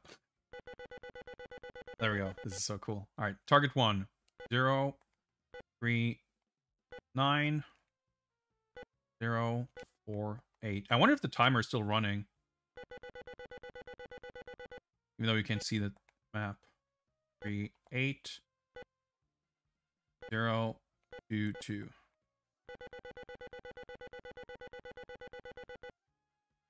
This stage is really cool. You didn't really see it necessarily, but like you can see on the map like little lines being drawn.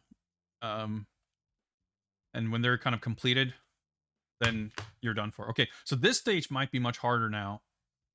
But it seems like I had so much ammo last time that should be fine. Oh no, right. It's the I forgot. It's this stage first. But this one at least doesn't have like a big boss fight at the end. I'm just gotta make sure not to shoot my power-ups. This one was not too big of a deal last time, so hopefully Loop 2 doesn't overcomplicate it.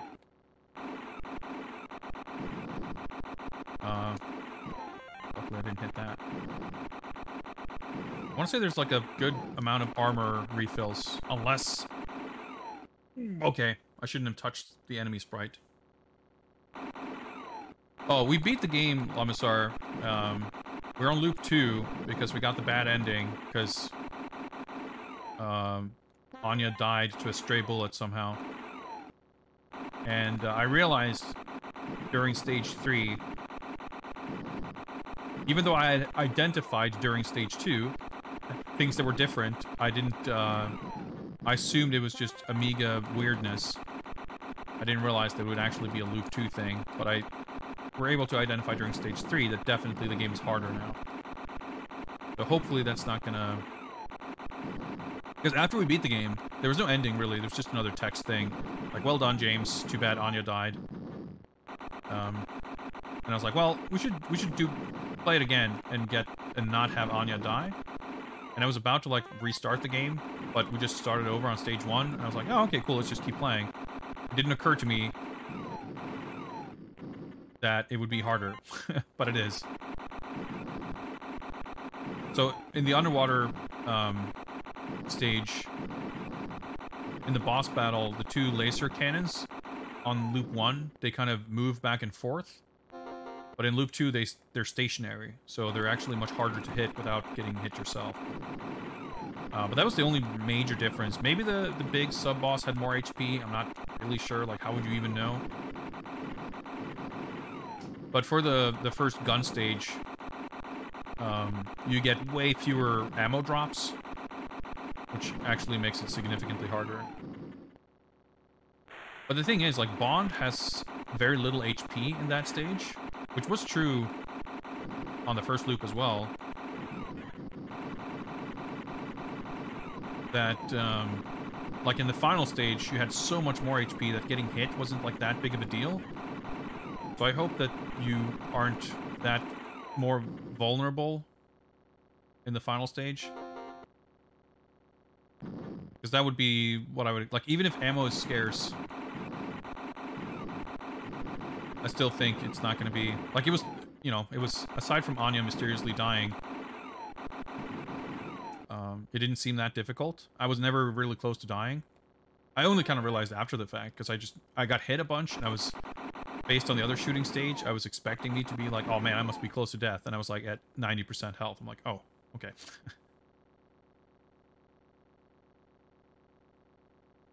The game's definitely better with infinite lives and ammo. But there are still tweaks you can make to the game to make it better, period.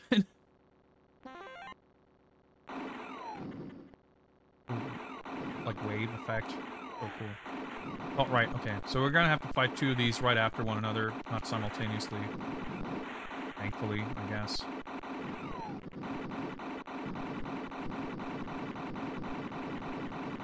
So last time I was a bit spooked because we destroyed these two ships and I was at pretty low health because I did some sprite overlapping. I destroyed the armor, that's exactly what I did last time. And if you look at the map, it looks like there's a lot of the level left. And I was really worried that, like, there's going to be a big boss at the end. Because for the underwater stage, I'd assumed that the big sub was the big boss. But no, there's a boss at the actual end. And I was worried that there would be for this stage. And I didn't get an armor refill after this, so I was really spooked. But at least on the first loop, there wasn't, like, there was nothing. The stage basically just, you know, just go up and park. And I had, like, 0 health.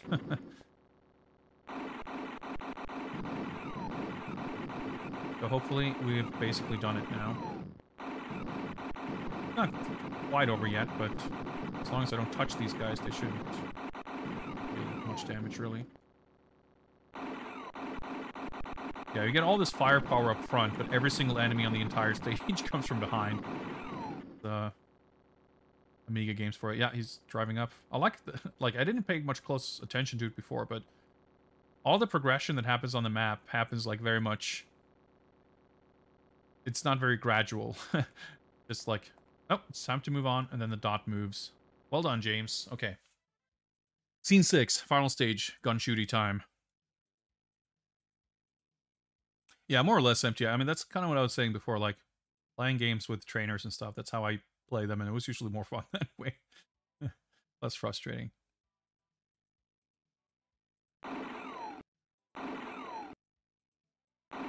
Yeah, I still don't take much damage in ammo. Mouse aiming is still a bit fucked. So Jaws is going to show up here and there. There's like no fucking... Do you guys see that? I definitely shot that ammo thing.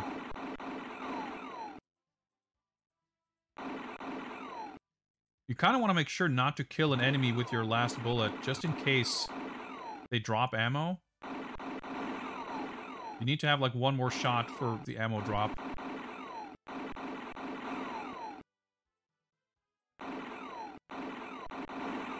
Oh, a new enemy just showed up. But look at my health. Like, it's not infinite. I guess you always get 2 bullets.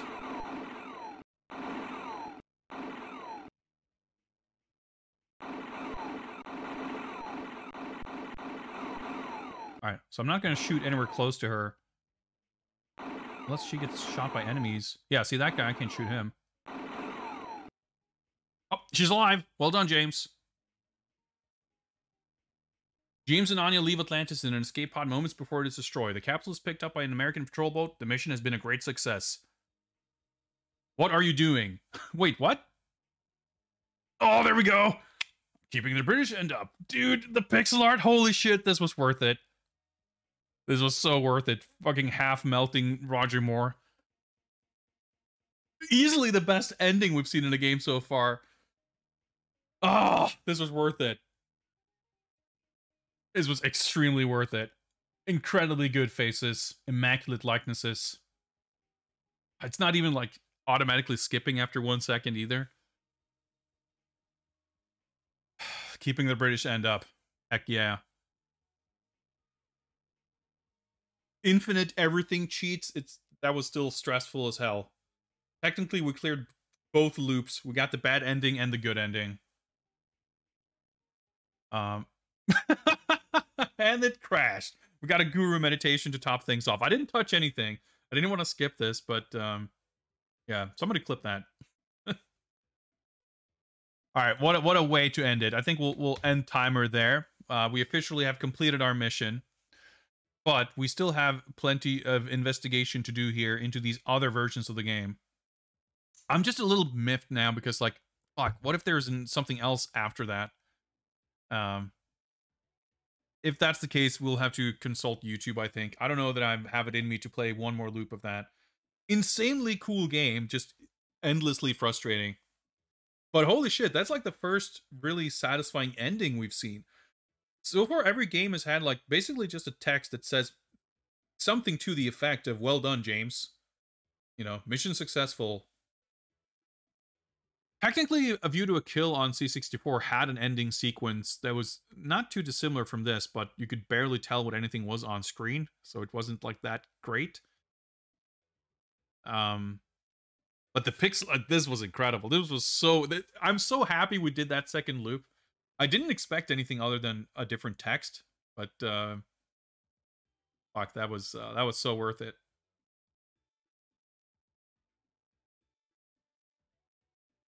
The best one to finally adopt an ending for with the ending one-liner. Yeah, that was good. That was good. Slightly unfortunate that we got the guru meditation, but it was also pretty funny. All right. So at this point, I will feel no remorse or hesitation whatsoever about any kind of cheating or anything else in any of these other versions. This is purely academic, just to investigate what they have to offer. It could be that any one of these other versions are actually very satisfying to play from beginning to end. I guess I wouldn't know. And if we find that out, excellent. But at the same time, we will we'll kind of take it pretty light and casual, I think. That ending must have been extra cathartic for people who were able to clear it without the trainer. I mean, that seems unfathomable, but stranger things have happened, sure. I mean, so yeah, of course, absolutely.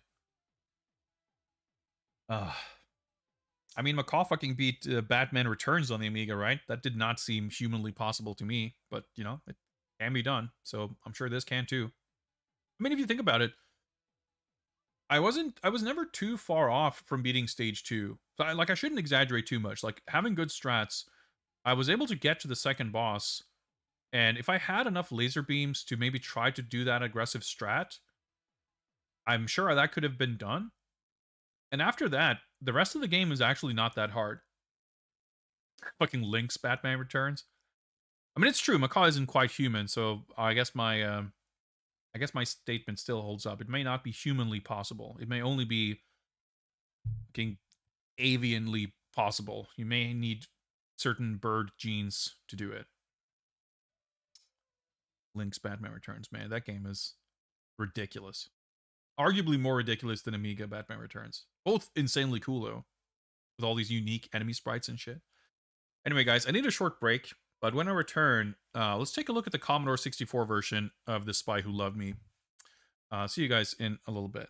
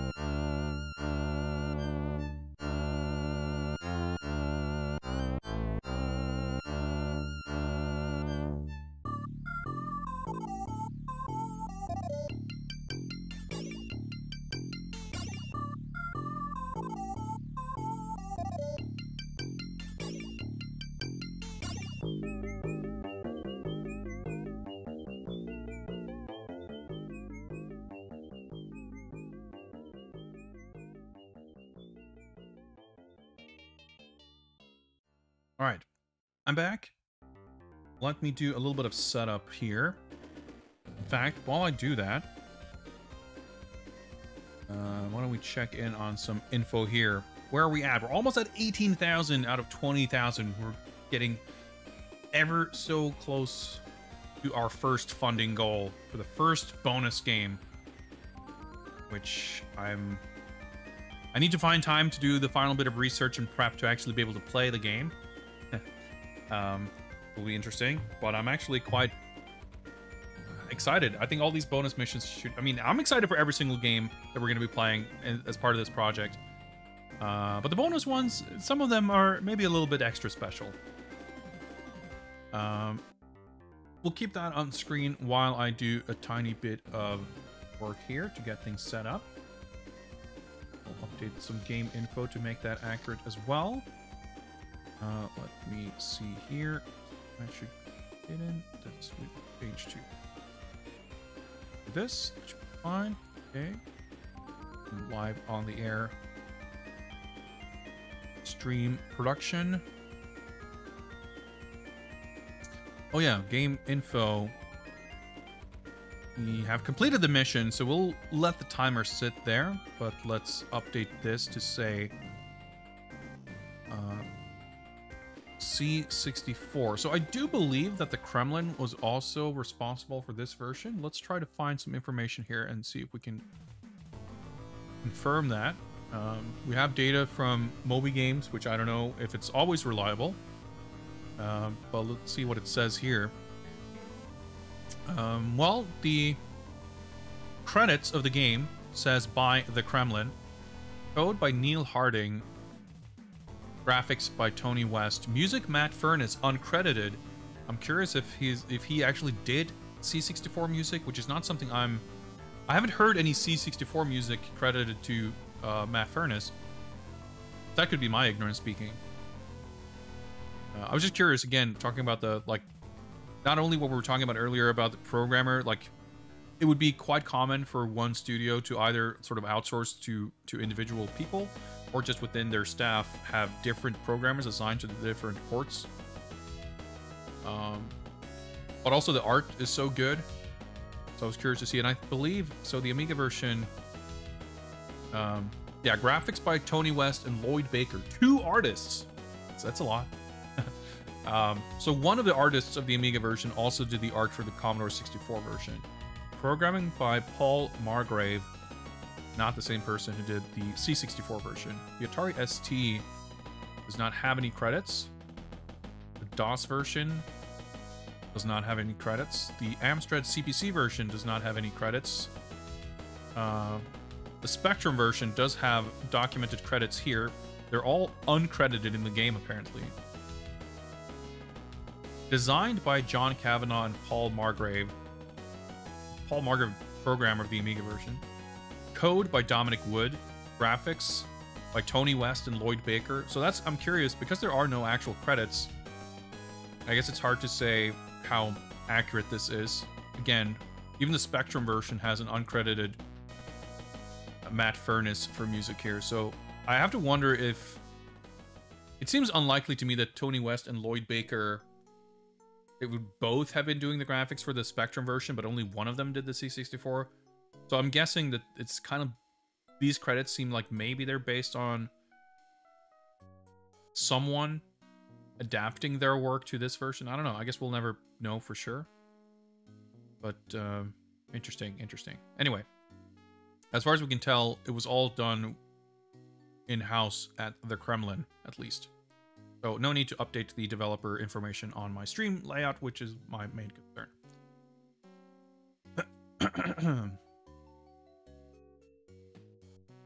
Okay, let's see if we have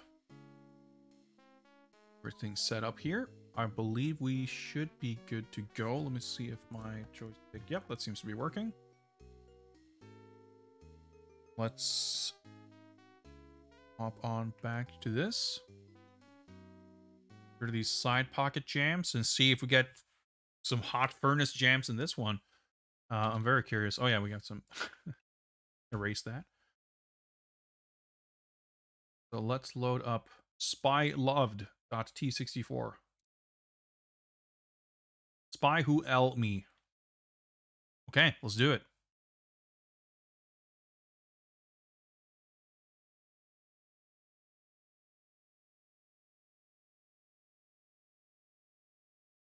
Derbyshire Ram. Infinite lives. I mean, we might as well go into this, you know, as God intended, with no cheats, just to see what it's like. Infinite missiles? No. Infinite ground to air missiles, I'm guessing. Infinite smoke? Nope. Infinite laser. Infinite tokens. We can do infinite tokens. Oh.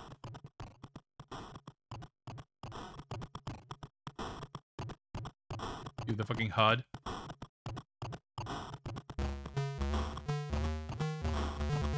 It's just not bad. Also, I guess the game started?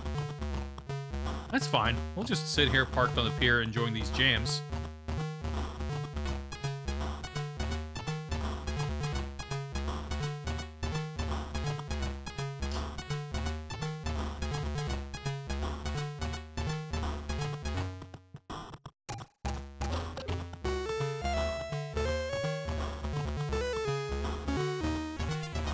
This is pretty cool. But I'm legitimately curious now. I mean, I mostly know Matt Furness from his Mega Drive work, but that's also because I'm far more familiar with the Mega Drive than a lot of these computer platforms. But I know that he did a lot of stuff, not just with Probe, but Chrysalis, right? For a bunch of Amiga stuff. And I feel like most developers, well, I don't know about most, but a lot of publishers at least who put out Amiga games would also put out versions for other computers. So it's certainly not far-fetched to think that he would also have been working on music for other platforms. But I'm just not familiar at all with whatever he might have done for the C64, but I'm curious for sure. Because I associate him so specifically with like what he did. I mean, obviously doing music for the Mega Drive and the Amiga is not exactly the same thing. The Amiga was like very sample-based, right? So the C64 and the Amiga feel like such different beasts.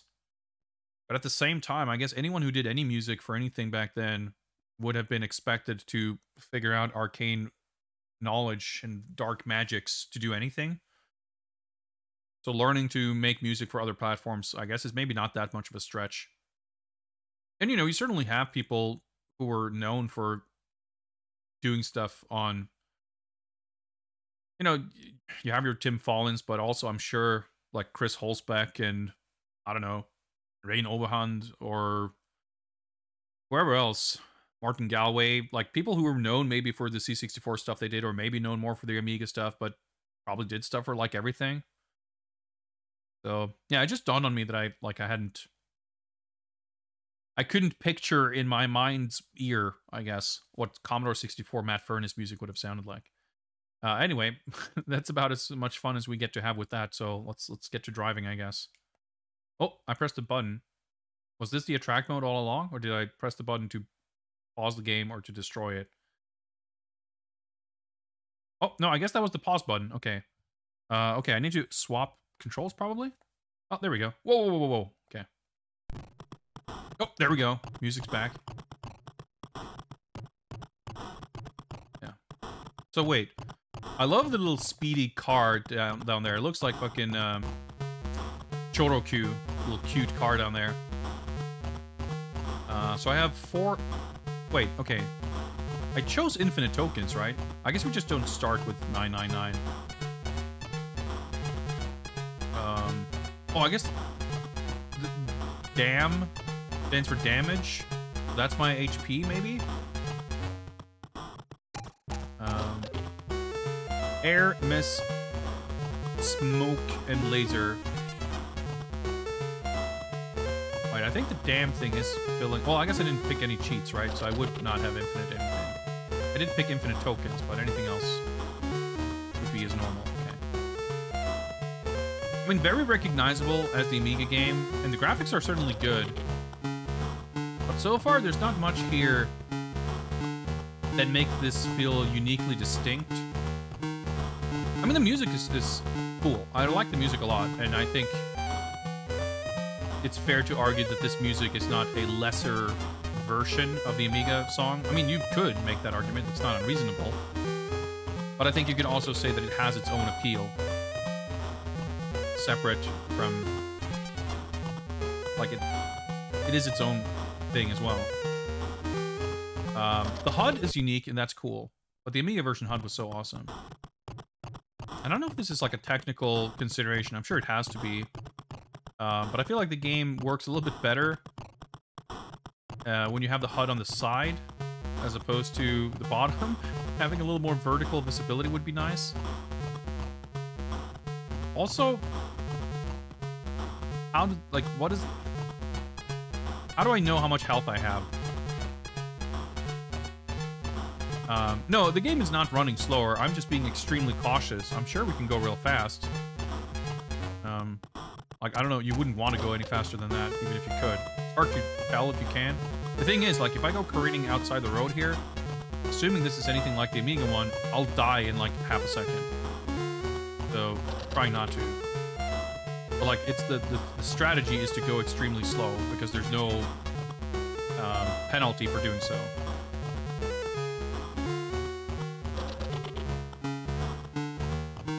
There's obviously a little, like, fewer touches, like the smoke effects and everything. There's no map, also, I just realized.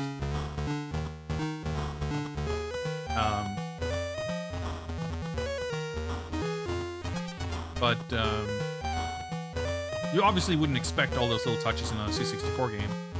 Having said that, you still had, like, driving over the cones and they went flying and everything. Very interesting mix of, like, high and low resolution. Oh boy, okay. Pixel art. You need more speed to get over those jumps in this version, I guess. Bad show, James. Bad show indeed. Yeah, just like the Amiga version, there's like a checkpoint here.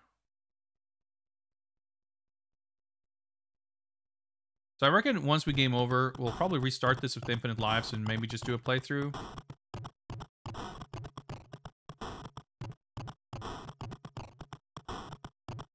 Yeah, so once you do crank up the speed, you jump over that with massive margin, but same thing here, you kind of want to take things a little bit slow. But again, I'm coming to this with, like, the experience and expectations based on the Amiga version. Level layouts do seem to be the same, though. Here, you don't want to be on the left side, because, yep, you get crushed. Drive over the people in this version just leaves a red stain.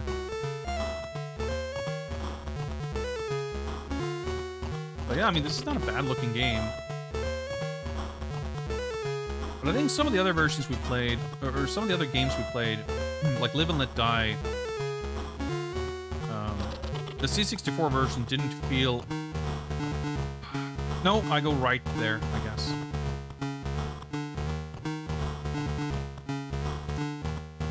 In some of the other ones, like Live and Let Die, the C64 version did not feel as much as a, like, inferior version of the same game. It felt like it's like a different enough interpretation of the concept that had its own kind of appeal.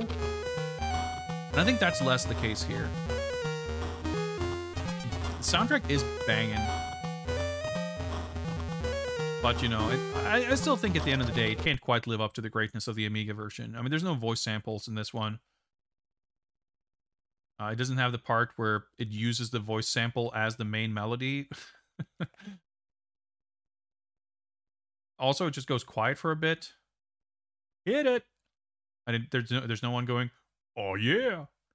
Which is, you know, if you think about it, a pretty crucial component in any good James Bond music. I think there's a jump on the left, but no, it wasn't even there, okay. At this point, I'm not even sure the level layout is the same, or if I'm just used to being able to consult the map when I'm unsure. Like, even if the map is not accurate in the Amiga game, at least it's consistent. You can look at it and say, oh yeah, that's the part where it says to go left, but actually you need to go right, or whatever. But when I don't have one at all, I feel a little bit vulnerable.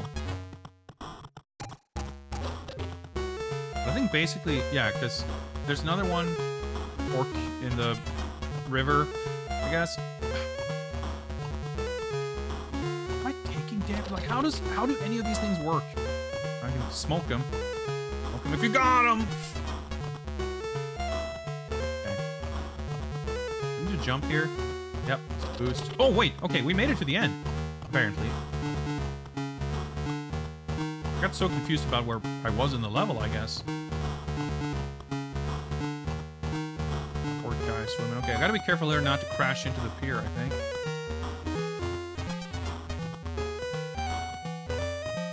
Probably not gonna have the same, like, shadowy effect to let us know that we're... Nope, never mind. To let us know that we're about to approach the end of the level. Oh! Fade to black like that? Well, that's not in the Amiga version. Get ready. Dude, no load screen or anything. Just fucking right into it. We did pick a cheat code for infinite tokens. Also, by the way, it didn't even really occur to me until just now. Yeah, see these guys fucking running into the street. But this version plays the music throughout the gameplay. The Amiga version has it's just title screen. Oh, okay. I guess I must have infinite health, because that would have definitely destroyed me. I pressed no to everything, but I guess we do have... I don't know. The damage thing looks different. It's changing. Something is happening. But I'm surviving a hell of a lot more than I would. Oh, is that the Q? Oh, dude, what does the Q graphics look like? You can actually drive inside of it here. Oh, that's disappointing. Okay. So let's see if we can armor plate. Oh, it actually tells you how much the armor is going to cost you. Just 4 intercept torpedoes. Wait. Oh, the underwater. Wait, no. Okay. Hang on. No, it's up here. Okay. It's 75. I can't buy it.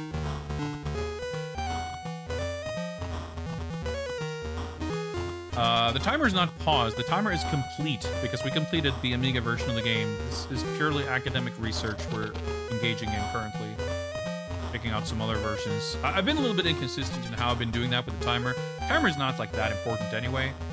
But for the most part, when we're jumping between other versions, like whenever I properly beat the game, I tended to end the timer anyway. And for some games, that meant jumping between 5 versions of the game before we completed it. But in this case, we kind of completed it, and we're doing this as sort of a bonus thing.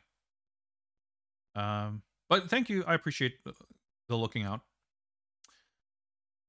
Maybe we don't have infinite health. We just have a lot of health.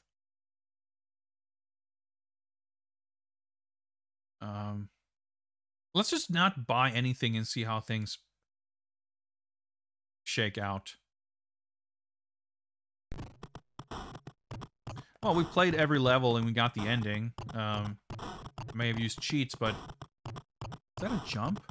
What even is that? Oh, it is, because I'm driving on 2 wheels now. I don't remember which levels are missing in these versions. I just remember the manual mentioning a bunch of them not being in the 8-bit version.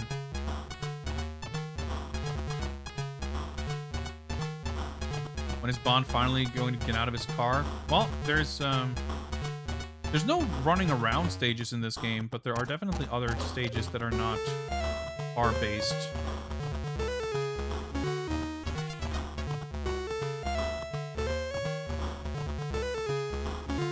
But yeah, as I talked about before, like, it's been really fun to see all the different variety of gameplay. Does the Amiga Strat work here? So, there's no map. Well, I still don't have 75. Whatever. Alright, these guys got tired and left. I'll try to collect these tokens without going inside the truck, which may prove difficult. I can't even tell what any of these, like...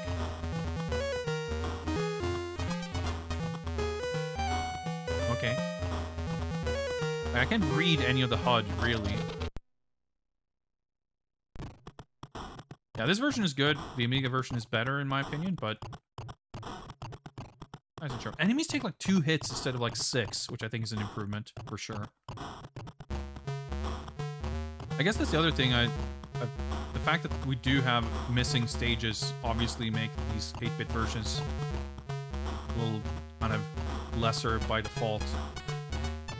Unless there's other stuff to make up for it. Well, I didn't mean to enter the truck, but we still don't have 75, so...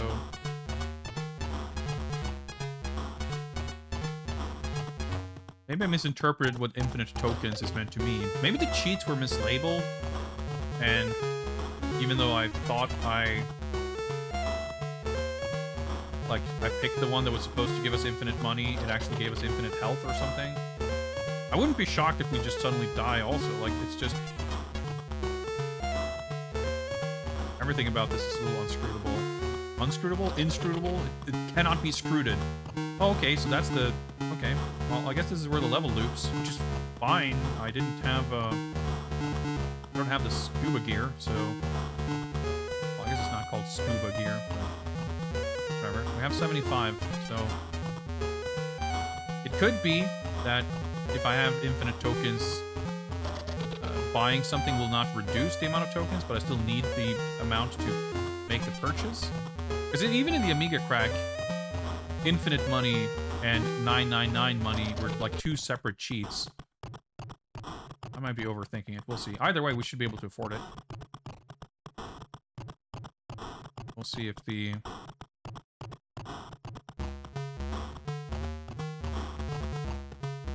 Diving into the water goes smoothly. Oh, there's Q. Driving into the Q truck is a hell of a lot easier in this version.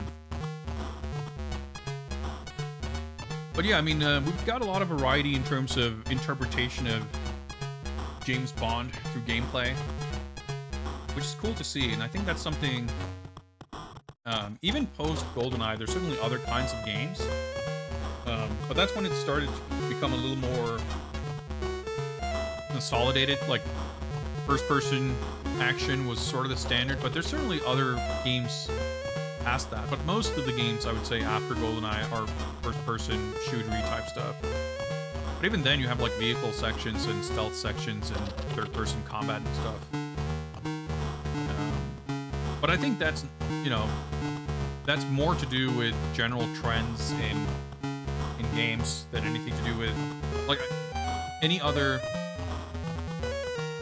license type thing. Like, I'm starting to think, you know, looking at Batman stuff, Batman didn't like all become first-person shooters, obviously, but I don't know if that's like, we got more third-person action-y type stuff. But even that, I guess, like, I wouldn't say that it's necessarily a larger variety that kind of funneled into one gameplay template, because even though there were like the isometric Batman and some, you know, the occasional point-and-click type thing, honestly, most Batman games were kind of side-scrolling, platformy action type things, which kind of became 3D action-y things.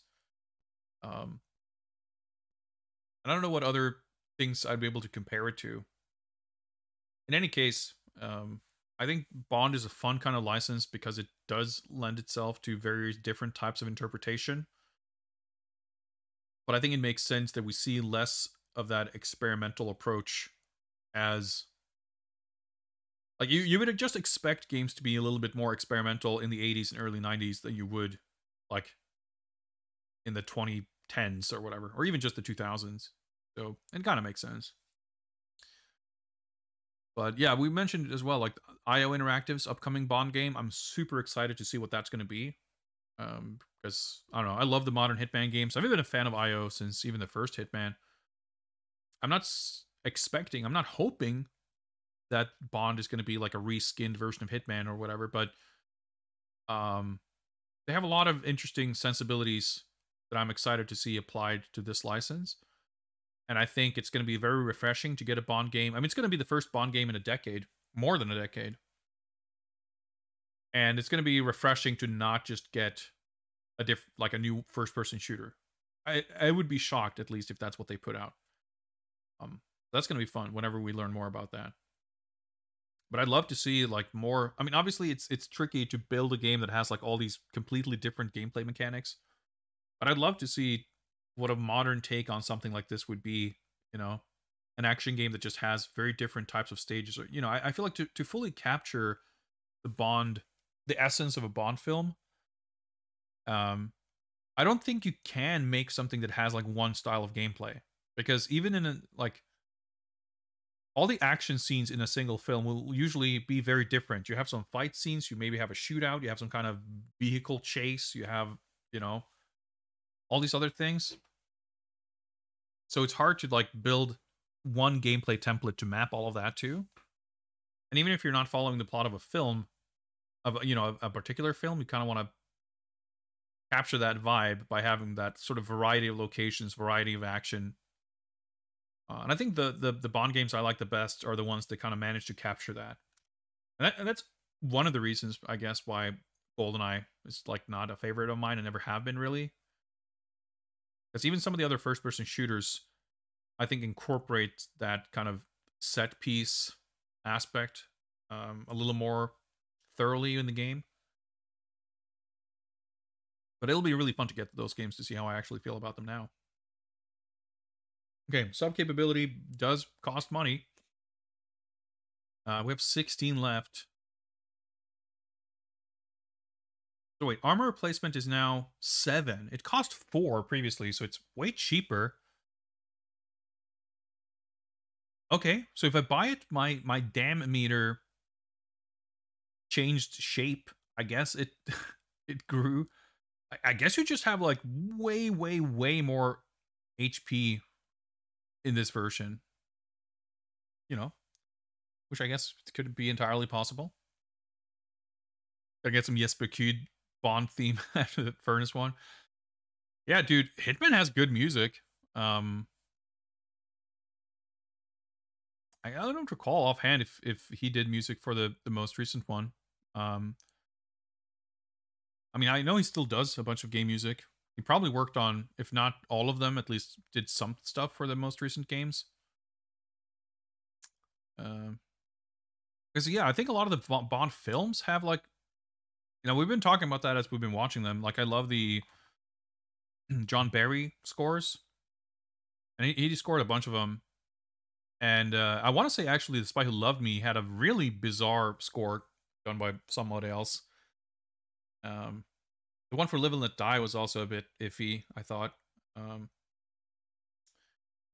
But View to a Kill, for everything you might say of that as a film, I still sort of like it. I have a soft spot for it. But the music in that one is awesome. So that's something I'd love to see captured as well. It's going to be really fun to see with the more modern games. You know, I can bemoan how a lot of modern video game music is very film score-like, which is really kind of dull in a lot of ways. But obviously, if there's a film series that has a certain soundscape associated with it, you would want that reflected in the game adaptation to capture that feel. I mean, you could look at something like Star Wars, right? When you have a Star Wars game that has like actual Star Wars music or music that sounds and feels like Star Wars music, and you have like all these sound effects and stuff. Like, I remember playing like a beta version or whatever of one of the modern Battlefront games, and just seeing the kind of photorealistic graphics, which isn't something I tend to like in general, but it did a really good job of recreating the feel of a film. And you have these like soft wipe transitions, and you have all the audio, like when all of that really matches the look and sound and feel of the movie, like it really does an awesome job of like recreating that whole experience. So for something like that, I think mimicking or recreating the vibe of the film score is highly appropriate. So I'm excited to see what that ends up being like in the new game. But I think just in general, all these, you know, CD-ROM and beyond Bond games that I haven't really played before, because obviously an Amiga game isn't really going to capture the essence of a film score, really.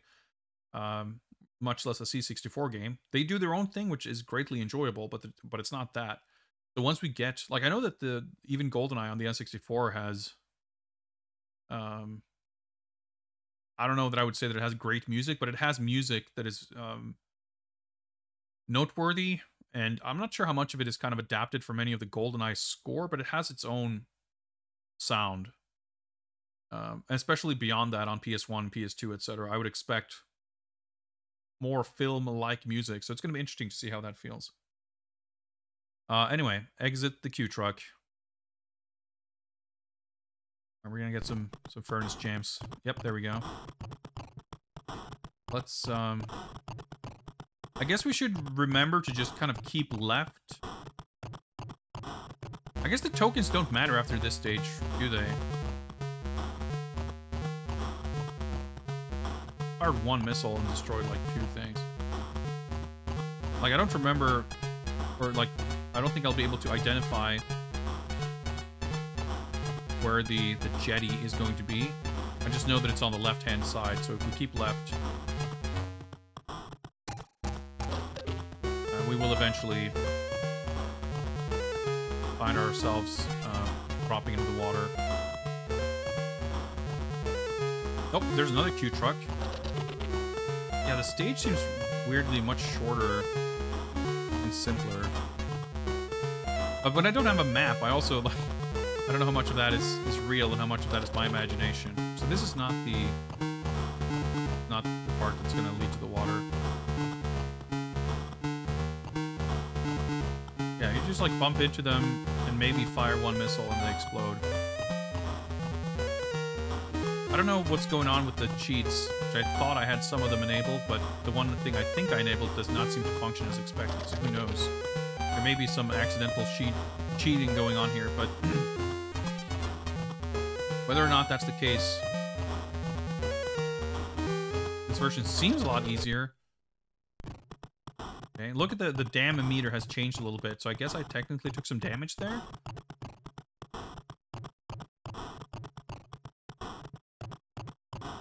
So we can buy weapons. Yeah, this is now 5. What?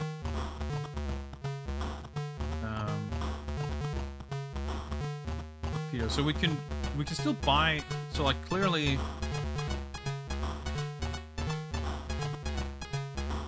the underwater stage is going to be present. You can buy the sub thing. You can buy these weapons.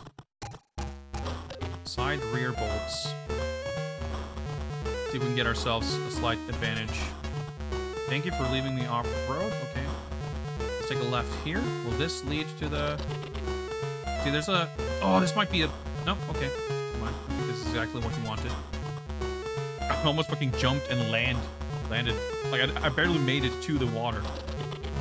Anyway, we made it to the second half of the stage. Reverse shot. A little less visually spectacular than the Amiga version, but less slowdown. Sideways shot, and I had already purchased that, so it doesn't make a difference. You get it immediately anyway, so that wasn't exactly... That was 10 few tokens. Didn't necessarily need to spend. Alright, mini boss time.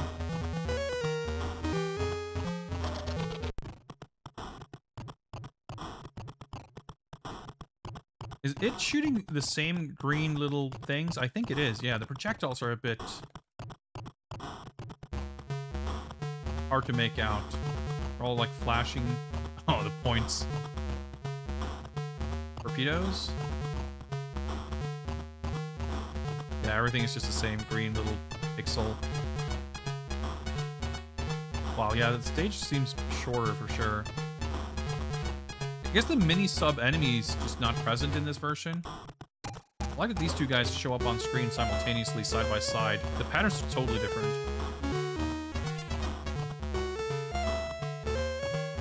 Like, there's not really a good... I mean, I wasn't happy with the way the explosions lingered on screen forever in the Amiga version, causing slowdown and making it harder to read. But it seems, like, kind of unsatisfying to land hits here. I'm clearly taking damage, by the way. The damage meter is draining. But hopefully there's an armor refill after this.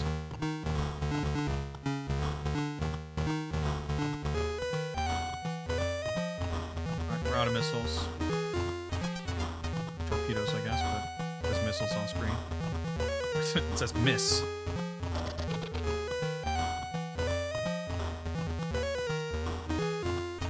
Yeah, it would appear that you have... Well, I was going to say significantly more health, but I don't know. I'm taking a lot of damage in this stage, it would seem. Like, it's not that the bars in the HUD is necessarily super cryptic. It's just that... Okay, C for something. Armor! Oh, that was a laser. They swapped positions.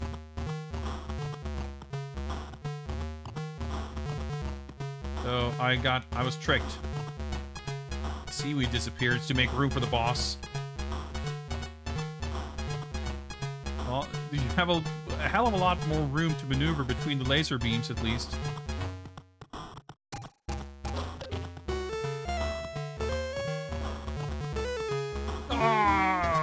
Generating the... Okay. Oh, we're out of laser beams. We did that first try. Okay. Armor, please.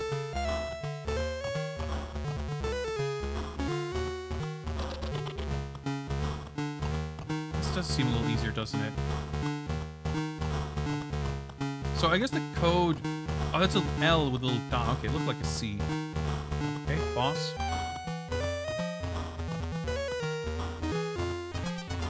Oh, it's a little different.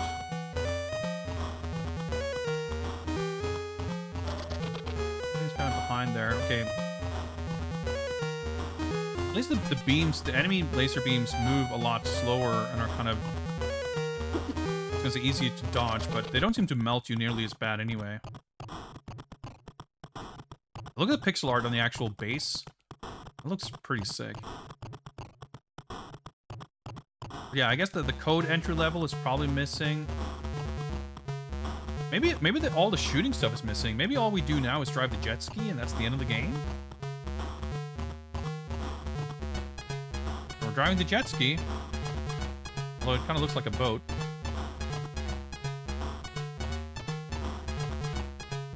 It's some kind of pickup. Projectiles are really stranger looking here. Feels like such a casual experience compared to the Amiga one. Yeah, because I was thinking, you know, I guess, you know, they have the kind of vertical scrolling gameplay. Ah, my armor! It makes sense that they would be able to put all these stages in it. The code entry stuff is such a unique thing that it would make sense that that's missing.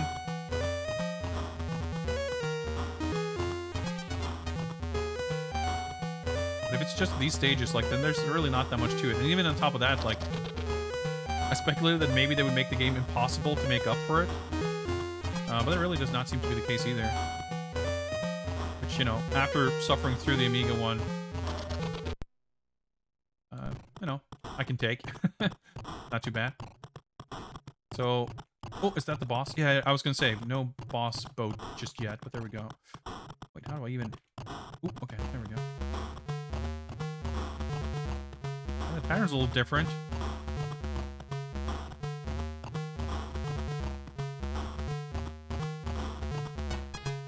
$100 for destroying something. I'm out of laser. Don't need to worry about getting behind it. Flashing bullets, a little hard to make out. But I guess there is actually something, like some little red explosion-y thing. I don't know if that's indicating my bullets hitting or something else. Also, it's pretty funny that the boat is like falling apart. It's all like constructed by multiple sprites that don't quite move in sync. Boy, this is... I guess by the time we got here in the Amiga version, we were playing with the infinite ammo cheat, so I would have had full-on torpedoes and lasers to deal with these fights. My damage meter is actually empty. I'm actually on the verge of dying here.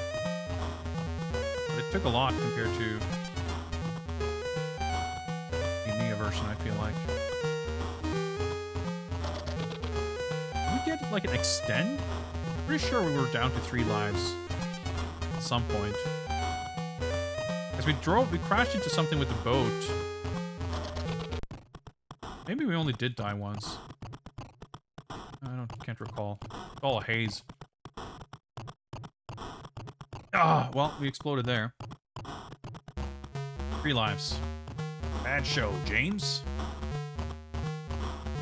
Okay. Try not to... Well, I was going to say try not to destroy the pickups, but we did get the...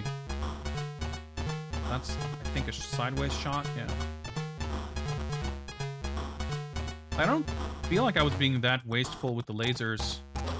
Yeah, That's the thing, like, it's a pretty bad thing in a shoot 'em up to, like, make the player wary of firing their gun lest they destroy a crucial power-up. Like, that's pretty whack, to be honest. Okay. Armor. Enemies are still tanky, though, even if they're not as tanky. Oh, destroy the laser! I can't even tell... Okay, let's say I can barely tell what the torpedo is doing, but I'm shooting diagonally forwards now. I'll try to save... Yeah, I get ammo and... or laser and armor.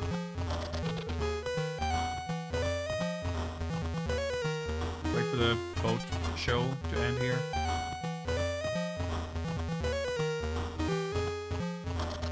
Oh, that's the boss, right? Okay. Now I do have the laser and missiles. That should hopefully let me destroy this much. Ooh, I took a shit ton of damage from that. Okay.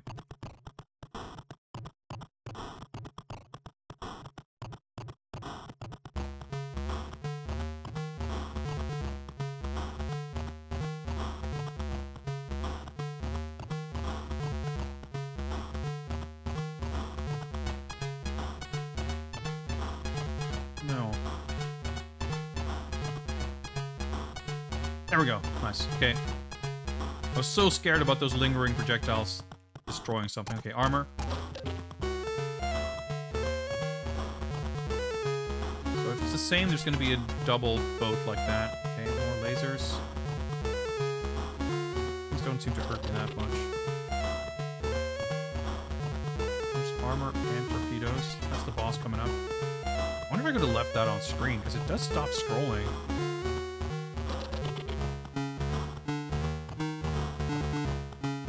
So in the Amiga version, you actually get a second, like, refill of ammo and armor after the first boat. I mean, after this boat, I should say. The first of the two. In the, like, double boat fight. And I kept accidentally destroying them. So, let's not shoot. I hope that doesn't destroy anything.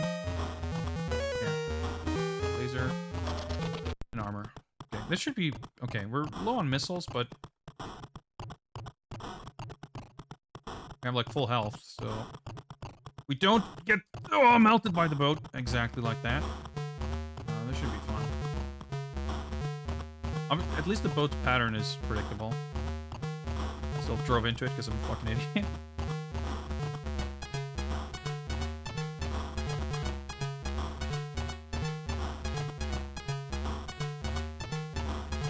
Okay, out of lasers, basically. Oh, well. Basically, but not literally. I should have not wasted that. Now we're out of lasers. Means I can at least face after like this. Hit him from the side with my pea shooter.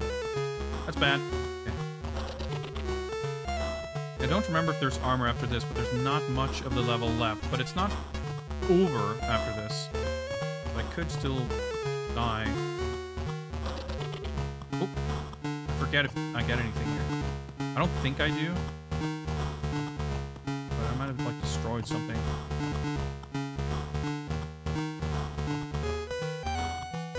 Avoid them. Oh, okay. I think this is the end of the level. Yep. This could be the end of the game. Congratulations. Well done. Get ready. I think that's... We did it. We beat the game.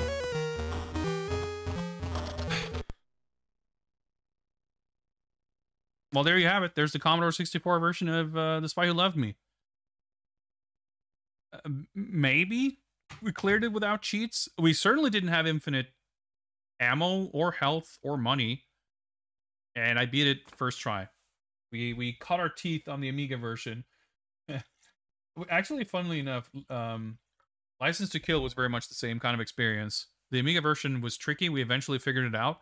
And after I figured it out, I cleared the CPC and Spectrum versions like first try. Or the CPC and I think Commodore 64 versions? I'm not sure. Anyway, yeah, pretty trivial in comparison. A possible game for humans. Yeah, funnily enough, it's like fairly underwhelming. But you know, that's kind of a nice change of pace. You spend 5 hours trying to figure out a game, and then you play a version that you finish in 5 minutes. It's not the worst feeling in the world. Let's game over just in the off chance that something interesting happens. Oh, look, you can just drive out here. Like in the Amiga version, this drains your health in like a second and a half. It doesn't appear to do anything in this one. In fact, I can't believe I'm struggling this much with dying in this. I wonder if I can like crash into a build. Yeah, there we go. This is even loop 2, technically. I don't know if that makes any difference in this one, but... Oh, there's a tree. I missed it. Oh, there's a wall. Oh, that's funny. Okay, there's a little splash. I actually fell into the water, technically, before exploding. It would have been funny if you'd actually did the full jump into the water.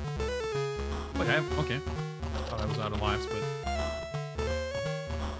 Let's see if we can get that tree. Nice, we got it. Got the quick kill.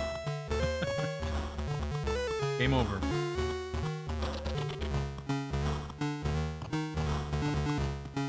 Get the high score name entry accuracy.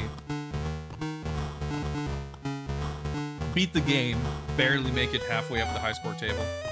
But, you know, clearly it's meant to repeat. Oh yeah, that's right, this game didn't even have a title screen. It just threw us right into gameplay. Man, what a step down from the Amiga version's insanely sick opening with the VHS tracking thing and lengthy track mode explaining all the levels and everything. Yeah, this is such a like budget version of that with very little unique to offer. But I'm glad we checked it out. It was cool. It has this unique HUD with a little car. That's pretty sick. Anyway, thank you to the Commodore 64 version of The Spy Who Loved Me. Let's take a look at the Amstrad CPC version. Give me a minute rather to just do a quick bit of setup / research. We can, in the meantime, bring this up. Nothing much has changed here, but we can bring this up for people who may have recently joined, have some idea what the heck we're doing here.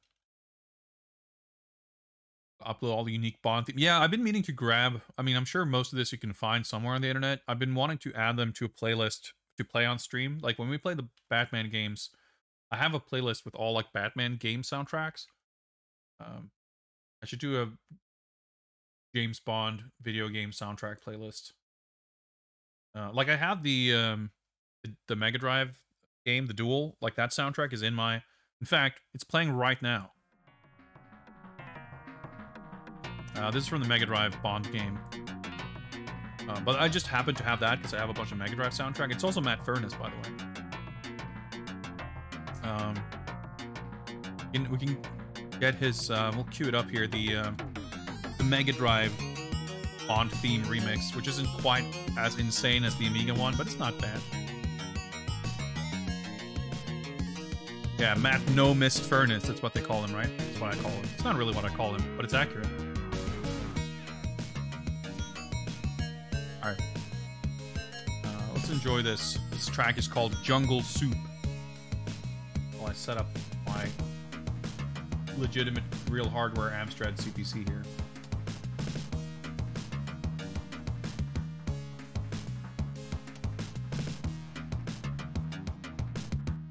Alright, I need to just remember what the name of the software is. I have so many of these emulators for all these different computers that it's impossible to keep track of it all. Right.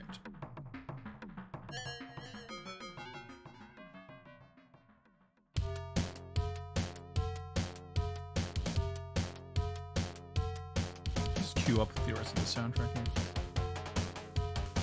While I'll set this up.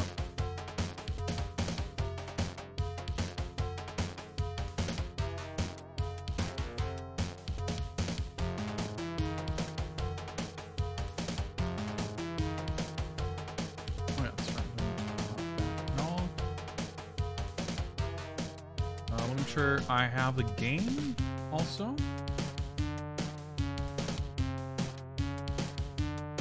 007, nope. Wait, I have it, right?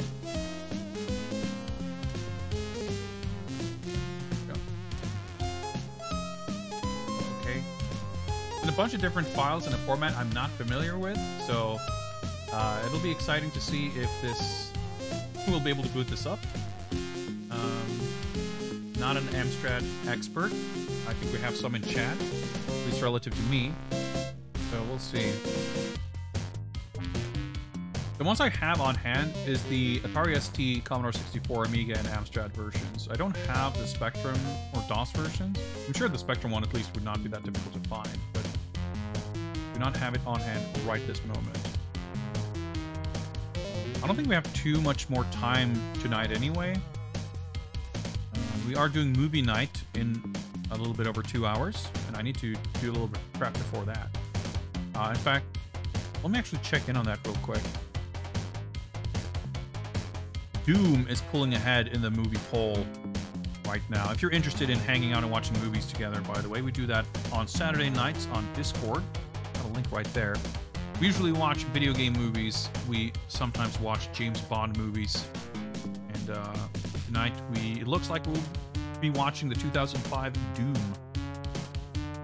starring Dwayne Johnson. That'll be interesting. I haven't watched that since it came out. But anyway, I digress. Let's see if we can get The Spy Who Loved Me on the Amstrad CPC up and running.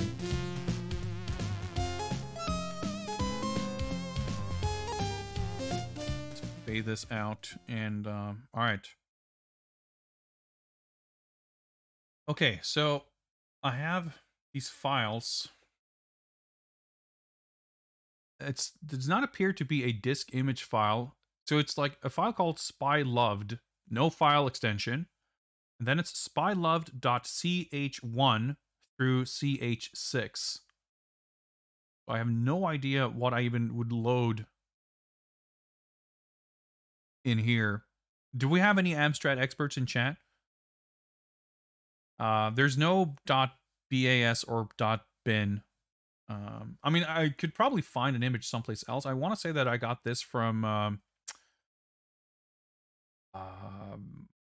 what is it called? It's My Abandonware. I keep wanting to say Home of the Underdogs, but it's not that side because I don't think that exists anymore. But it's not from some like CPC emulation repository. It is the Underdogs, whatever. What's it called? Abandonware? My Abandonware? I keep, like, in my brain, the words Underdog and Abandonware are synonymous. I keep calling it an Underdog site. No, it's an Abandonware site. Have a floppy image? Yeah, sure. Let me update this in the meantime. I could probably find one. I don't have... let me, in fact... Well, I mean, you can dig it up.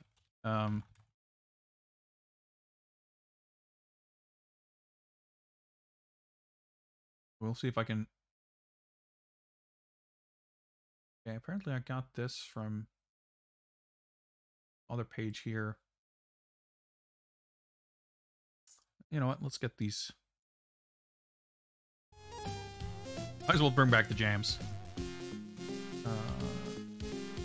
James Debug. Nope, that's not what I'm looking for. Okay, this is not for 007. This is fine. Okay, I have... The file size is listed in kilo octet. That's how you know it's reliably French.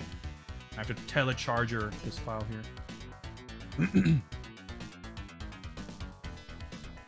Just wait a minute while I telecharge some Dieu. Put it here.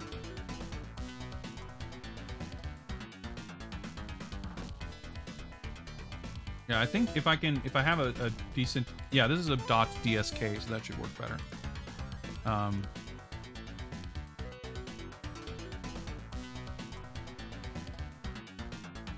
Music's going fucking hard. Wait, did I drop it inside of... Whoops. No, it's there. Okay. I thought I dropped the image inside another zip file, but we have it on hand here. Okay. our jokes have been telecharged. I think we're good to go. Man, I think I've heard this song 8 billion times. This is the first stage theme. I look forward to playing the duel because it's a cool game, but it's fucking impossible. Anyway, through to that and see if we can. Where are we? Okay, so I think if I just load the disk, like getting it to boot up and run should be basically taken care of. I think. Oh fuck! I need to I'll boot it up, but I need to most likely get Joy2Key going here also. Alright, finally! Some good fucking Cracktros. Alright, we'll enjoy that for a second while I figure out where's my Joy2Key thing here. A lot of these Amiga and Commodore 64 games we've been playing have been woefully lacking in the Cracktro department. Even the ones that have them have been, like, not had any music, which is fucking criminal. Piracy, I can accept. Cracktros with no music? Unacceptable. Alright, Joy2Key, there we go, let's boot that up. Okay, I think we're good. Channy Grease. Channy Grease. Alright. Pretty cool. Oh, that's a button. That worked. We mapped to the spacebar, I think. Invulnerability. No. Vice, Infinice. That's probably lives. No. Gonna depart on level. Wait, 5 levels? That's interesting. The Amiga version has 6 levels, and one of the 6 levels is basically 2 levels. So some of them are missing. Like the C64 had 3 levels. I'm just perplexed. What are these 5 levels going to be? But that's pretty good. We're going to depart from level 1 anyway. Okay, that's it. Oh. We got the French furnace jams. An actual intro of some kind, which is more than we got on C64.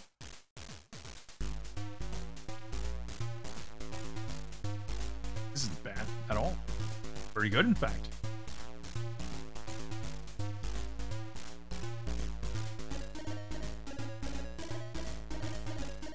Like Live and Let Die, I think it was, had even the Spectrum version had like a serviceable rendition of its music. I think that was the game. Like even the concept of music on the Spectrum seems unfathomable. But I suppose it can be done.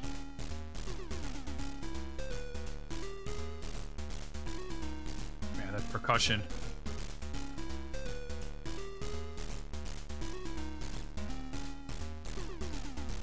The melody sounds cool. I like the Spectrum, or the not Spectrum, the CPC is. I mean, it's not something I ever encountered in real life, much less in my youth. But it's got an interesting, both its visuals and sounds. Like being very familiar with Commodore 64 and Amigas and black and white Macs and you know DOS, IBM compatibles and like all manners of old PC stuff.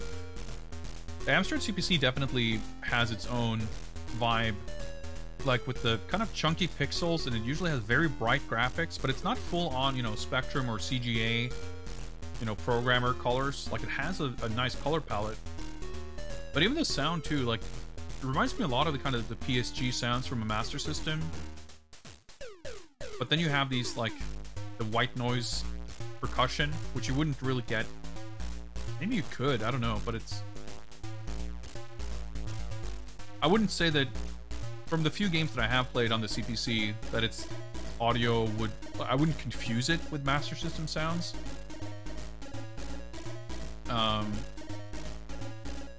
But it's the closest analog I can think of. I mean, you had to use interrupts to play sounds, and most games were eerily silent. I guess that makes sense. But even on more capable systems, it's not like it was unusual to have the music mostly localized to the loading and title screens. Anyway, let's see if we can, there we go, okay. So I'm gonna go with A for keyboard control, because I'm using Joystick key. But presumably we're gonna use the French standard of QAOP and space, because that's what my joystick key settings are. I've never gotten joystick emulation to work on Amstrad anyway. Okay, so please select keys. Okay, well, I'll just use the keys that are mapped to my joypad, and that should work just fine. Options. Options? Oh, okay. Never mind.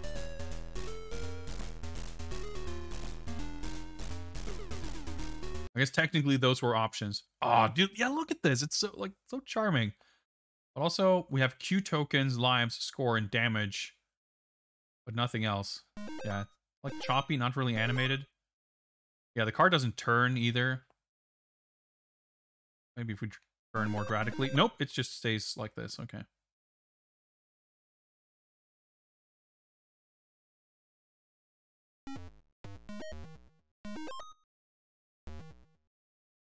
I guess we don't have weapons on this stage. Yeah, I don't even have my regular bullets that you have in the other versions. Granted, they are pretty useless. Yeah, but there's something very particular about the CPC's, like, relatively small color palette, but it's all, like, very vibrant colors. The pixels are, like, fairly chunky. It's not, you know, C64 double width pixels or anything. Maybe it's just because the game window is usually a bit smaller like this. Like, for some reason, it feels... I mean, I guess they are double width. But whatever resolution it's using, it's, like, not the same as the low resolution mode on C64. Or maybe it's just the color palette that, like, I don't know. Whatever it is, like, having not, you know, studied up on it or done any investigation, just from cursory glances, you know, while playing. The combination, I would say, between, like, screen resolution, color depth, as well as, like...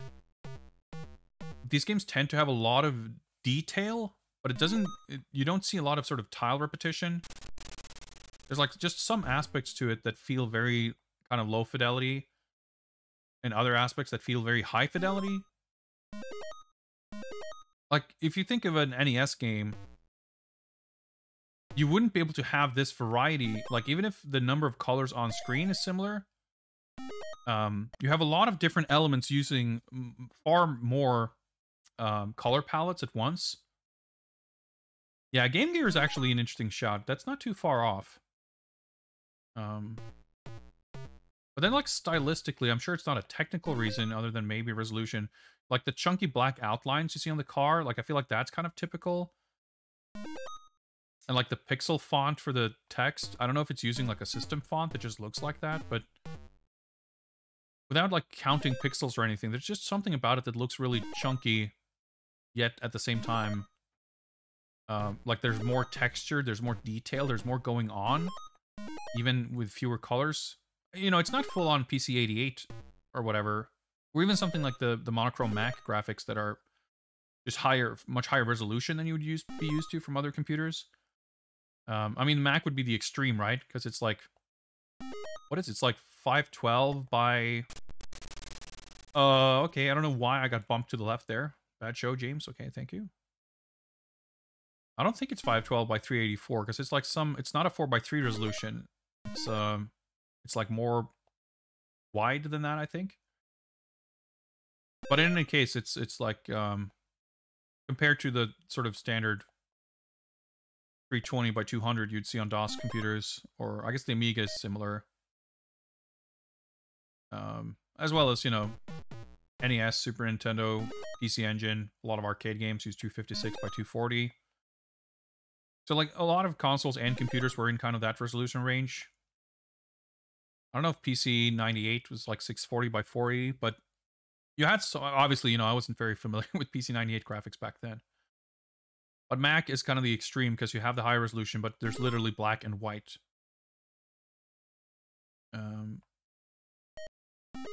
And PC 88 is like somewhere in the middle there, I guess, with like high resolution, low color depth, but because of the use of gradients as well as... Yep, I'm trying to move to the right. There we go. As well as, you know... Seamless transition. Yeah, 640 by 200, 640 by 400. That makes sense. Oh, the boat actually turns. Interesting. We have weapons now? Well, we have a weapon. Actually, Nope, no smoke. Okay.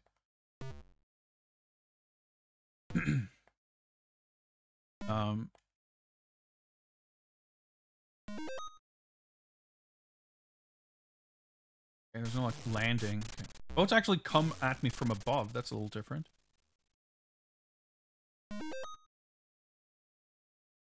Oh yeah, Q tokens. There seem to be fewer tokens, so maybe we can expect to buy the sub ability for less than 150. Let's hope that's the case at least. Oh, even if my boat is turned sideways, it's actually firing the projectile straight up, it looks like.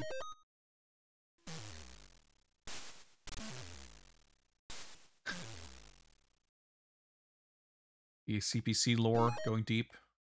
See how it is. But yeah, anyway, I think there's, like... again... I want to go right here, I think. Not die. Then we're going to have to go left from here on out, I believe. Well, not that far left.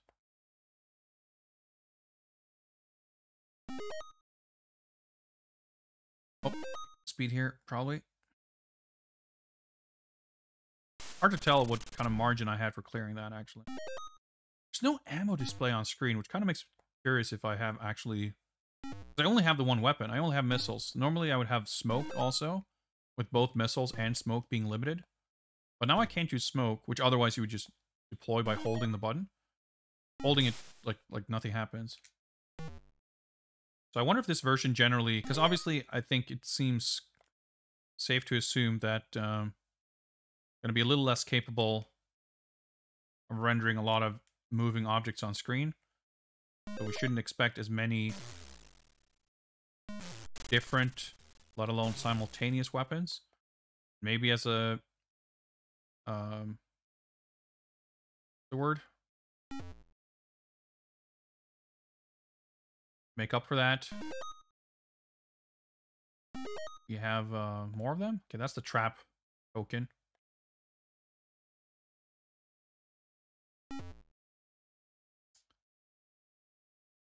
Nice and easy.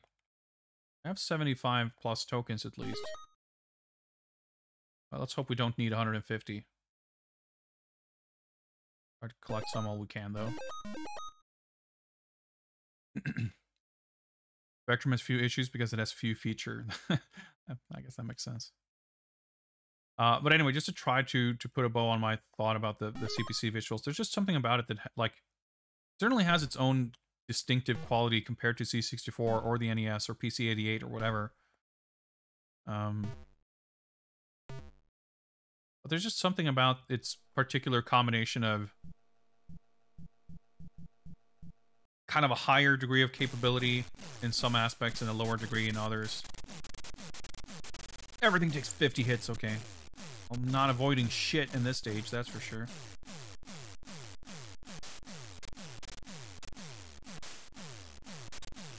So far, it doesn't seem like any version has allowed for infinite health, which is like literally the one thing that would actually help you. Like, infinite lives isn't gonna really help me, right? Okay. Oh! Okay, whatever I shot was not fucking close to that. Also, it said F. What the heck's F? Alright, we got lasers and torpedoes. F armor? Wait. Whatever I picked up, my damage meter is full again. Is T armor? Also, I'm not choosing laser beams. Can I only have one thing at a time? How is this increasingly confusing? Yeah, L was maybe not laser, but... Okay, so I got reverse shots. Now, these things shoot lasers? Dude, my inertia is just ridiculous. Bad show, James. Well, fucking who started it? Dude, I can move further up than this. Okay. This is as far up as you can move. Like, these enemies have to move halfway across the screen before you can even put yourself in a position to shoot them.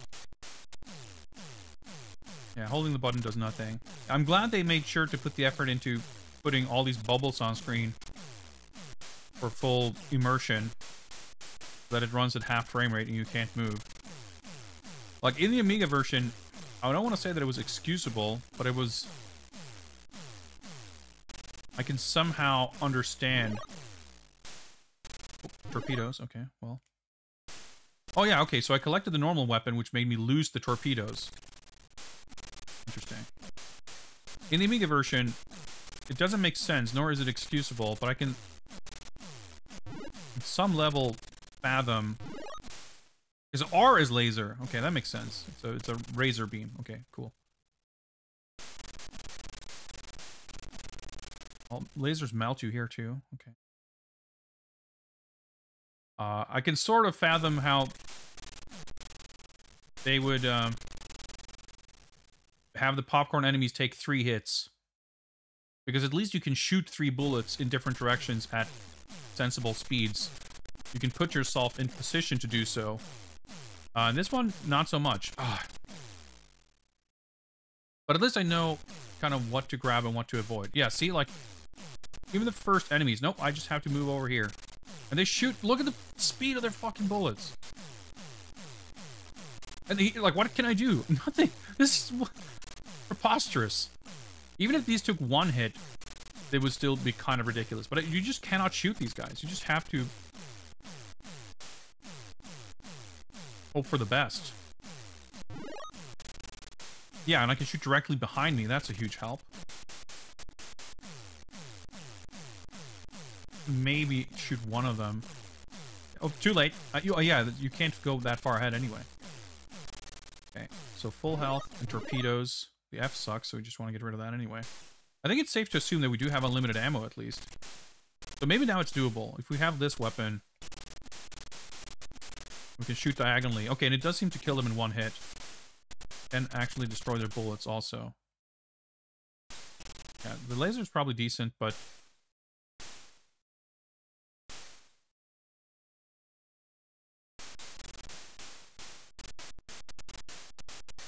if this... okay, never mind. I was gonna say, if this guy can't shoot sideways, we should be good. Yeah, I thought I ran out of ammo, but...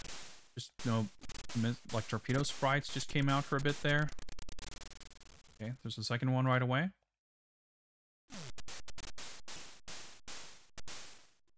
Why don't you just kind of pace yourself a little bit? I like that the torpedoes, like the direction of the sprite doesn't necessarily match the direction that they're flying. That's fine.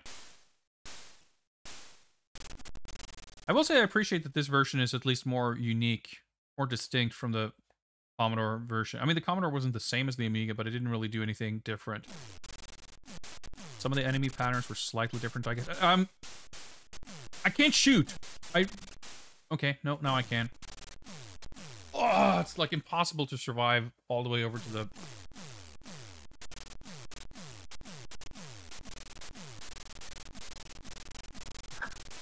oh, I couldn't kill them fast enough. Oh, they come from behind. Okay, of course. Oh, those guys don't, so you... yeah, it's too late. I'm too late now. Like, I can shoot them, sort of, but... this is, like... is it harder? I don't know, but it's, like... oh, that's just gonna melt me. It's more ridiculous, that's for sure. Humiliation and white noise. Yep, bad show, bad show. I just want to see, like, if I'm positioning myself correctly, could I realistically shoot these things? Like, yeah, I guess your bullets don't cover the full screen range. Was that worth it? I don't know.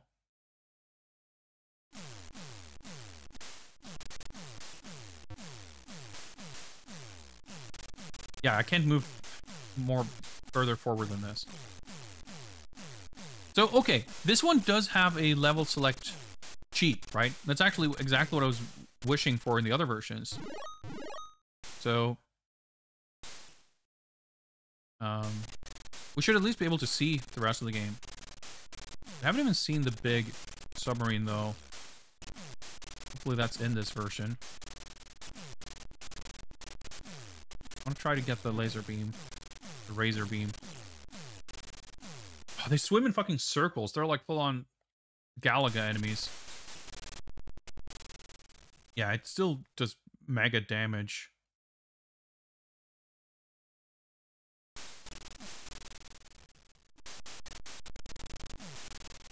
Wait, okay, I survived it and then afterwards I died. Okay, game over. Let's yeah, what about the ending?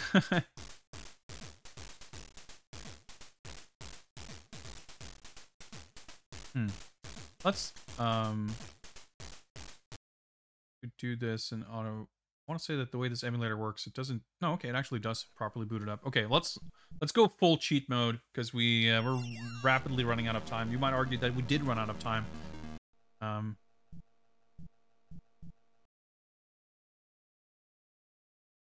We actually can have infinite health also. Let's hang on. We cleared the driving stage, and then we were underwater? Did we even do the second driving stage?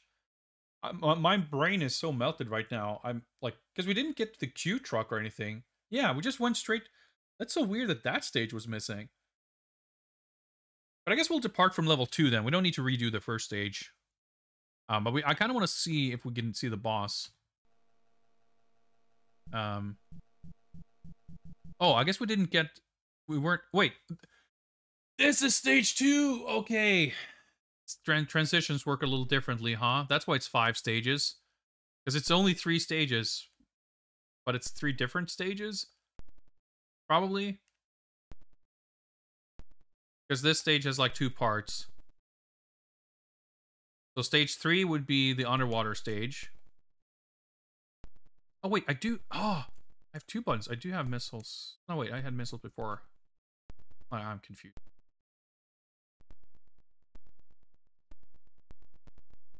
So stage 3... Well, I guess I can die without taking damage if I crash into stuff. But maybe the game's... Oh, okay. Maybe the game's just going to give me infinite lives also by default if I enable infinite health. I think that would make some degree of sense. I'm trying to turn right here. Or maybe in this version you don't die instantly. Maybe it just actually melts your health. Fine, whatever. Stage 3 is the underwater stage. Maybe it's cut in 2. Maybe once you defeat the... Actually, no. Because... Well, okay. It could conceivably be that you do fight the large submarine and then it cuts to a different stage. But that stage would be really short and just have the boss in it, basically, if that was the case. Yeah, it's still not entirely clear. Because I don't think... Like, this is the one stage that makes sense that you would cut it in 2 with a loading chunk in between. I don't know where you would stop to load and what you would put before or after that. Oh, okay, let's see how this works. Oh, we're fine. We're fine. Actual invulnerability that works, that's pretty cool.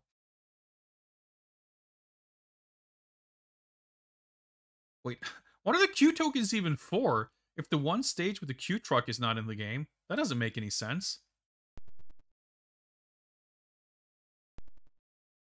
How does this game continue to be even more baffling the more we see of it? Well, whatever. Okay. Yeah, you don't even have to manually park there either. You just hit the load. And then we're underwater. Okay. Is it just me or is there even less audio now? Some weird noise. That's fine by me. But yeah, so if this is stage 3, there's going to be a... Whoops, I didn't mean to shoot that. Bad, it's just going to kind of slow us down further, but that's whatever. I would assume the jet ski stage is going to be there because it's the one that plays the same. But I guess I would also assume that Okay. I guess I can't... Wait, can I not collect anything? I guess I have no collision, so I cannot collect items. Okay, fine. We'll just do it this way then. Even the cheats are strange. So yeah, I guess my bullets have collision, so I can still shoot the power-ups, but I just can't collect them. Okay, excellent. Well, defeating these guys is going to be a little bit tedious, but at least you can keep shooting.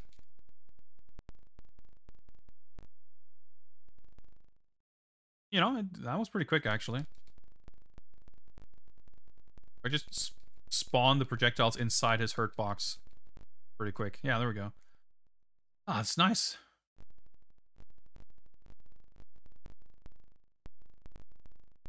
Yeah, I mean, when we started with the cheat, like, it sort of glitched out and probably something happened. Yeah, it could very well be that when we skipped levels, it sort of skipped some sort of loading routine. Okay, this looks a bit different. That's cool. That's cool. Oh, okay. Oh, man. It's funny how these guys are, like, tanks, but the actual bosses are, like, nice and quick and fun to actually fight.